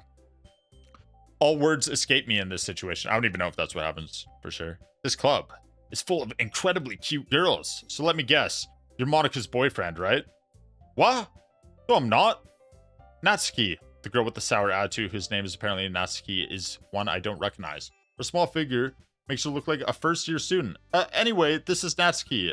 Energetic as usual, and this is Yuri, the vice president. Oh, you're the vice president this time. It's nice to meet you. Yuri, who appears comparably more mature and timid, seems to have a hard time keeping up with someone like Natsuki. Yeah, it's nice to meet both of you. So I ran to Cole in the classroom, and he decided to come check out the club. Isn't that great? Wait, Monica, didn't I tell you to let me know in advance before you brought anyone new? I was going to, well, you know. Sorry, I didn't forget about that, but I just happened to run into him. In that case, I should at least make some tea, right? Yeah, that would be great. Why don't you come sit down, Cole? The girls have a few desks arranged to form a table. Yuri walks to the corner of the room and opens the closet. Meanwhile, Monica and Natsuki sit across from each other. Still feeling awkward, I take a seat next to Monica. So, I know you didn't really plan on coming here, but we'll make sure you feel right at home, okay? As president of the Literature Club, it's my duty to make the club fun and exciting for everyone. I'm surprised there aren't more people in the club yet. It must be hard to start a new club. You could put it that way. Not many people are very interested in putting out all the effort to start something brand new, especially when it's something that doesn't grab your attention, like literature. You have to work hard to convince people that you're both fun and worthwhile. But it makes school events like the festival that much more important. I'm confident that we can all really grow this club before we graduate. Right, Natsuki? Well, I guess. Natsuki reluctantly agrees. Such different girls, all interested in the same goal. Monica must have worked really hard just to find these two. Yuri returns to the table carrying a tea set. She carefully places a teacup in front of each of us before setting down the teapot in the middle. You keep a whole tea set in the classroom? Don't worry, the teachers gave us permission. After all, doesn't a hot cup of tea help you enjoy a good book? I guess. Hehe, don't let yourself get intimidated. Yuri's just trying to impress you. That's not... Insulted, Yuri looks away. I meant that, you know, I believe you. Well, tea and reading might not be a pastime for me, but I at least enjoy tea. I'm glad. Yuri faintly smiles to herself in relief. So, Cole, what kind of things do you like to read? Well, considering how little I've read these past few years, I don't really have a good way of answering that. Manga, I mutter quietly to myself, half joking. So this is like all the same dialogue. Well, a couple of it, or a few dialogue things are changed. It's not going to make me go through all the days again, surely, right? Natsuki's head suddenly perks up. It looks like she wants to say something, but she keeps quiet. Not much of a reader, I guess. Well, that can change. What am I saying? I spoke without thinking after seeing Yuri's sad smile. Anyway, what about you, Yuri? Well, let's see. Yuri traces the rim of her teacup with her finger. My favorites are usually novels that build deep and complex fantasy worlds. The level of creativity and craftsmanship behind them is amazing to me. And telling a good story in such a foreign world is equally impressive. Yuri goes on, clearly passionate about reading. She seems so, reserved. Do I just skip through it faster? Thoughts? Walked in, obvious... I don't know. Light up that she finds her comfort in the world of books, not people. But, you know, I like a lot of things stored with deep psychological elements, usually immerse me. Isn't it amazing how a writer can so deliberately take advantage of your own lack of imagination? Anyway, I've been reading a lot of horror lately. I read a horror book once. I desperately grasp something I can relate to at the minimal level. At this rate, Yuri might as well be having a conversation with a rock. Aha, I'd expect that from you, Yuri. It suits your personality. Oh, is that so? Really, if a story makes me think or takes me to another world, then I really can't put it down. Surreal horror is often very successful at changing the way you look at the world, if only for a brief moment. I hate horror. Oh, why's that? Well, Natsuki's eyes dart over me for a split second. Never mind. That's right, you usually like to write about cute things, don't you, Natsuki? What? What gives you that idea? You left a piece of scrap paper behind the last club meeting. Looked like you're working on a poem called... No, don't say that out loud and give that back. Fine. Yeah, I'm gonna read through it fast until we get to dialogue that's like different stuff. Chat. Natsuki, you write your own poems? Well, I guess sometimes. Why do you care? I think that's impressive. Why don't you share them sometime? No. Natsuki, it burns her eyes. You wouldn't like them. I'm not a very confident writer yet. I understand how Natsuki feels. Sharing that level of writing takes more than just confidence. The truest form of writing is writing to oneself. You must be willing to open up to your readers, expose your vulnerabilities, and show even the deepest reaches of your heart. Do you have experience too, Yuri? Maybe if you share some of your work, you can set an example to help Natsuki feel comfortable enough to share hers. I guess it's the same for Yuri. We all sit in silence for a moment. Hey, I just got an idea. How about this? How about we all freaking... Let's go home and write a poem. Wow. Then next time we meet, we'll all share them with each other. That way everyone is even. I mean, I thought it was a good idea. Well, I think you're right, Monica. We should probably start finding activities for all us to participate in together. I did decide to take on the responsibility of vice president after all. I need to do my best to nurture the club as well as its members. Besides, now that we have a new member, it seems like a good step for us to take. Do you agree as well, Cole? No, not at all. Hold on, there's still one problem. What's that? Now that we've reached the most important topic, I bluntly come forth with what's been on my mind the entire time. I never said I'd join the club. Monica may have convinced me to stop by, but I never made any decision.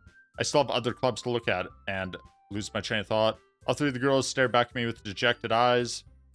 But I'm sorry, I thought... Girls exchange glances before Monica turns back to me. I guess I need to tell you the truth, Cole. The thing is, we don't have enough members yet to form an official club. We need 4. And I've been trying really, really hard to find new members. And if we don't find one more before the festival... I'm defenseless against these girls. How am I supposed to make a clear-headed decision when it's like this? I would feel terrible for letting everyone down in this situation. And besides, the club itself seems pretty relaxed. So if writing poems is the price I need to pay in order to spend every day with these beautiful girls? Right. Okay, I've decided then. I'll join the literature club. One by one, the girls' eyes light up. Oh my goodness, really? Do you really mean that, Cole? Yeah. It could be fun, right? You really did scare me there for a moment. I mean, if you really just left after all this, I would be super pissed. Cole, I'm so happy. We can become an official club now. Thank you so much for this. You're really amazing. I'll do everything I can to give you a great time, okay? Thanks, I guess. Okay, everyone. I think with that, we can officially end today's meeting on a good note. Everyone remember tonight's assignment. Write a poem to bring the next meeting so we can all share. Monica looks over at me once more. Well, I look forward to seeing how you express yourself. Yeah. Can I really impress the class star Monica with my mediocre writing skills? I already feel the anxiety welling up inside me. Meanwhile, the girls continue to chit-chat as Yuri cleans up the tea set. I guess I'll be on my way then. Okay, I'll see you tomorrow then. I can't wait. With that, I depart the club room and make my way home. The whole way, my mind wanders back and forth between the 3 girls, Natsuki, Yuri, and of course, Monica. Will I really be happy spending every day after school in a literature club? Perhaps I'll have the chance to grow closer to one of these girls. Alright, I just need to make the most of my circumstances, and I'm sure good fortune will find me. And I guess that starts with writing a poem tonight.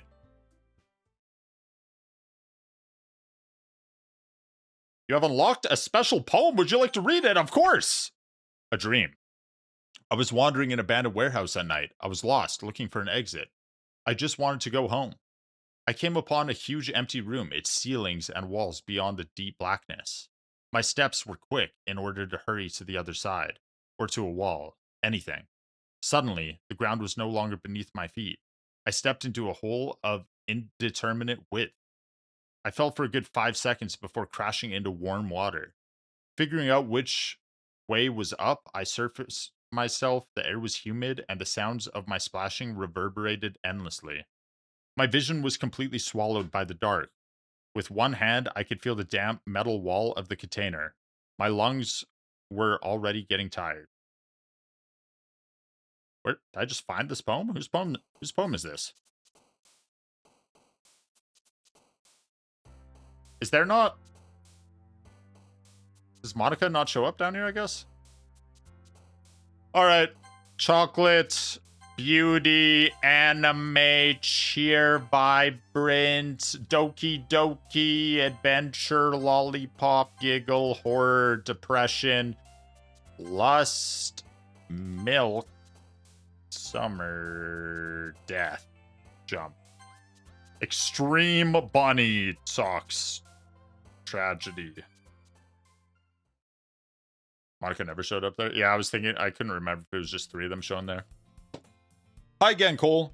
Glad to see you didn't run away on us, ha ha ha. Nah, don't worry. This might be a little strange for me, but I at least keep my word. Well, I'm back at the literature club. I was the last to come in, so everyone else is already hanging out. Thanks for keeping your promise, Cole. There's something on your face. No, it's gone now. Never mind. I hope this isn't too overwhelming of a commitment for you. Make you dive headfirst into literature when you're not accustomed to it? Where'd you come from? Oh, come on, like he deserves any slack. You already had to be dragged here by Monica. I don't know if you plan to just come here and hang out or what, but if you don't take us seriously, then you won't see the end of it. Hey, you're fucking covering my... Natsuki, you certainly have a big mouth for someone who keeps her manga collection in the restroom. Natsuki finds herself stuck between saying Monica and manga. Manga is literature. Swiftly defeated, Natsuki plops back into her seat. I'm sorry, Cole.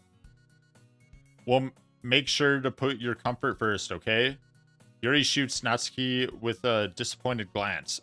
Anyway, now that you're in the club and all, perhaps you might have interest in picking up a book to read. Well, I can't really read. Like you said, I'm in this club now, so give it a try. So it only feels right for me to do something like that if you ask. Well, wait. I didn't mean it like that. If you don't really want to, then forget I said anything, I guess. No, it's not that, Yuri. I want to try and be a part of this club. So even if I don't read often, I'd be happy to pick up a book if you wanted me to. Are you sure? I just felt like, well, as vice president and all, that should help you get started on something you might like. Yuri reaches into her bag and pulls out a book. I don't want you to feel left out, so I picked out a book that I thought you might enjoy. It's a short read, so it should keep your attention even if you don't usually read. And we could, discuss it if you wanted. How is this girl accidentally being so cute? She even picked out a book she thinks I'll like, despite me not reading much. Yuri, thank you. I'll definitely read this. I enthusiastically take a book. Phew.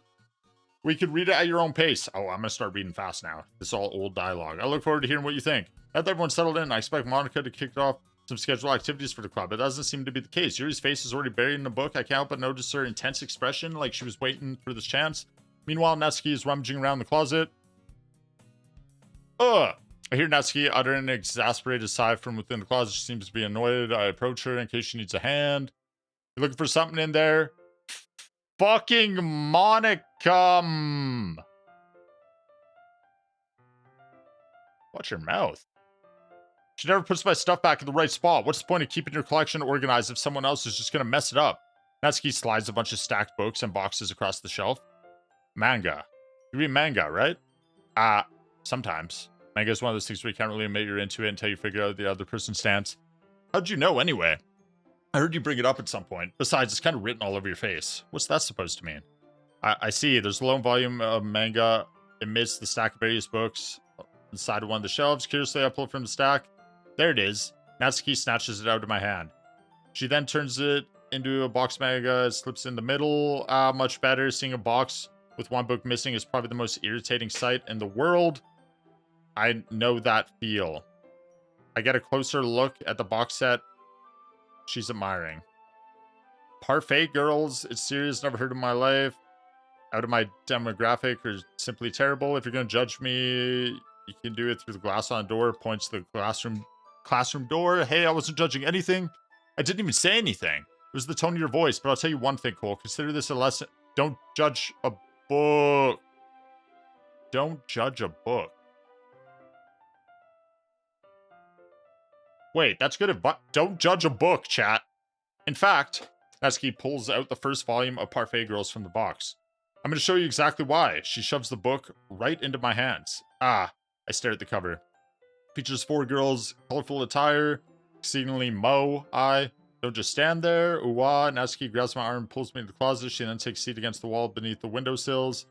Past the ground next to her, signaling for me to sit. Wouldn't chairs be more comfortable? I take my seat. Chairs wouldn't work. Can't read at the same time like that. Was that? I guess it'd be easier to be close like this. Don't just say that.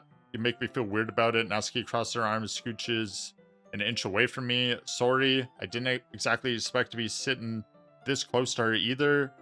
Not that I can say it's a particularly bad thing. I opened the book. It's only a few seconds before Natsuki once again inches closer, reclaiming the additional space. But she hopes I won't notice. I can feel her peering over my shoulder, more eager to read than I am. How long has it been since I read the beginning? You don't go back and flip through the older volumes? Not really. Maybe sometimes after I finish the series. Hey, are you paying attention? No, not really. I am, but nothing's really happened yet, so I can talk at the same time. It looks like it's about a bunch of friends in high school.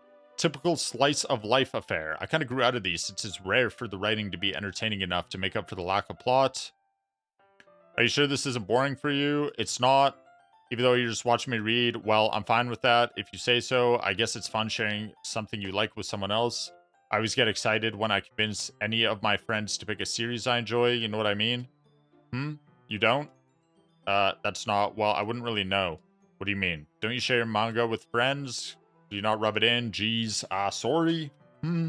Like I could ever get my friends to read this. They just think manga's for kids. I can't bring it up with them being all like, oh, you still haven't grown out of that? Makes me want to punch them in the face. I know those kinds of people. Hopefully it takes a lot of effort to find friends who don't judge, plus less friends who are also into it. I'm already kind of a loser, so I guess I gravitated towards the other losers over time. Probably hard for someone like you. Yeah, that's pretty accurate. Wait, which part? I mean, I feel like I can't even keep it in my own room. My dad would beat the shit out of me if he found this. Seems like he'd be taking it a little far if he did that. At least it's safe here in the club room. Except Monica's kind of a jerk about it. I just can't win, can I? Well, it paid off in the end, didn't it? I mean, here I am reading it. Well, it's not like that solves any of my problems. Maybe, but at least you're enjoying yourself, right? So, haha, geez, that's enough. Are you gonna keep reading or what? Yeah, I flipped the page.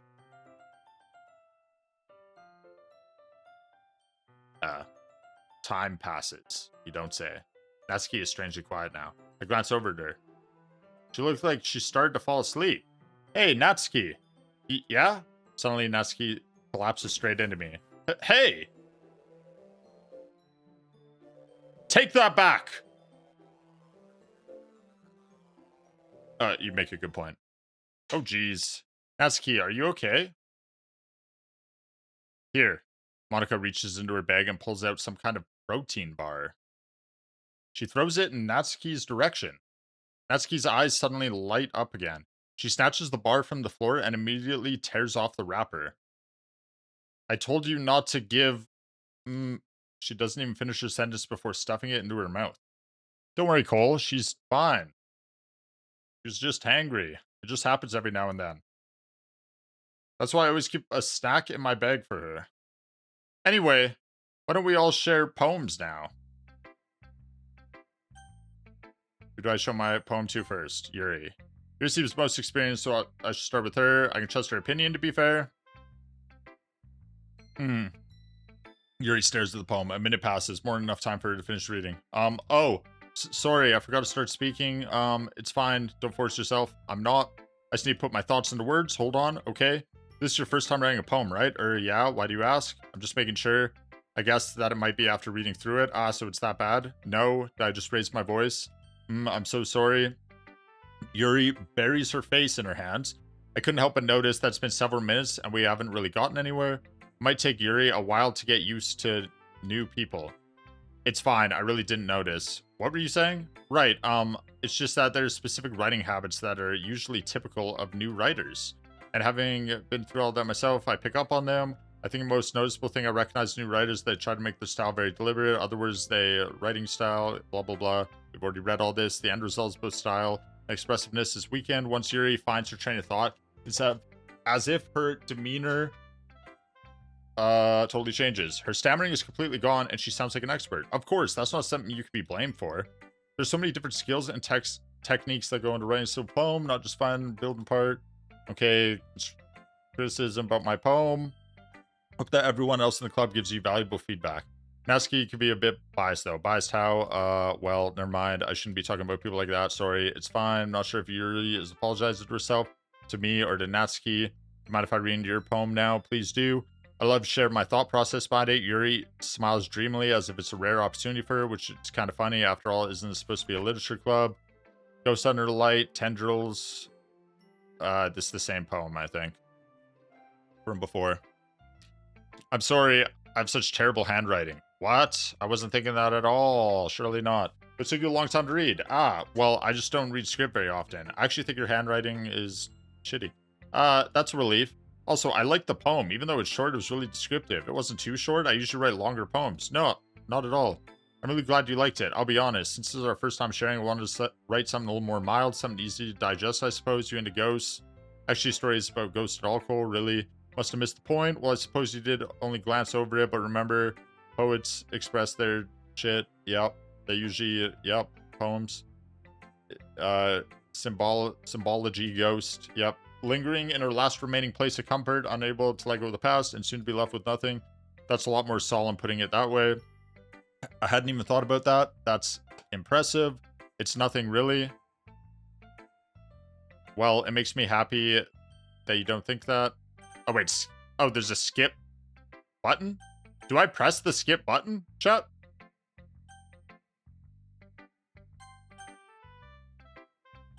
So this is all the same then. Correct? It's not gonna skip stuff I haven't seen though, right? Okay. I mean, we may as well skip it. Like, I've read this already. Have a good time so far? Oh, this is new then. Yeah, good. Glad to hear it. By the way, since you're new and everything, if you ever have any suggestions for the club, like new activities or things we can do better, I'm always listening. Don't be afraid to bring things up, okay?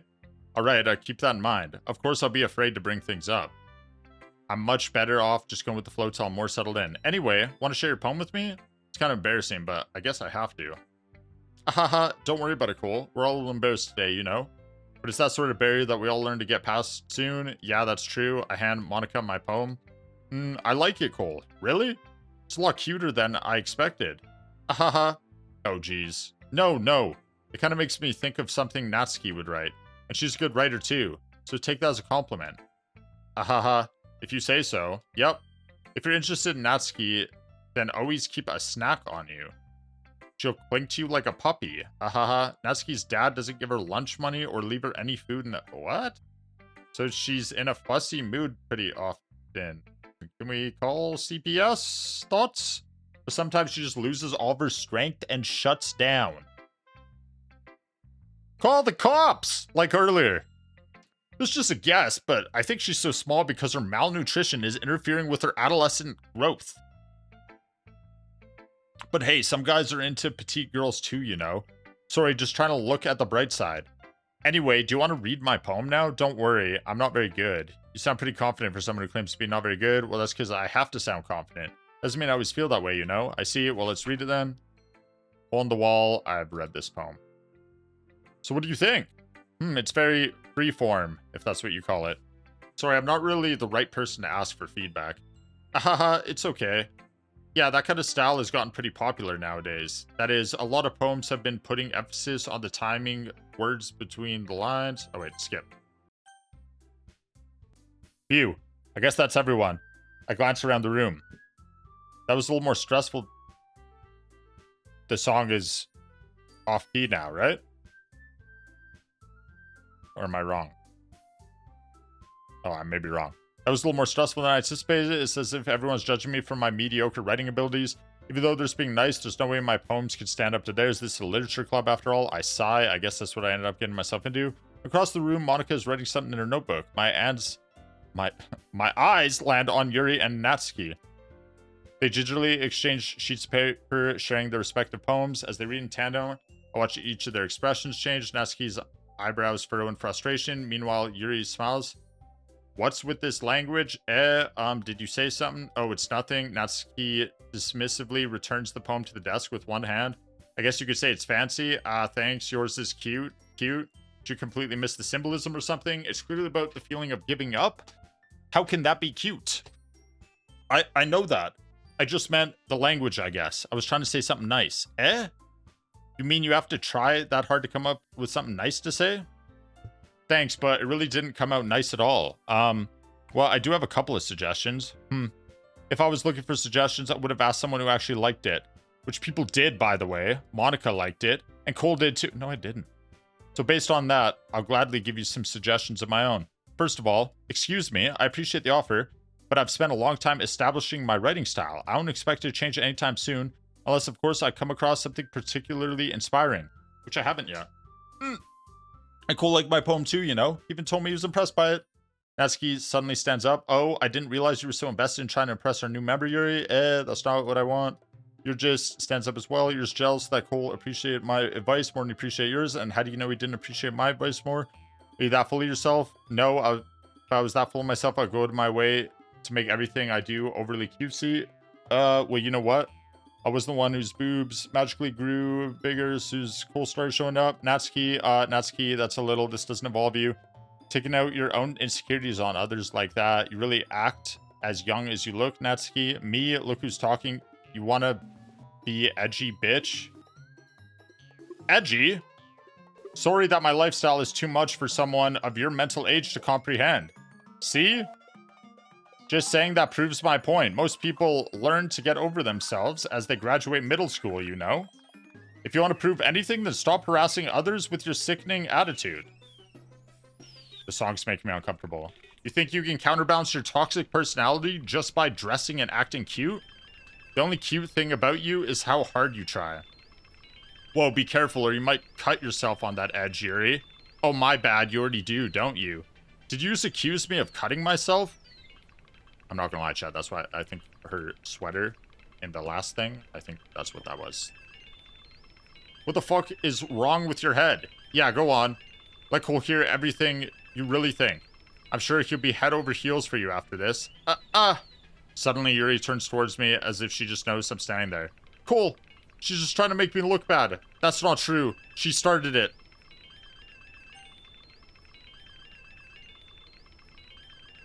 Wait, I did read all that, by the way. I'm a fast reader. I'm just registering it. It said, who do you pick? I kind of want to just pick...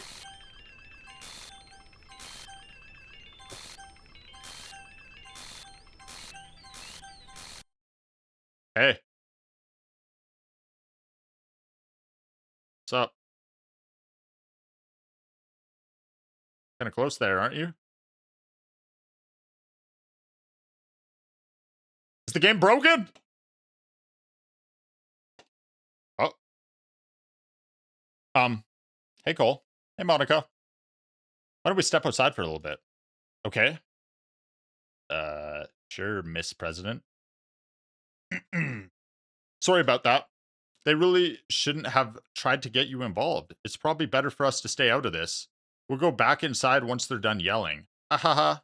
Some president I am, right? I can't even confront my own club members properly. I just wish I was able to be a little more assertive sometimes. But I never have it in me to put my foot down against others. You understand, right? Anyway, if this makes you want to spend less time with the others, then that's fine. I'd be happy to spend time with you instead. Suddenly, Natsuki runs out of the classroom.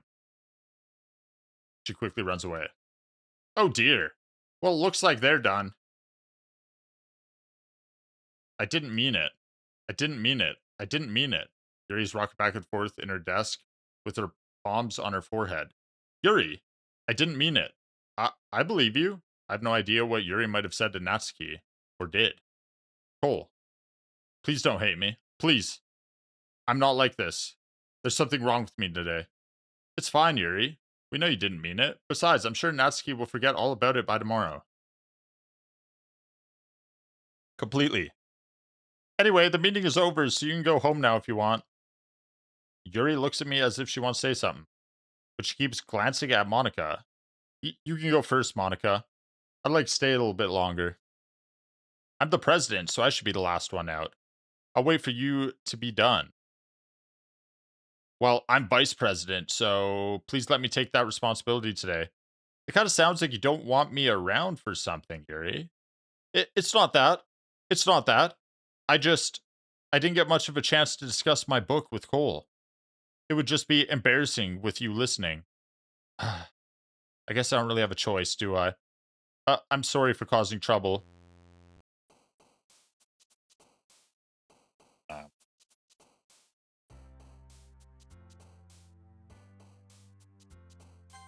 okay, let's just pick random stuff.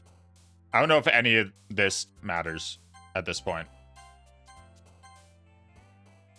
I picked that one!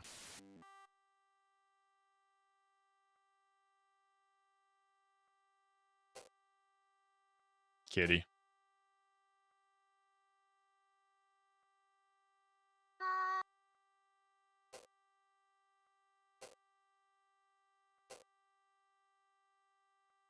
Incapable? Uncanny.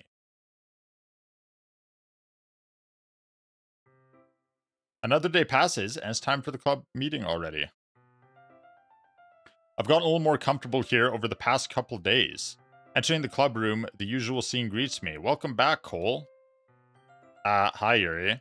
I'm not sure if it's me or if it's Yuri's expression, but the weight of yesterday's quarrel still hangs in the air a little. Yuri glances over his shoulder, looking around the room. Natsuki is reading a manga at her desk, and surprisingly, Monica isn't here yet. Suddenly, Yuri takes my arm and pulls me in the corner of the room. About yesterday, I really need to apologize. Nothing like that has ever happened before, and something just came over me, I guess. I wasn't acting mentally sound. Please don't think we're usually like this. Not just me, but Natsuki as well. Yuri, I'm happy that you were considerate and apologized. You don't have to worry too much. Even though I've only been here a couple days, I could tell something was off yesterday. Maybe we were just a little extra sensitive because it was our first time sharing poems. But whatever it was, it didn't make me think any less of you. I'd already decided that there's no way you could be a bad person. And now that you're apologizing, I know you really didn't mean it. Cole, don't say those kinds of things so frankly. They make me a little too happy. I'm really glad that you're such an understanding person. And I'm really glad that you joined this club. Everything is a little bit brighter with you around. And, sorry, what am I saying right now? Hey, have you guys seen Monica? No, I haven't. I was also kind of wondering where she was. Man. Yuri, I'm guessing you haven't either. Yuri is clearly taken aback by how calmly Natsuki is addressing her. No, I haven't. Geez, this isn't like her at all. I know it's stupid, but I can't help but worry a little bit. What? Why are you looking at me like that? Natsuki, about yesterday, I just wanted to apologize. I promise I didn't mean any of these things I said. And I'll do my best to stay under control from now on. So, Yuri, what the heck are you talking about? Did you do something yesterday? Oh my god, she has short-term memory loss. Jeez. Whatever's on your mind, I'm sure it was nothing. I don't even remember anything bad happening. You're the kind of person who worries too much about the little things, aren't you? But I'll accept your apology anyway, if it helps you feel better about it. Besides, it's kind of nice to hear since I was always afraid you secretly hated me or something like that. No, not at all. I don't hate you. Ahaha. Well, you're kind of weird, but I don't hate you either. Natsuki turns to me. You're still on trial, though. Hey. Suddenly, the door swings open. Sorry, I'm super sorry. There you are. I didn't mean to be late. I hope you guys weren't worried or anything. Nah. Well, Natsuki was. I was not. Ha. What took you so long anyways? Well, my last period today was study hall. To be honest, I was kind of lost track of time. Makes no sense, though. You would have heard the bell. I was practicing piano. Weren't aware you played music as well. Give me more credit than I deserve. I've been practicing for a while, but it's not really good yet. Still, that must require a lot of dedication. I'm impressed. Well, thanks, Yuri. You should play something for us sometime. That's... Monica looks at me. Well, I'm working on writing a song, but it's not quite done yet. Maybe once I get a little bit better, I will. That sounds cool. I look forward to it. Is that so? In that case, I won't let you down, Cole. Monica smiles sweetly. I didn't mean any pressure or anything like that. Don't worry. I was hoping that I could share it with you anyway. I guess that's why I've been practicing so much recently. I see. I'm not sure if Monica was referring to the whole club or just me. In that case, best of luck. Thanks. So I didn't miss anything, did I? Not really. I chose not to bring up anything the three of us talked about. Besides, Natsuki had already run off into the closet. Cole, since your compliments put me in a good mood, I was wondering if you'd like to spend some time together today. I mean, in the club. I suppose so. I don't think I could say no to you after you gave that book to me. Well, I guess I need to make sure Natsuki isn't waiting for me. After we finished reading yesterday, she's fine. She's reading over there. So it's okay, right? In that case, I don't see any problem. Okay. Can we start now? Let's find a place to sit. I'm being a little forceful, aren't I? I'm sorry. My heart just won't stop pounding for some reason. Don't worry about it. If anything, it's nice to see you have so much energy. Yeah, but I need to try and calm down. I won't be able to focus on reading like this. Take your time. Yuri takes a deep breath, then pulls a copy of the book out of her bag. What's the story about anyway? Well, I look at the cover of the book. The book is titled Portrait of Markov. There's an ominous-looking eye symbol on the front cover. Basically, it's about this religious camp that was turned into a human experiment prison. Wait, is this a different book? I think it has the same name. But the plot is different. And the people trapped there have this trait that turns them into killing machines that lust for blood. But the facility gets even worse, so they start selectively breeding people by cutting off their limbs and affixing them to... oh, that might be a little bit of a spoiler. You fucking ruined the whole book, Yuri.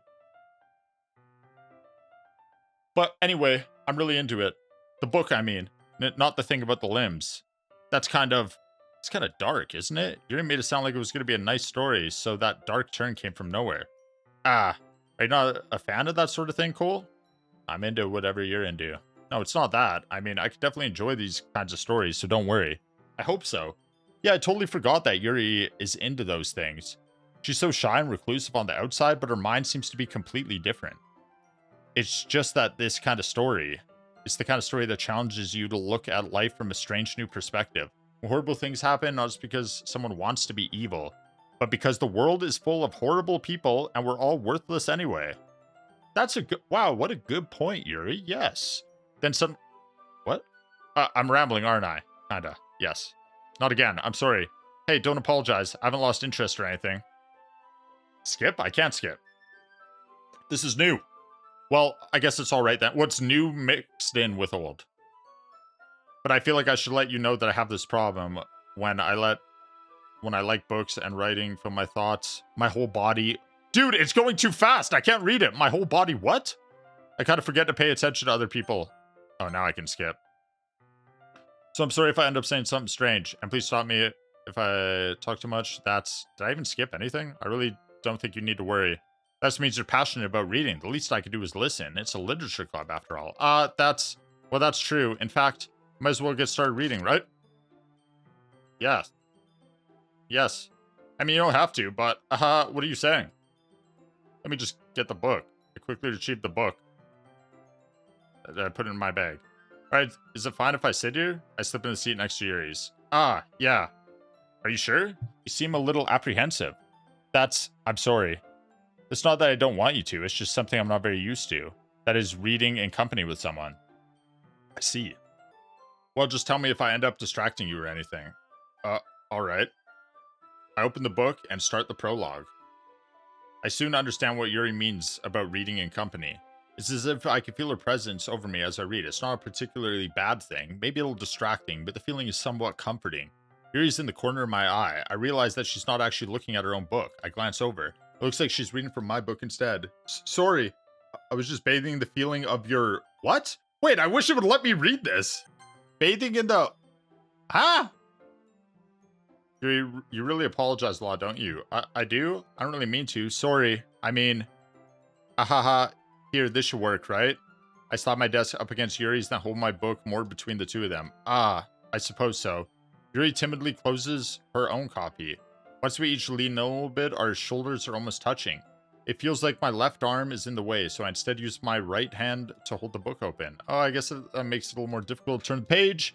Here, Yuri takes her left arm and holds the left side of the book between her thumb and forefinger. Ah, I do the same thing with my right arm on the right side of the book. That way I turn the page, Yuri slides it on her thumb after it flips to her side.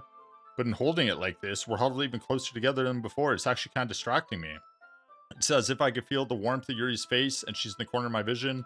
Are you ready? To turn to the page. Ah, sorry. I think I got a bit distracted for a second. I glanced over Yuri's face again and our eyes meet. I don't know how I'll be able to keep up with her. That's okay. You're not as used to reading, right? I don't mind being patient if it takes you a little bit longer. It's probably the least I can do since you've been so patient with me. Yeah. Thanks. We continue reading. Yuri no longer asks me if I'm ready to turn the page. Instead, I just assume that she finishes the page before me, so I turn it on my own volition. We continue the first chapter in silence. Even so, turning each page almost feels like an intimate exchange. My thumb gently letting go of the page, letting it flutter over to her side. She catches it under her own thumb. Hey, Yuri. This might be a silly thought, but the main character kind of reminds me of you a bit. No, I don't relate this character at all. Definitely not. Wait, this is the book about, like, the limb killing machine farm? Weird. Really? I was just thinking the way she second guesses things she says and all that. I see what that's what you're talking about. Sorry, I thought you meant something else about her. Something else? Never mind. We didn't even get that far yet, so I don't know why that came in my head. Ahaha. Yuri, are you feeling alright? Eh? Yuri's been a little fidgety ever since we started reading. You can rest if you're feeling sick or something. Your breathing is a little... My breathing? Yuri puts her hand on her chest, as if to feel her heartbeat. I didn't even notice. Anyway, I'm fine. I just need some water. Alright, don't push yourself. Yuri stands up and practically rushes out of the classroom. What on earth was that about? Cole? Did something happen just now? Eh? I have no idea. Yuri was acting a little strange, I guess. So you don't know anything? Sorry, I can't say I do. Are you worried about her? Oh, no, not really. I was just making sure that you didn't do anything to her.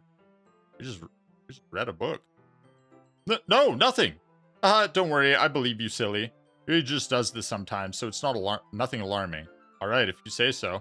Anyway, why don't we start with sharing our poems with each other? Eh? Shouldn't we wait for Yuri? Well, she might be a while, so I just figured we'd get started without her. Is that okay? Yeah, I was just asking. I stand up. I make a mental note of where I left off in the book and then slip it back into my bag. Do I show my poem to first? Natsuki. I can't skip. What's not terrible, but it's pretty disappointing after your last one. Then again, this is as good as your last one. I'd be completely pissed. Just want to try something a little different this time. Fair enough, you still knew this. Wouldn't expect you to find your style. I mean, everyone in the club really different from each other. Maybe you find a little influence from all of us. For instance, I noticed that you're spending some time with Yuri today. Not that I care who you spend your time with. After all, I was taught to never expect anything from anybody, so it's not like I was waiting for you or anything. Still, you should at least look over my poem. You'd probably be able to learn something from it. Amy likes spiders. Wriggly, spiders, gross. Yeah, whatever. Not bad, right? No, it's really bad. It's quite a bit longer than yesterday. Yesterday was way too short. I was just warming up. I hope you didn't think that was the best I could do. No, of course not. Anyway, the message is pretty straightforward in this poem. My dad will have to explain it.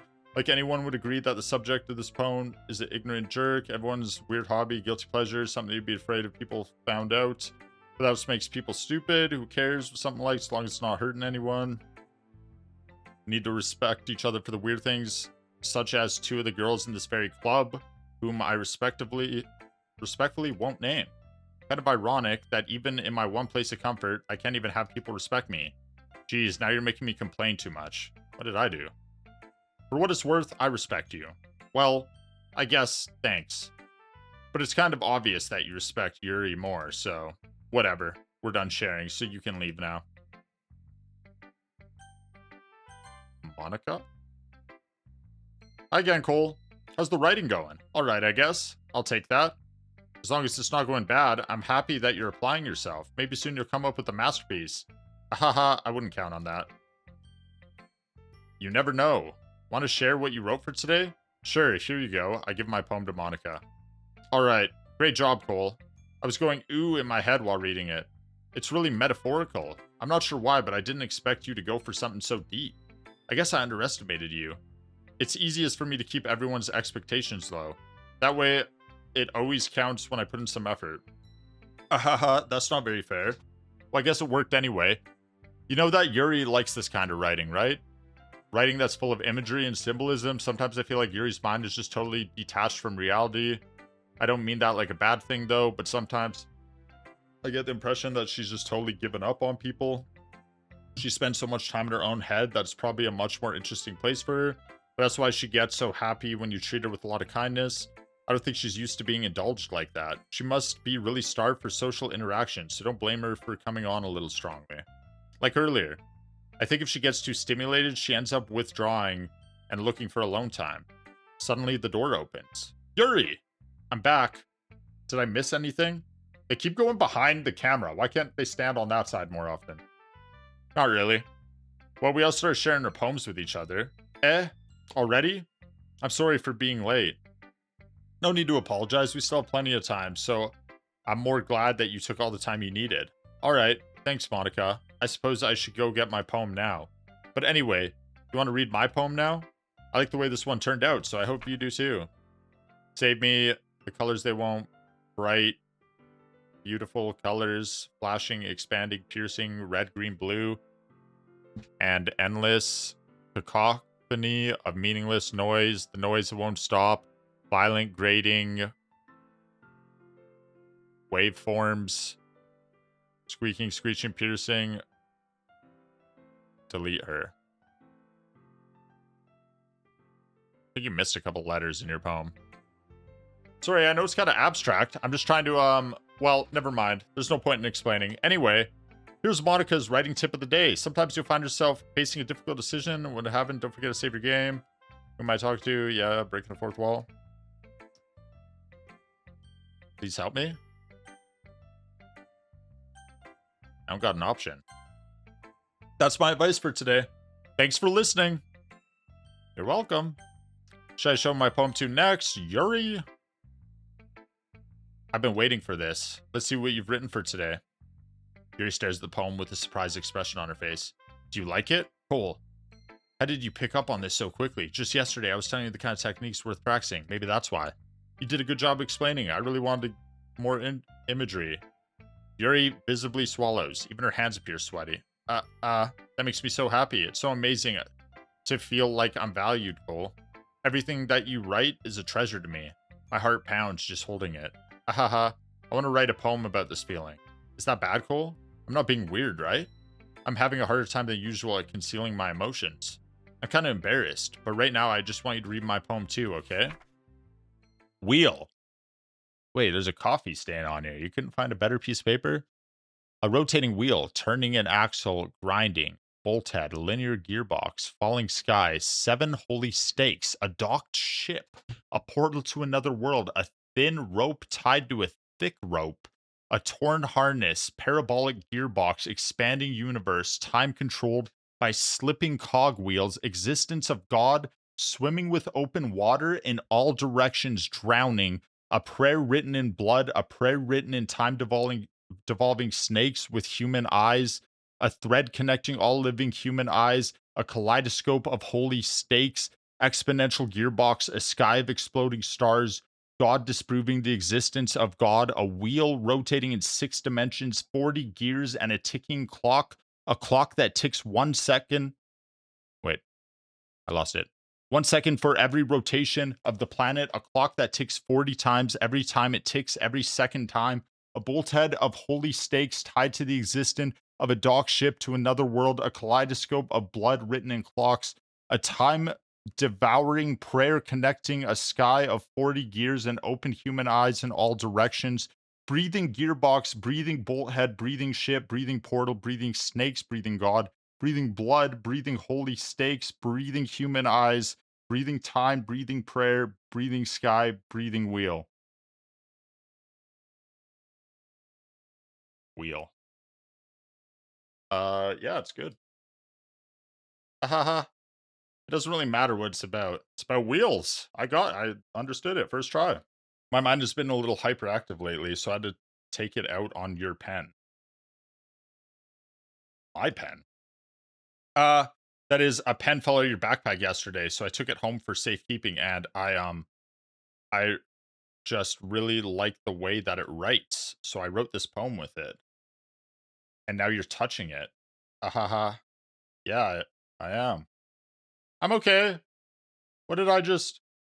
Can we pretend this conversation never happened? You can keep the poem, though. Going right in the garbage. You unlocked a special poem. Would you like to read it? What if I say no? I'll read it. A dream. I was staying over at my friend's place. There were 4 of us. I drifted off to sleep while everyone was talking and watching TV. In my dream, I was still at my friend's house. The only difference was that there were nails sticking out of the walls everywhere, and there was also someone I didn't recognize. The person I didn't recognize told a joke, and everyone laughed. I woke up to the sound of everyone laughing at something that happened on the TV. So the laughing was not part of the dream. It was the noise that woke me up. I wonder who that person was and how they knew to tell a joke at that moment.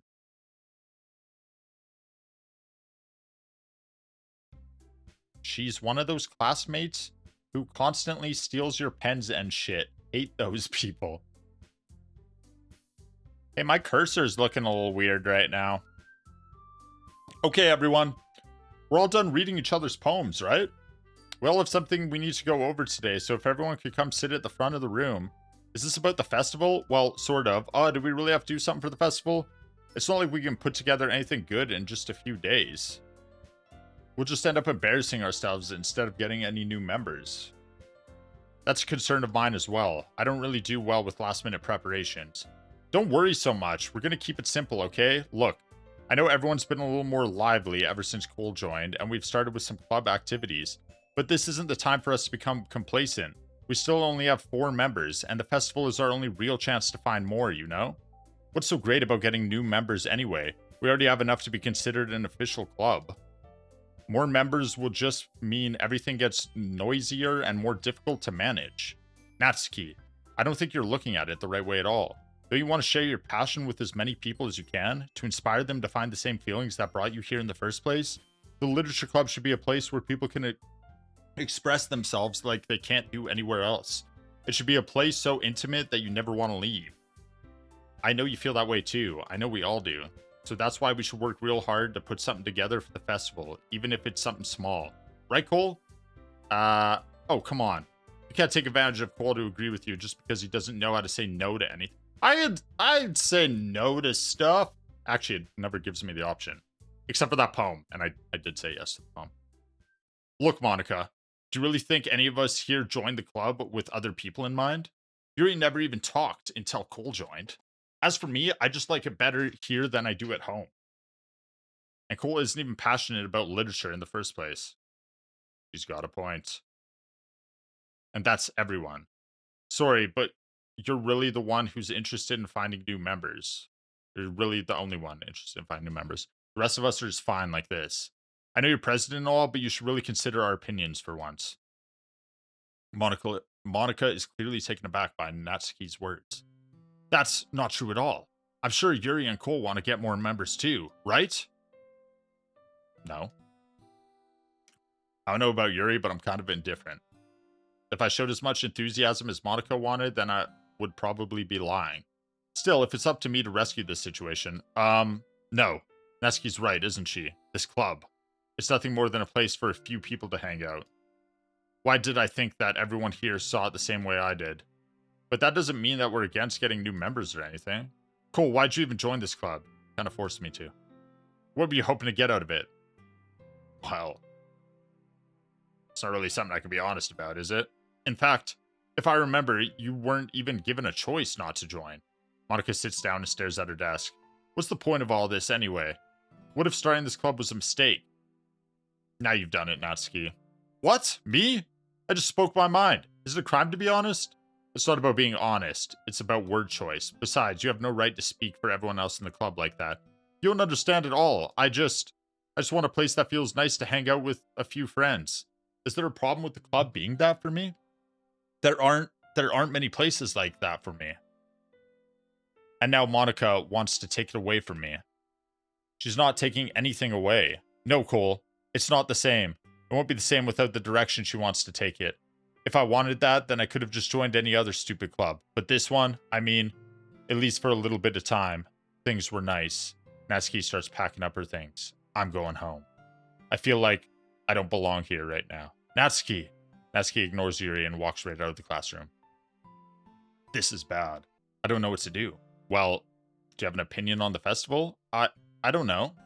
I'm kind of indifferent, I guess. Who cares about that obnoxious brat? Kind of true. I mean, I like how nice and quiet the club is right now. And I'm just happy with you here. But still, I'm the vice president. It's not right for me to ignore my responsibilities like that. Nobody would cry if she...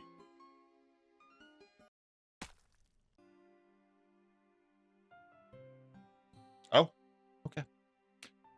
I should do my best to consider everyone's perception and make the decision that's right for the club. But what about you, Cole? What do you want to get out of this club? Oh, get the fuck out of... This is a weird club. I don't know about this club anymore. Yuri repeats the same question as Monica. I decide giving an indirect answer is better than nothing. I think the most important thing is for everyone to get along. And for the club to provide something that you can't get anywhere else. I don't think it's about how many members, but rather the quality of each member. That's what will end up making the Literature Club a special place. I see. I really agree with you. Each member contributes their own qualities in a special way. Oh, she's still bleeding out of her. Oh. Yo, 911? Like a hospital, maybe? Call an ambulance? Thoughts? Each member contributes their own qualities in a special way. With each change in members, the identity of the club as a whole will change too. I don't think that's necessarily a bad thing. Stepping out of your comfort zone once in a while. So if you would like to help Monica with the festival, then I'm on your side as well. Alright. Well, maybe we could talk to Natsuki tomorrow. Yuri nods. Hey, Yuri. Eh? I know things were a little awkward yesterday, but I feel like you deserve to know that I still think you're a wonderful vice president. And also a wonderful friend. What a heartwarming story. Monica! I want to do everything I can to make this the best club ever, okay? Me too. Yeah. Let's all go home for today. We'll talk about the festival tomorrow. Okay. I look forward to it. Shall we go, Cole? Please don't take this the wrong way, but I'm going to chat a little bit with Cole before we leave, just to see what he thinks of his time here and all that. It's important to me as president. Yuri looks a little troubled, but she doesn't protest. Okay, I trust your judgment, Monica. In that case, I'll see the two of you tomorrow. See you tomorrow. Monica waves as Yuri exits the classroom. Phew, things have been a bit hectic lately, haven't they? Oh, thank God there's another normal person in this classroom. I thought there was some weird shit going on earlier. You get me, though. Well, I just want to make sure you're enjoying your time at this club. It's getting dark. Is it getting darker? Is it still getting darker in the class? Yeah, it's getting awfully dark in the... Maybe turn the light back on? I would really hate to see you unhappy. I feel like I'm responsible for that as president, and I really do care about you, you know? I don't like seeing the other girls give you a hard time with how mean Natsuki is and everything. I feel like they haven't been that mean to me. And Yuri being a little bit, you know, the whole bleeding eye thing. Yeah, that was weird. Haha. Sometimes it feels like you and I are the only real people here. You know what I mean? Kinda, but you're making me feel a little uncomfortable now. But it's weird because in all the time you've been here, we've hardly gotten to spend any time together. I mean, I guess it's technically only been a couple of days. Sorry, I didn't mean to say something weird. There's just some things I've been hoping to talk about with you. Things I know only you could understand. Wait, not yet. No, stop it. What? It was running away. Okay, I'm just clicking random shit. Wait, I'm over the limit. Oh no! There's too many words!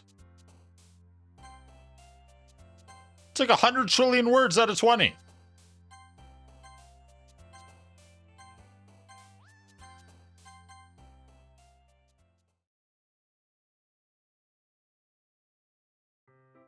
Okay, we are back. Hi, Cole. I've been waiting for you. Are you ready to continue reading? I brought my best tea today. Monica, I told you not to... Ugh.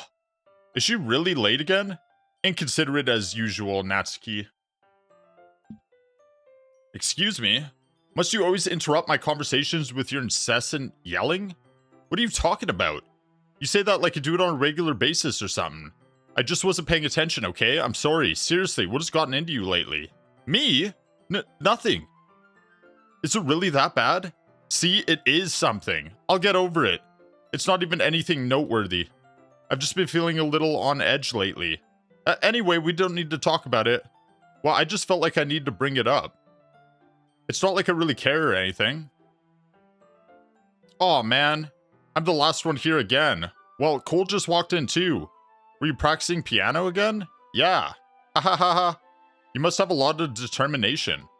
Starting this club and still trying to make time for piano? Well, maybe not determination, but I guess passion. It motivates me to work hard for the festival and, right. I forgot. About that, Natsuki. We were all talking yesterday and, well, we decided that we would like to support the festival as well. However, I understand how you feel about not wanting the club to change. I think we all kind of feel that way. So as long as we're all working together, this club will never become something we don't want. Also, if you help us out with the festival, then I'll buy you a new manga. Ahahaha. Sorry, that last part was really funny. Look, I did some thinking about yesterday. I was a little more hostile than I meant to be. I guess I really felt threatened or something. But I know this is something we're doing together. Another new member wouldn't hurt as long as they're cool. And I guess another girl would be nice this time. But more importantly, I would hate to see the event suck just because I chose to back out. I'm a pro, you know. So I'm gonna help too, and we'll make sure it's done right. Thank goodness. Isn't that great, Monica? Monica? Yeah, that's wonderful. It wouldn't be the same without you, Natsuki. Anyway, Cole, what do you want to do today? I was thinking we already have plans today. Is that so, Yuri? That's correct. Cole is already engaged in a novel that we're reading together. Aren't you glad I've already got him into literature, Monica? I suppose. Actually, it doesn't matter. It really doesn't. You guys can do whatever you want. Yes, thank you for understanding, Monica. Actually, I have a request. Do you mind if I make some tea first? Not at all. Thanks very much. If there's one thing that can make my reading time here any better, it's a nice cup of tea. Not to mention for yourself as well.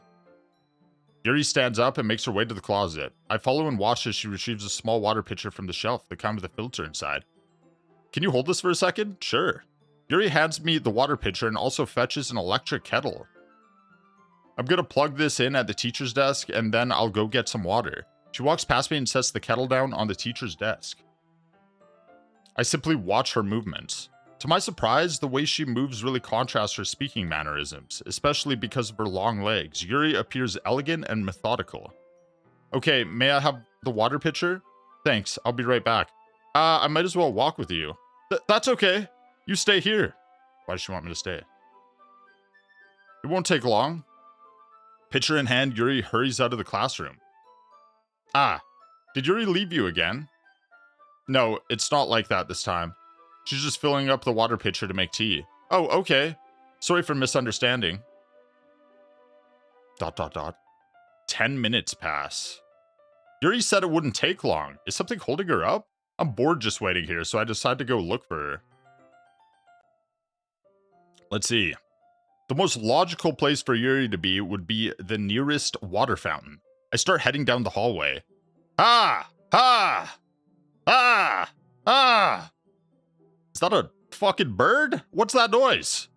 It's coming from around the corner. It sounds like breathing. Oh, I did the sound wrong. A sharp inhale, like someone is sucking the air through their teeth. Are they in pain? I reach the corner and peer around. Yuri? Kya? What? Board, pass out. I'm back. Okay, that was kind of weird. Thanks for waiting patiently. Cool, do you like oolong tea? Sure, Yuri. Yeah, anything is fine. Very well. Yuri sets the temperature on the kettle to 200 degrees. Now it's time to get the teapot.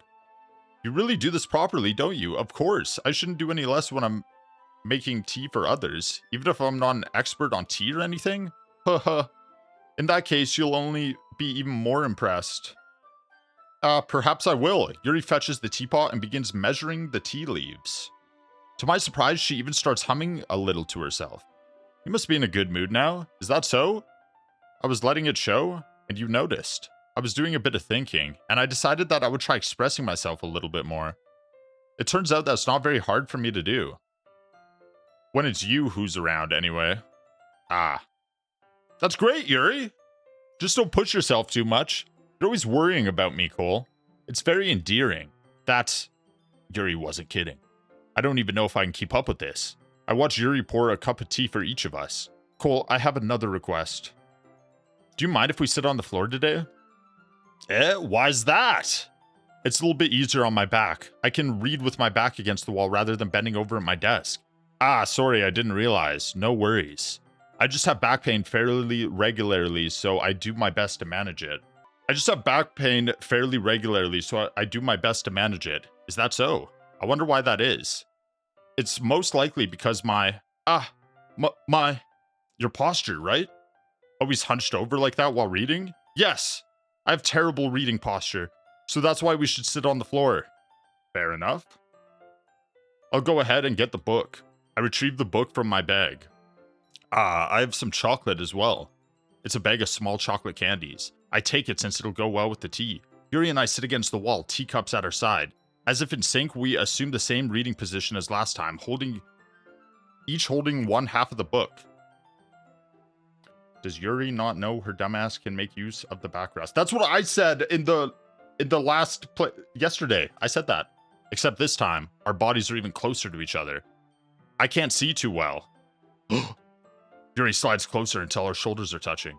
How am I supposed to focus on reading like this? Yuri was always kind of cute, but when she's being less apprehensive, it's almost more than I can handle. Your teacup. Yuri hands me my teacup. Holding it with my hand that's not holding the book, I end up in a position that makes it even harder to focus. Because now I need to worry about making sure I don't accidentally touch her chest. Meanwhile, Yuri hasn't noticed a single thing. She wears her intense reading expression, and I can only presume the world around her is faded away. I use all of my willpower to focus on reading. After a few minutes, I finally manage to relax a little. I put the teacup between my legs and fumble with the chocolate wrapper. Ah, sorry. I briefly let go of the book to finish opening the wrapper. You can have as much as you want. Ah, that's okay. I won't take any. Eh? Are you sure? Well, if I touch it, then it might get smudges on the paper. Ah, you're right. I didn't even think about that. My bad. No need to apologize. I'll hold the book, okay? Are you sure? Of course. Yuri opens the book with both hands. She holds it so I don't have any harder of a time reading from it. But as a result, her left arm is practically resting on top of my leg. Well, in that case, Yuri is already totally focused on reading again. I take a chocolate candy and pop it in my mouth. Then I take another chocolate and I hold it up to Yuri. She doesn't even look away from the book. She simply parts her lips as if the situation was completely natural. But that means I can't stop here. I apprehensively place the chocolate in her mouth. Just like that, Yuri closes her lips over it. Eh? Yuri's expression suddenly breaks. Did I just... Yuri looks at me like she needs to confirm what just happened. Cole. Sorry. I guess I shouldn't have done that. Yuri starts to breathe heavily. I can't. Cole. Suddenly, Yuri forcibly grabs my arm and jerks me to my feet. My teacup gets knocked over. My frickin' tea! Cole. My heart. My heart won't stop pounding, Cole. I can't calm down. I can't focus on anything anymore. Why'd you turn off the lights, though? Can you feel it, Cole? Yuri suddenly presses my hand against her chest. Why is this happening to me? Hearts are supposed to beat. I feel like I'm losing my mind. I can't make it stop. It even makes me not want to read. I just want to look at you. Hey! You do it in a less creepy way, potentially? Thoughts on that? Ah.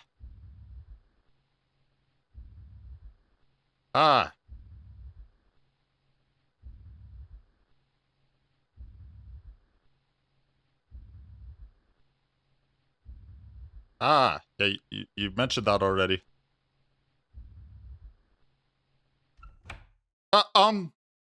It's time to share poems. You ruined the moment, Monica. Who should I show my poem to first? Monica. Cole, I think you saw something earlier that you weren't supposed to see. Which part? I saw a lot of stuff. I don't want to have to tell you this, but I don't think I have a choice. It's getting kind of dangerous for you to spend so much time with Yuri. I don't know why, but she seems pretty easily excitable when she's around you, which shouldn't be a problem in itself. But when Yuri gets too excited, she finds a place to hide and starts cutting herself with a pocket knife. Oh, is this really my business? Isn't that kind of messed up? I guess, yeah. Okay, yeah. She even brings a different one to school every day, like she has a collection or something. Why you tell me all this? I mean, it's definitely not because she's depressed or anything like that. I think she just gets some kind of high from it. It might even be like a sexual thing. But the point is, you've kind of been enabling her. I've just read a book with her. How are you blaming me? I'm not saying it's your fault, though. But I guess that's why I had to explain it all to you. So I think if you keep your distance, that would probably be best for her. While you're at it, don't be shy to spend a little more time with me. To put it lightly, I at least have it together in the head, and I know how to treat my club members. Anyway, I worked really hard on this poem, so I hope that it's effective. Here goes. Jeez, that really startled me. A blue screen? Well, I guess I kind of messed up at writing this poem. Yeah, that's not a poem at all, dumbass. What? I was just trying to... Never mind. Let's just move on. Your PC sucks. Matsky. This one's alright. Alright? Well, yeah. About as good as yesterday's anyway. I still can't really tell how much you actually care about writing, but either way, you're doing alright. Even though you're not really spending time with anyone but Yuri, I still think it's nice to have activities that we all participate in. So you better keep working hard. I mean, I know I'm not president or vice president or anything, but that doesn't mean you can let me down, okay? So at least read mine too for now. But just to be clear, this poem means a lot to me. So read it carefully, okay? I don't know how else to bring this up, but there's been something I've been worried about. Yuri has been acting kind of strange lately. You've only been here a few days, so you may not know what I mean, but she's not normally like this. She's always been quiet and polite and attentive, things like that. Okay, this is really embarrassing, but I'm forcing myself to suck it up. The truth is, I'm really worried about her. But if I try talking to her, she'll just get mad at me again. I don't know what to do. I think you're the only person that she'll listen to. I don't know why, but please try to do something. Maybe you can convince her to talk to a therapist. I've always wanted to try being better friends with Yuri, and it really hurts me to see this happening. I know that I'm going to hate myself later for admitting that, but right now, I don't care. I just feel so helpless. So please, see if you can do something to help. I don't want anything bad to happen to her. I'll make you cupcakes if I have to. Just please try to do something. As for Monica, I don't know why, but she's been really dismissive about this. It's like she just wants us to ignore it, so I'm mad at her right now, and that's why I'm coming to you about this. Don't let her know I wrote this! Just pretend like I gave you a really good poem, okay? I'm counting on you. Thanks for reading. This poem fucking sucks. I changed my mind. Ignore everything you just read, okay? There's no point in trying to do anything. It's Yuri's own fault that she's so unlikable. Kind of hurtful. Can you hear me, Cole? Yeah, I'm reading everything you're saying. If you would just spend more time with Monica, all these problems would go away. Wait, really? Yuri and I are too messed up for someone as wonderful as you. Thank you. Just think of Monica from now on. Just Monica. Just Monica. Just Monica. Just Monica. The game's restarting? Okay. Who should I show my poem to next? Yuri, I guess. Finally. Ahaha. Yuri holds my poem to her face and takes a deep breath. I love it. I love everything about it. Cole, I want to take this home. No, that's mine. You can't do it. Will you let me keep it? Please? Sure, I don't care. Ahaha. You're too nice to me, Cole. I've never met anyone as nice as you. I could die. Not really, but I just don't know how to describe it. It's okay to be feeling this way, right? It depends what you mean by that. It's not bad, right? Yuri holds my poem to her chest. I'm gonna take this home with me and keep it in my room. I hope that makes you feel good when you think about me having it. I'll take good care of it. I'll even touch myself while reading it over and over. Thanks? I'll give myself paper cuts so your skin oil enters my bloodstream. I'll take it as a compliment. You can have my poem too. No, I don't want it. Please don't give it to me. Besides, after you read it, I know you're really gonna want to keep it. Here, take it. I can't wait any longer. Hurry, read it. Roses are red. Violets are blue.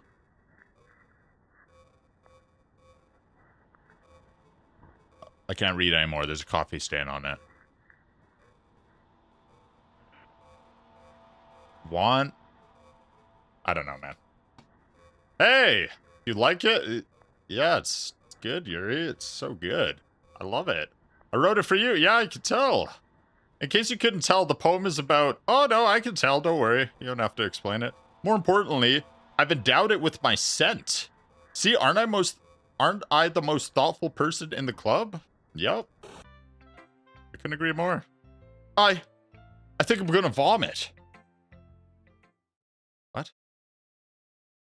Yeah. Can you hear me?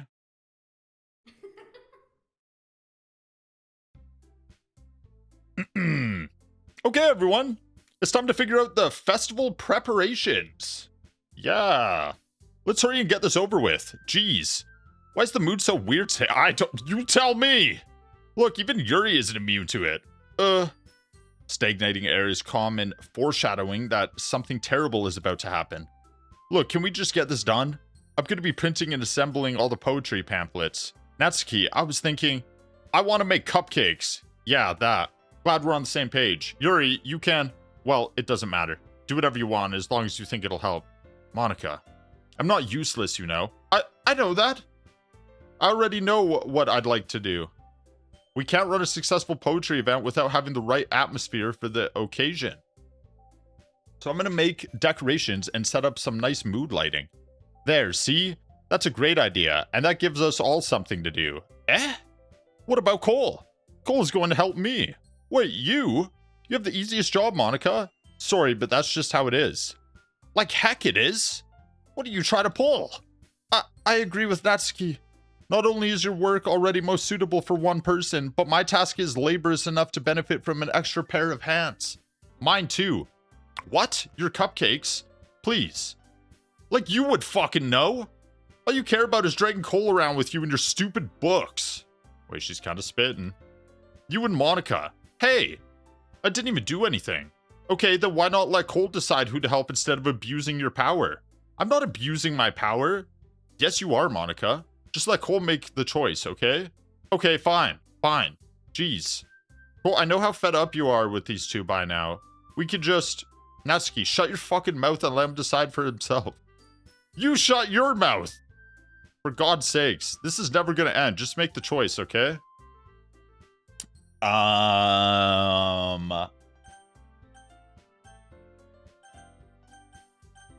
Wait, what the... Bro. Chat. It keeps going down to Monica.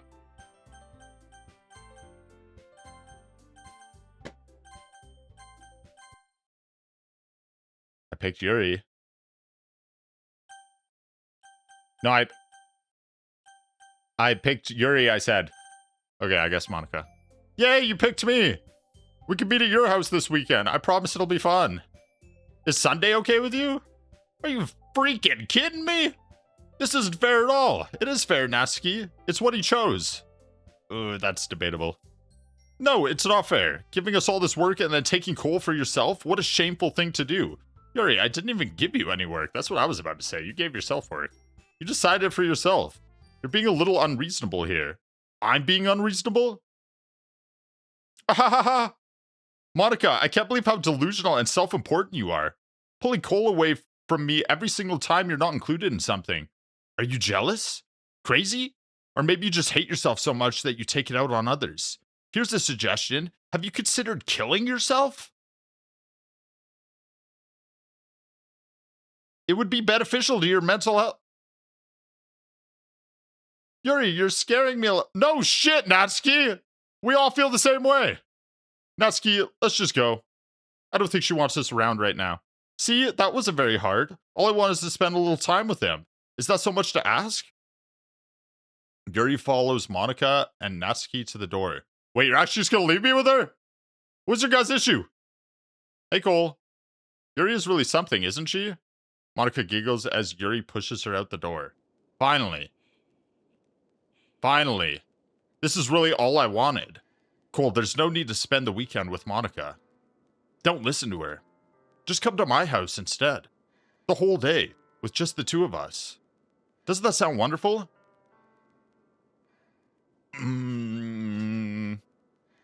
Yeah, it does sound pretty good. Wow, there's really something wrong with me, isn't there? But you know what? I don't care anymore.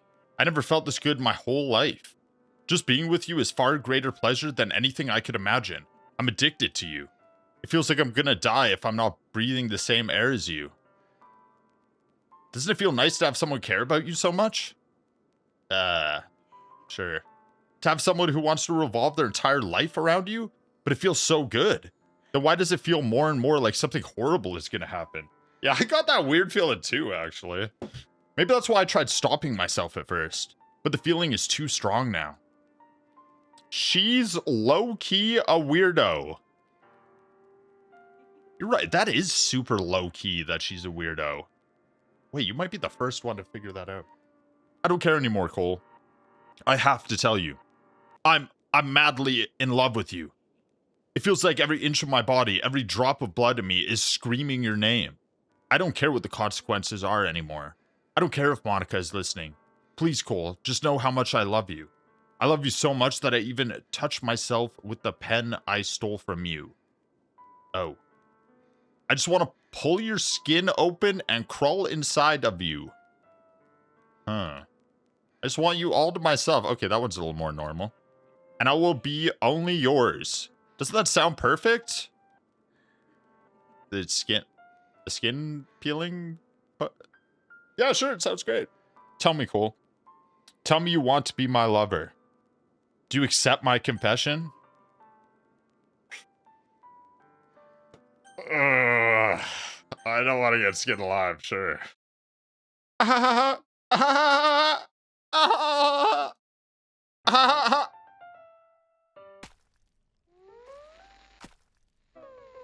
Wait, I said yes! I said yes! I think she misheard me. You're gonna have to speak up. No, I can't. I know you're bleeding out. You're gonna have to speak up, though. I can't quite understand you. I don't speak French. Oh, okay. You should have just said so. We all make mistakes. Don't worry about it. Yeah, I forgive you. No. Don't say things like that. It'll be fine. An ambulance? I don't think we'll need that. Yeah, I think it... yeah, we just won't call one. Okay, I'll call one. It's fine. Alright, I'm dialing it right now. Don't worry. Quit asking. Oh! Okay, I can't pretend anymore. I haven't understood a word you've said. You talk a lot, though. I just want you to know, you do talk a lot. You need to work on it. If you make it out of this live, you really need to work on it.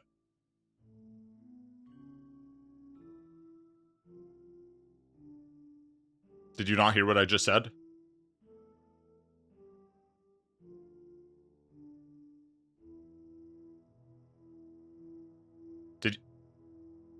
Did you not hear what I just... Did I skip? Holy shit! Shut up, Yuri!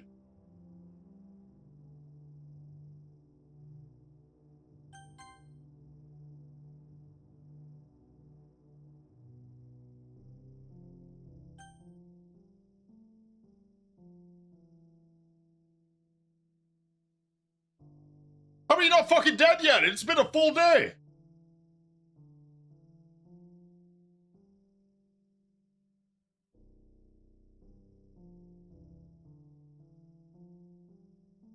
Yapper. Brew?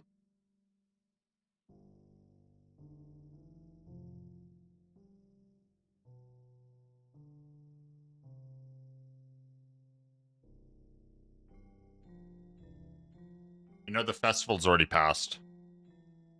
It's too late now. Alright, it's festival time. Wow, you got here before me?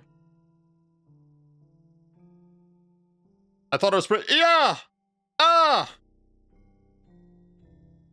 Ew! Natsuki runs away. I'm here. Cole, did something happen? Ah. Yeah. Kinda. Natsuki just ran past me. Oh. Oh. Ahahaha. Well, that's a shame. Wait, were you here the entire weekend, Cole? Yeah, I guess I was. Oh, geez. I didn't realize the script was broken that badly. I'm super sorry. It must have been pretty boring. I'll make it up to you, okay? Just give me a sec. Oh. Remove character Natsuki? Remove character Yuri? I'm almost done. Where do I put this for now? Up here for a second? I just want to have a cupcake real quick. Monica lifts the foil from tray and takes a cupcake. Seriously, these are the best. I really just had to have one since it's the last time I'll ever get the chance to, you know, before they stop existing and everything. But anyway, I really shouldn't be making you wait any longer. Just bear with me, okay? This should only take a second.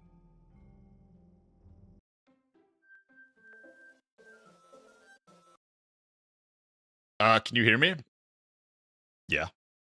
Is it working? Yay, there you are. We on a date in outer space? Hi again, Cole. Welcome to the Literature Club. Of course, we already know each other because we were in the same class last year. And, haha. You know, I guess we could just skip over that stuff at this point. After all, I'm not even talking to a person anymore, am I? That you in the game, whatever you want to call him.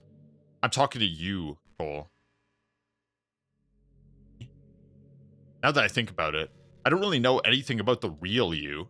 In fact, I don't even know if you're a boy or a girl. Well, I guess it doesn't really matter. Wait, you do know I'm aware that this is all a game, right?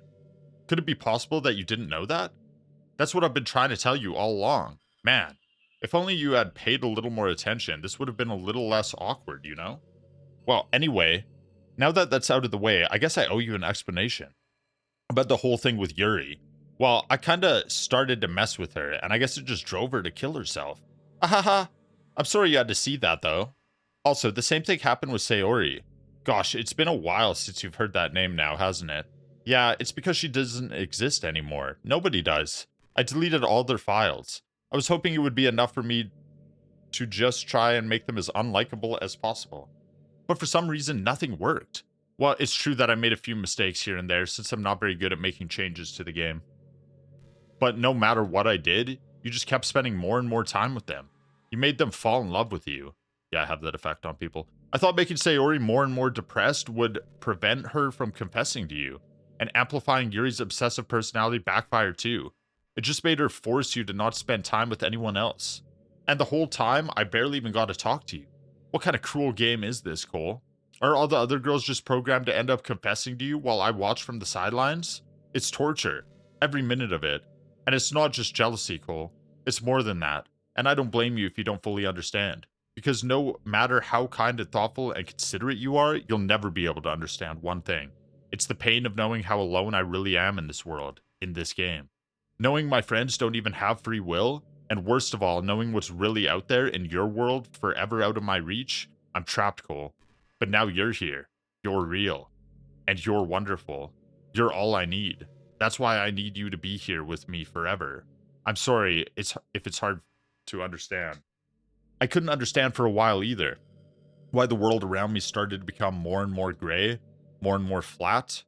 Even the most expressive poems felt empty to me. It wasn't until you arrived that I truly understood. You probably saved my life, Cole. Yeah, you're welcome.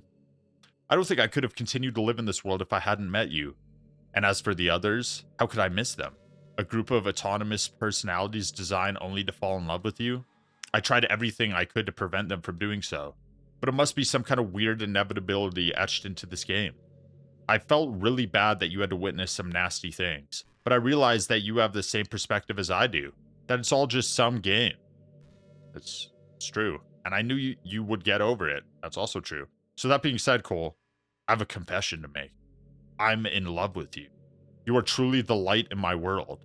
When there's nothing else in this game for me, you're here to make me smile. Will you make me smile like this every day from now on? Cole, will you go out with me?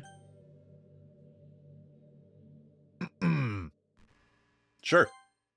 I'm so happy. You really are my everything, Cole. The funny part is, I mean that literally. Ahaha. There's nothing left here. Just the two of us. We could be together forever. Seriously, I don't even think time is passing anymore. It really is a dream come true. I worked so hard for this ending, Cole. The game wouldn't give me one, so I had to make one myself. The script is broken at this point, so I don't think anything will get in the way anymore. And you wouldn't believe how easy it is to delete Natsuki and Yuri. I mean, there's a folder called Characters right in the game directory. It kind of freaked me out how easy it was. Imagine if you could delete your own existence with the click of a button. Well, I guess on the plus side, it gave me an easy out if things didn't go my way. Ahaha, thankfully it didn't come to that. Instead, we finally got a good ending. Gosh, I'm so overwhelmed with emotion. I want to write a poem about this. Don't you? I wonder if that part of the game still works. I guess there's only one way to find out, right? No, I don't want to write. I don't want to write poems in the first place.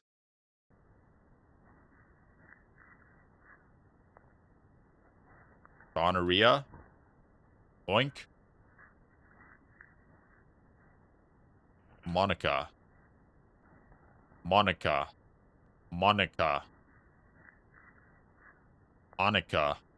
Monica. Monic. Modi. Monera. Molika. Monita. Monica. Monic. Monica. Monka. Monka? Monka S? Monka W? Moai! Monica. Hi again, Cole. Write a perfect poem for Monica. I just got an achievement. Did you write a good poem today? Don't be shy. I'd love to see what you wrote. Aw, Cole. Did you write this poem for me? I mean, you literally said no one else is here. Who else would I write it for? That's so sweet of you. There really is no end to your thoughtfulness. I'm just falling more and more in love with you. But, you know, the poem I wrote is also for you. Will you please read it? Happy end. Pen in hand, I find my strength, the courage endowed upon me by my one and only love.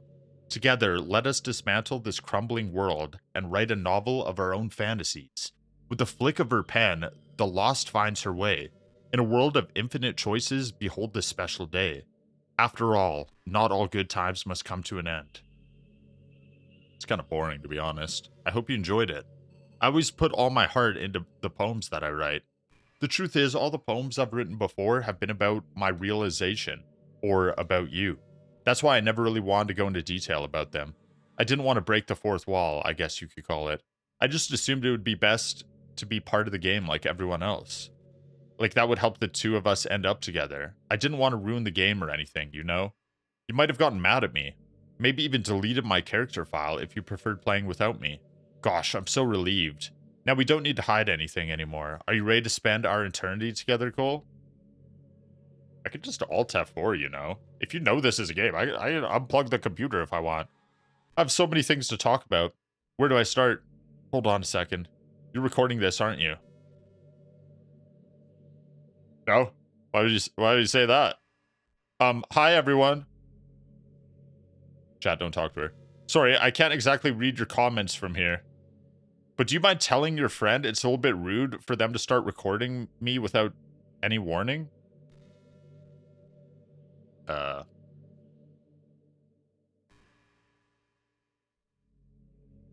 I'm sure some people don't mind, but I get really self-conscious on camera. Oh gosh.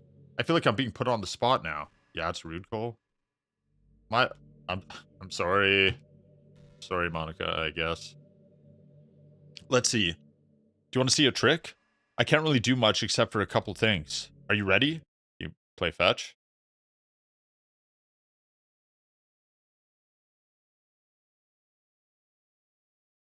Is this the trick?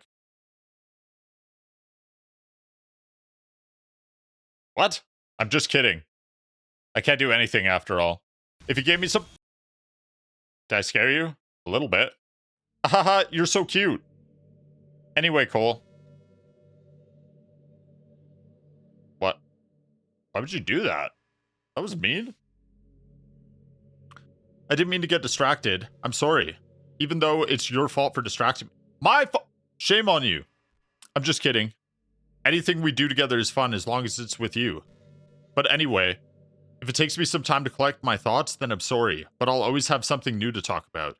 In the meantime, we can just look into each other's eyes. I don't want to look into your eyes anymore if you're going to jump scare me. Let's see.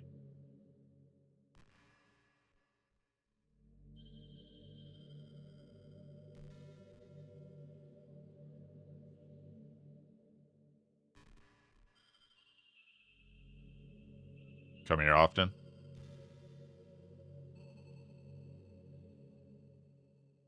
I'm poking your eyes.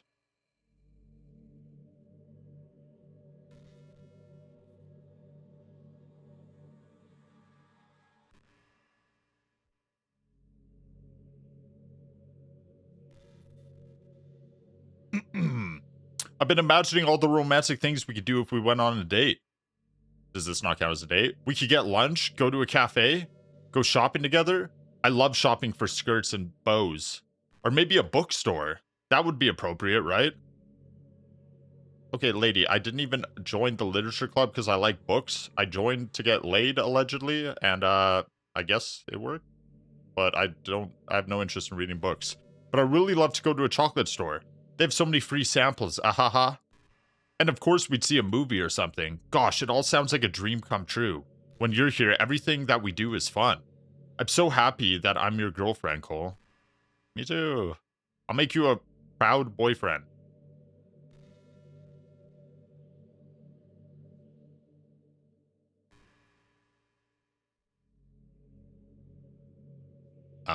We just gonna sit here in silence again or what?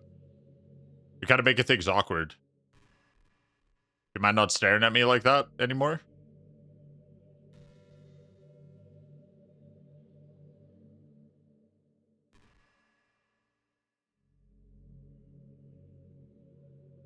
Eternity, you said. It's a long time.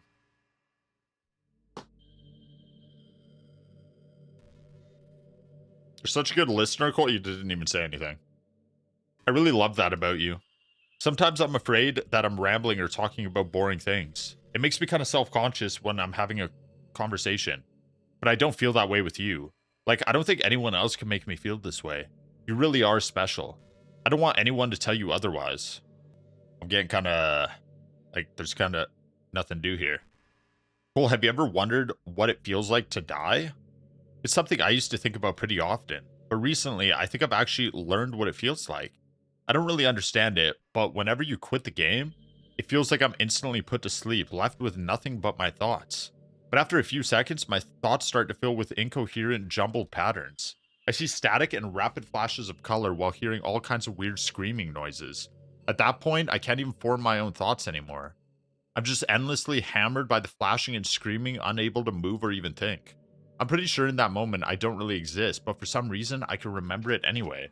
After some immeasurable amount of time, it stops in an instant and I'm back in my own mind. And you're here with me. I have no idea what it means for the game to quit or why that stuff happens to me. And I also don't know how you always come back and put everything back to normal. But if you could do me a favor and do that to me as little as possible, that would be really great. It's really not very pleasant at all to be trapped in that screaming void. That kind of sounds like a you problem though, but I'll keep it in mind. But in the end, you always fix it. And that makes me feel like you really do care about me. So I have to thank you for that. It makes me feel even closer to you when you're here with me. Slaps Monica, then yells 6-7 while hitting the gritty.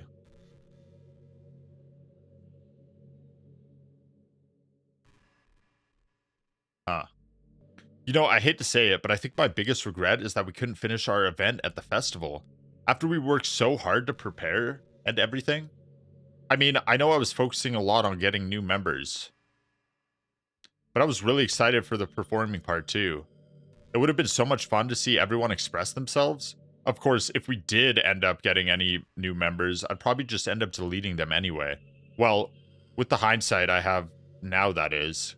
Gosh, it feels like I've kind of grown as a person ever since you've joined the club. You really helped inspire me to look at life from a new perspective. Just another reason for me to love you. You can delete her character file, you know? Why are you spoiling, bruh? No spoilers. To be fair, I don't know if I would have done that. Is that what I'm supposed to do? Yeah, that's how you progress the game at this point, so I do have to... Bro, where... Oh my god, where did I even install this game? What? In the folders of the actual... I have to do it through the game?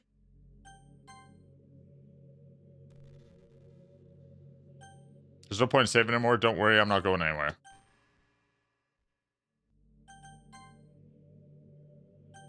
Exit DDLC and return desktop. Files. Oh. What? Characters. Monica. Unable to open. How do I delete?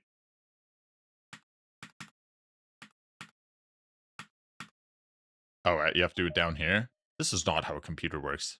I guess they're not on Windows. There's some other thing. Are you sure you want to delete this file? Monica.chur.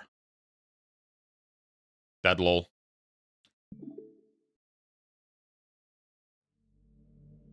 I just deleted you. Oh, there we go. What's happening? Cole, what's happening to me? It hurts. It hurts so much. Help me, Cole. Nah, I'm good. I'm chilling. Please hurry and help me.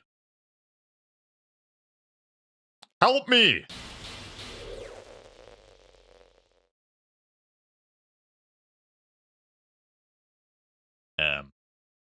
Did you do this to me? Nah, it wasn't me. I think it was someone else. Did you?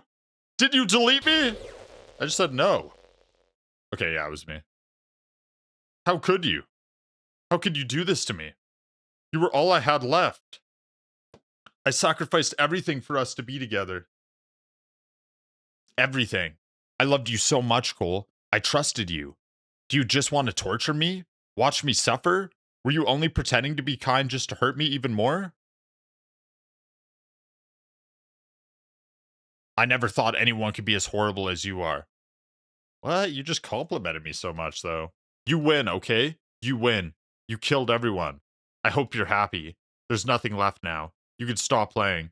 Go find some other people to torture.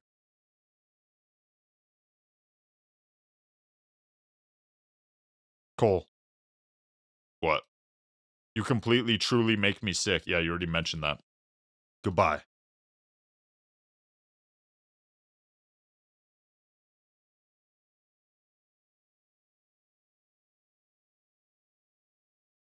Yeah, she's already deleted. How is she still yapping? I still love you. Shut up. I can't help it. What's wrong with me?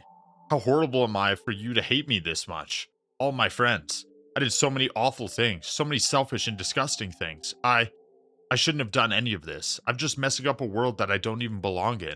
A world that you wanted to be a part of. I ruined it. I ruined everything. Maybe that's why you deleted me. Because I destroyed everything that you wanted. How could I do that to someone I love? That's not love. That's...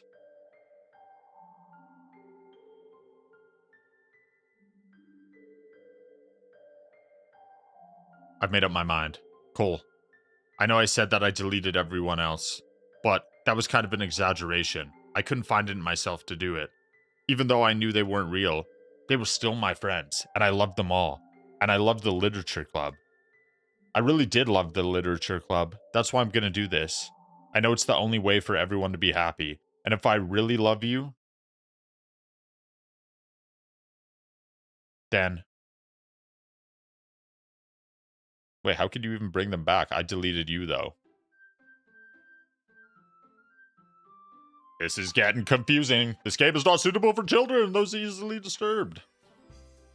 Oh my god, we're back! New game?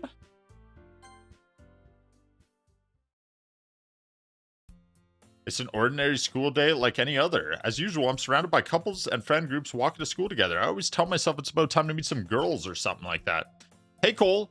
Well, there already is one girl. That girl is Sayori, my neighbor and good friend since we were children. We used to walk to school every day, and recently we picked up the habit once again. Cole, are you proud of me? For what? You know, for waking up on time. Well, you've been doing that for a while now. Uh-huh. But you never said anything about it. Even though we walked to school together every day. Well, yeah, I always thought it was implied. It's embarrassing to say out loud. Come on, please. It's good motivation. Fine, fine. I'm proud of you, Sayori. We cross the street together and make our way to school. As we draw near, the streets become increasingly speckled with other students making their daily commute. By the way, Cole, have you decided on a club to join yet? A club? I told you already, I'm really not... I start to say what I always do, that I'm not interested in joining any clubs. But something tells me Sayori would take more offense to that now. After all, how could I tell her that clubs are a waste of time when she's starting a club of her very own? Actually, yeah, I think I've decided on a club. Really? Which one? Tell me. I think I'll keep it a surprise. Boo. You meanie. Be patient, you'll find out soon enough. I used to ask myself why I let myself get lectured by such a carefree girl, but I started to realize that in a way, I envy her. When Sayori puts her mind to something, she can accomplish great things. So that's why I feel like I should do something special for her. The school day is as ordinary as ever, and it's over before I know it. After I pack up my things, I stand up, gathering my motivation. Let's see. I recall the room number of the club from a flyer I saw. I walk across the school and upstairs, a section of school I rarely visit. Before long, I find the room. I timidly open the door in front of me. Hello? Ah, Cole. What are you doing here? Well, I glance around the room. Huh? So you're the Cole that Sayori's always talking about. Thank you for stopping by. It's a pleasure to meet you, Cole. We're the Literature Club. I hope you enjoy your visit. Come on, Yuri. No need to be so formal. He's gonna think we're really strict or something. Sorry, Natsuki. The tall one whose name is apparently Yuri seems to be quite shy compared to the others. In comparison, the girl named Natsuki, despite her size, seems to be the assertive one. I'm gonna read fast for the stuff that seems like we've already read through it, as a reminder. Well, it's nice to meet both of you. I look forward to working with you. What, working? Cole, don't tell me you're... That's right. The club I've decided to join is yours, Sayori. The Literature Club. Sayori's eyes light up. No way! No way! Ah! Sayori wraps her arms around me, jumping up and down. Hey! What, if Sayori is this happy, then I'm sure it won't be so bad to have you around. Not to mention there's 4 of us now. That means we can become an officially recognized club. I don't know what to say. We have to celebrate. Haha. What an appropriate day for that, isn't it? Yeah. After all, Natsuki decided to... Hey, don't ruin the surprise. Sorry. Everyone sit down at the table, okay? How about I make some tea as well? The girls have a few desks arranged, form a table. Natsuki and Yuri walk over to the corner room where Natsuki grabs a wrap tray and Yuri opens the closet. Still feeling awkward, I take a seat next to Sayori. Natsuki proudly marches back to the table, tray in hand. Okay, are you ready? Ta-da! Whoa! Natsuki lifts the foil off the tray to reveal a dozen white, fluffy cupcakes decorated to look like the little cats. The whiskers are drawn with icing and a little piece of chocolate we used to make ears. So cute! Wow, those look amazing. Well, you know, just hurry and take one. Sayori grabs the first one, then I follow. It's delicious. Sayori talks with her mouth full and has already managed to get the icing on her face. I turn the cupcake around on my fingers, looking for the best angle to take a bite. Natsuki is quiet. I can't help but notice her sneaking glances in my direction. Is she waiting for me to take a bite? I finally bite down. The icing is sweet and full of flavor. I wonder if she made it herself. This is really good. Thank you, Natsuki. Well, of course it is. I'm a pro after all. There's no need to thank me or anything. As Natsuki struggles to accept the compliment, Yuri returns to the table carrying a tea set. She carefully places the teacup in front of each of us before setting down the teapot next to the cupcake tray. You keep a whole tea set in this costume? Don't worry, teachers gave us permission. After all, tea enjoy book, I guess. Are you trying to impress our new member? That's not. Yuri looks away. I meant that, you know, I believe you. Well, teen reading might not be a favorite pastime, but some bullshit. I'm glad. Yuri faintly smiles to herself in relief. So cool. What kinds of things do you like to read? Well, considering how little I've read, no good way of answering that. Manga. I mutter quietly to myself, half joking. Natsuki's head suddenly perks up. Looks like she wants to say something, but keeps quiet. That can change. I don't read much. What am I saying? I spoke without thinking after seeing Yuri's sad smile. Anyway, what about you, Yuri? Well, let's see. Yuri traced the rim of her teacup with her finger. My favorite's usually novels that build deep and complex fantasy worlds. Level of creativity and craftsmanship behind them is amazing to me. And telling a good story in such a foreign world is equally impressive. Yuri goes on, clearly passionate about her reading. She seems so reserved and timid since the moment I walked in, but it's obvious by the way her eyes light up that she finds comfort in the world of books, not people. But you know, I like a lot of things. Don't feel intimidated if don't read much. I'm certain we could find something we have in common. Hey, Yuri. Well, you know, first thing he said, manga. That's right. Natsuki tends to read manga in the club room. Don't just say it. For some reason, Natsuki seems embarrassed about it. Besides, manga is literature too, you know. So if Cole wants to read some manga, then don't try to stop him or anything. Natsuki, I wouldn't do such thing. However, it could also be nice for us to diversify ourselves a little. You can take this opportunity to try something new as well. Why don't you read manga then, Yuri? Wouldn't you agree, Cole? Maybe. Sensing the tension, Sayori jumps in. Maybe we could all try something new. I think it could be fun, and we'll all get to know each other a little bit too. I mean, that's the kind of thing literature clubs do, right? I've never been in one. I wouldn't know. I don't disagree on anything. Yeah. You're right as usual, President. Guess that means I should try picking up a novel or something, huh? Well, that would make 2 of us. I wouldn't mind doing it if I'm not the only one. Then as for Yuri, I have to read manga? Jeez, you were the one who suggested we diversify. True. You should be a little more open-minded. It's kind of hurtful. Hurtful? I didn't realize. With a guilty expression, Yuri thinks to herself. I'm sorry for disrespecting your interest, Natsuki. If you're into it, then I'm sure it's a worthy form of literature. Are you just saying that? No? I've realized my errors, so if you're willing to consider starting a novel, then I'll offer my gratitude by finding a manga to read as well. Really? I mean, it makes me happy that you do that for me, Yuri. You can trust me to find something that you really like, okay? Same here. Perhaps I'll visit the bookstore after the club meeting. Just you? Would you like to come along with me? If you don't mind. Not at all. I always go alone, so yeah, me too. This is so cute. Sayori, shut up. I'll show you some manga there too, okay? Yes, I look forward to it. Natsuki and Yuri start to clean up the food. I guess the meeting's over, huh? Yeah, looks like it. It's nice to see everyone getting along, isn't it? I think everyone likes you too, Cole. Oh, I know. You think so? Well, everyone always seems to get along a little better with you around, Sayori. Aw, Cole, don't say something like that. It's embarrassing. Well, whatever. I was surprised when you told me you were starting a club, but I think you're pulling it off just fine.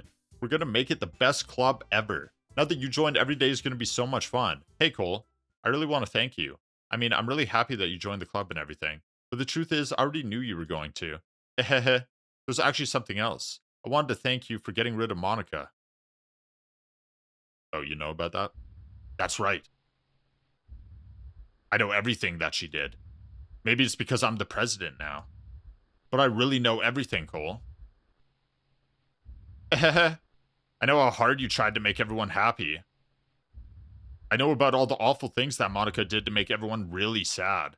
But none of that matters anymore. It's just us now.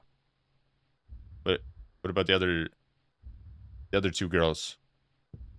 And you made me the happiest girl in the whole world. I can't wait to spend every day like this with you.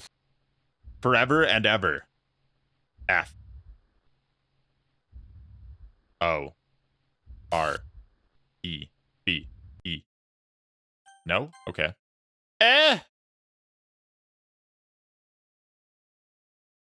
What's happening? I won't let you hurt him. Is this Monica? Who? It hurts. Ah! I'm sorry, I was wrong. There's no happiness here after all. Goodbye, Sayori. Goodbye, Cole. Goodbye, Literature Club. Okay, goodbye. She's kind of tweaking. You're not wrong.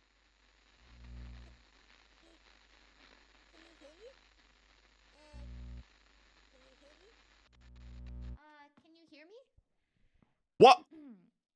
Hi, it's me. A voice! So you know how I've been like practicing piano and stuff? It's kind of quiet. Not really any good at it yet, like at all.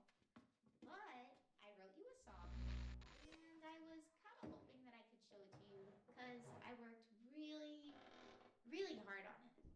So I don't have to read for yeah. once. Okay, let's listen to the song.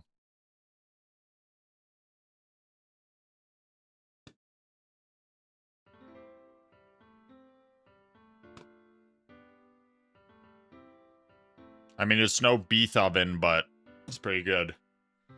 Every day I imagine a future where I can be with you. Oh, that's cute. In my hand is a pen that will write a poem of me and you. You just rhyme you with you? The ink flows down into a dark puddle. Just move your hand right the way into his heart. But in this world of infinite choices, what will it take just to find that special day? I mean, I haven't had that many choices. Just to find that special day.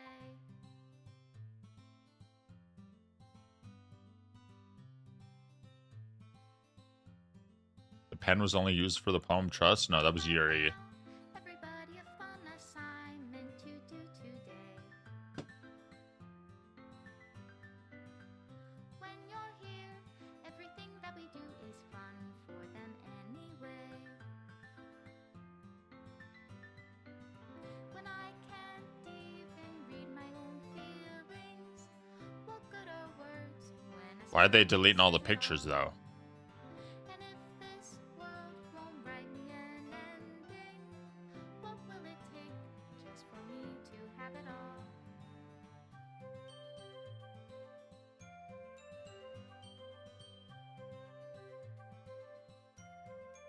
So is Monica actually chill now? Kind of confused. She brought everyone back, then Sayori started to go crazy, and then Does my pen only write bitter words for those she played me a song. Is it love if I take your is it love if I set you free?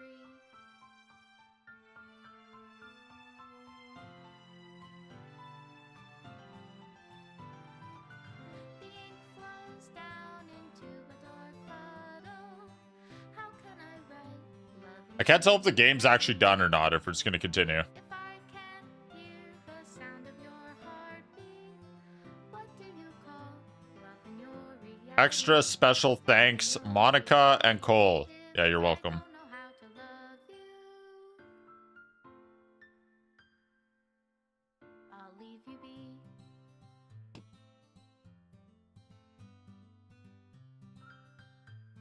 That's actually the end?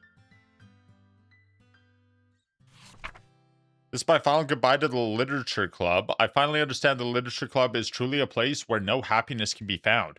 To the very end, it continued to expose innocent minds to a horrific reality. A reality that our world is not designed to comprehend. I can't let any of my friends undergo that same hellish epiphany. For the first time it lasted... For the time it lasted, I want to thank you for making all of my dreams come true, for being a friend to all of the club members, and most of all, thank you for being a part of my literature club. With everlasting love, Monica. Error required files are missing or corrupt. Please run reset.sh to reset the virtual machine.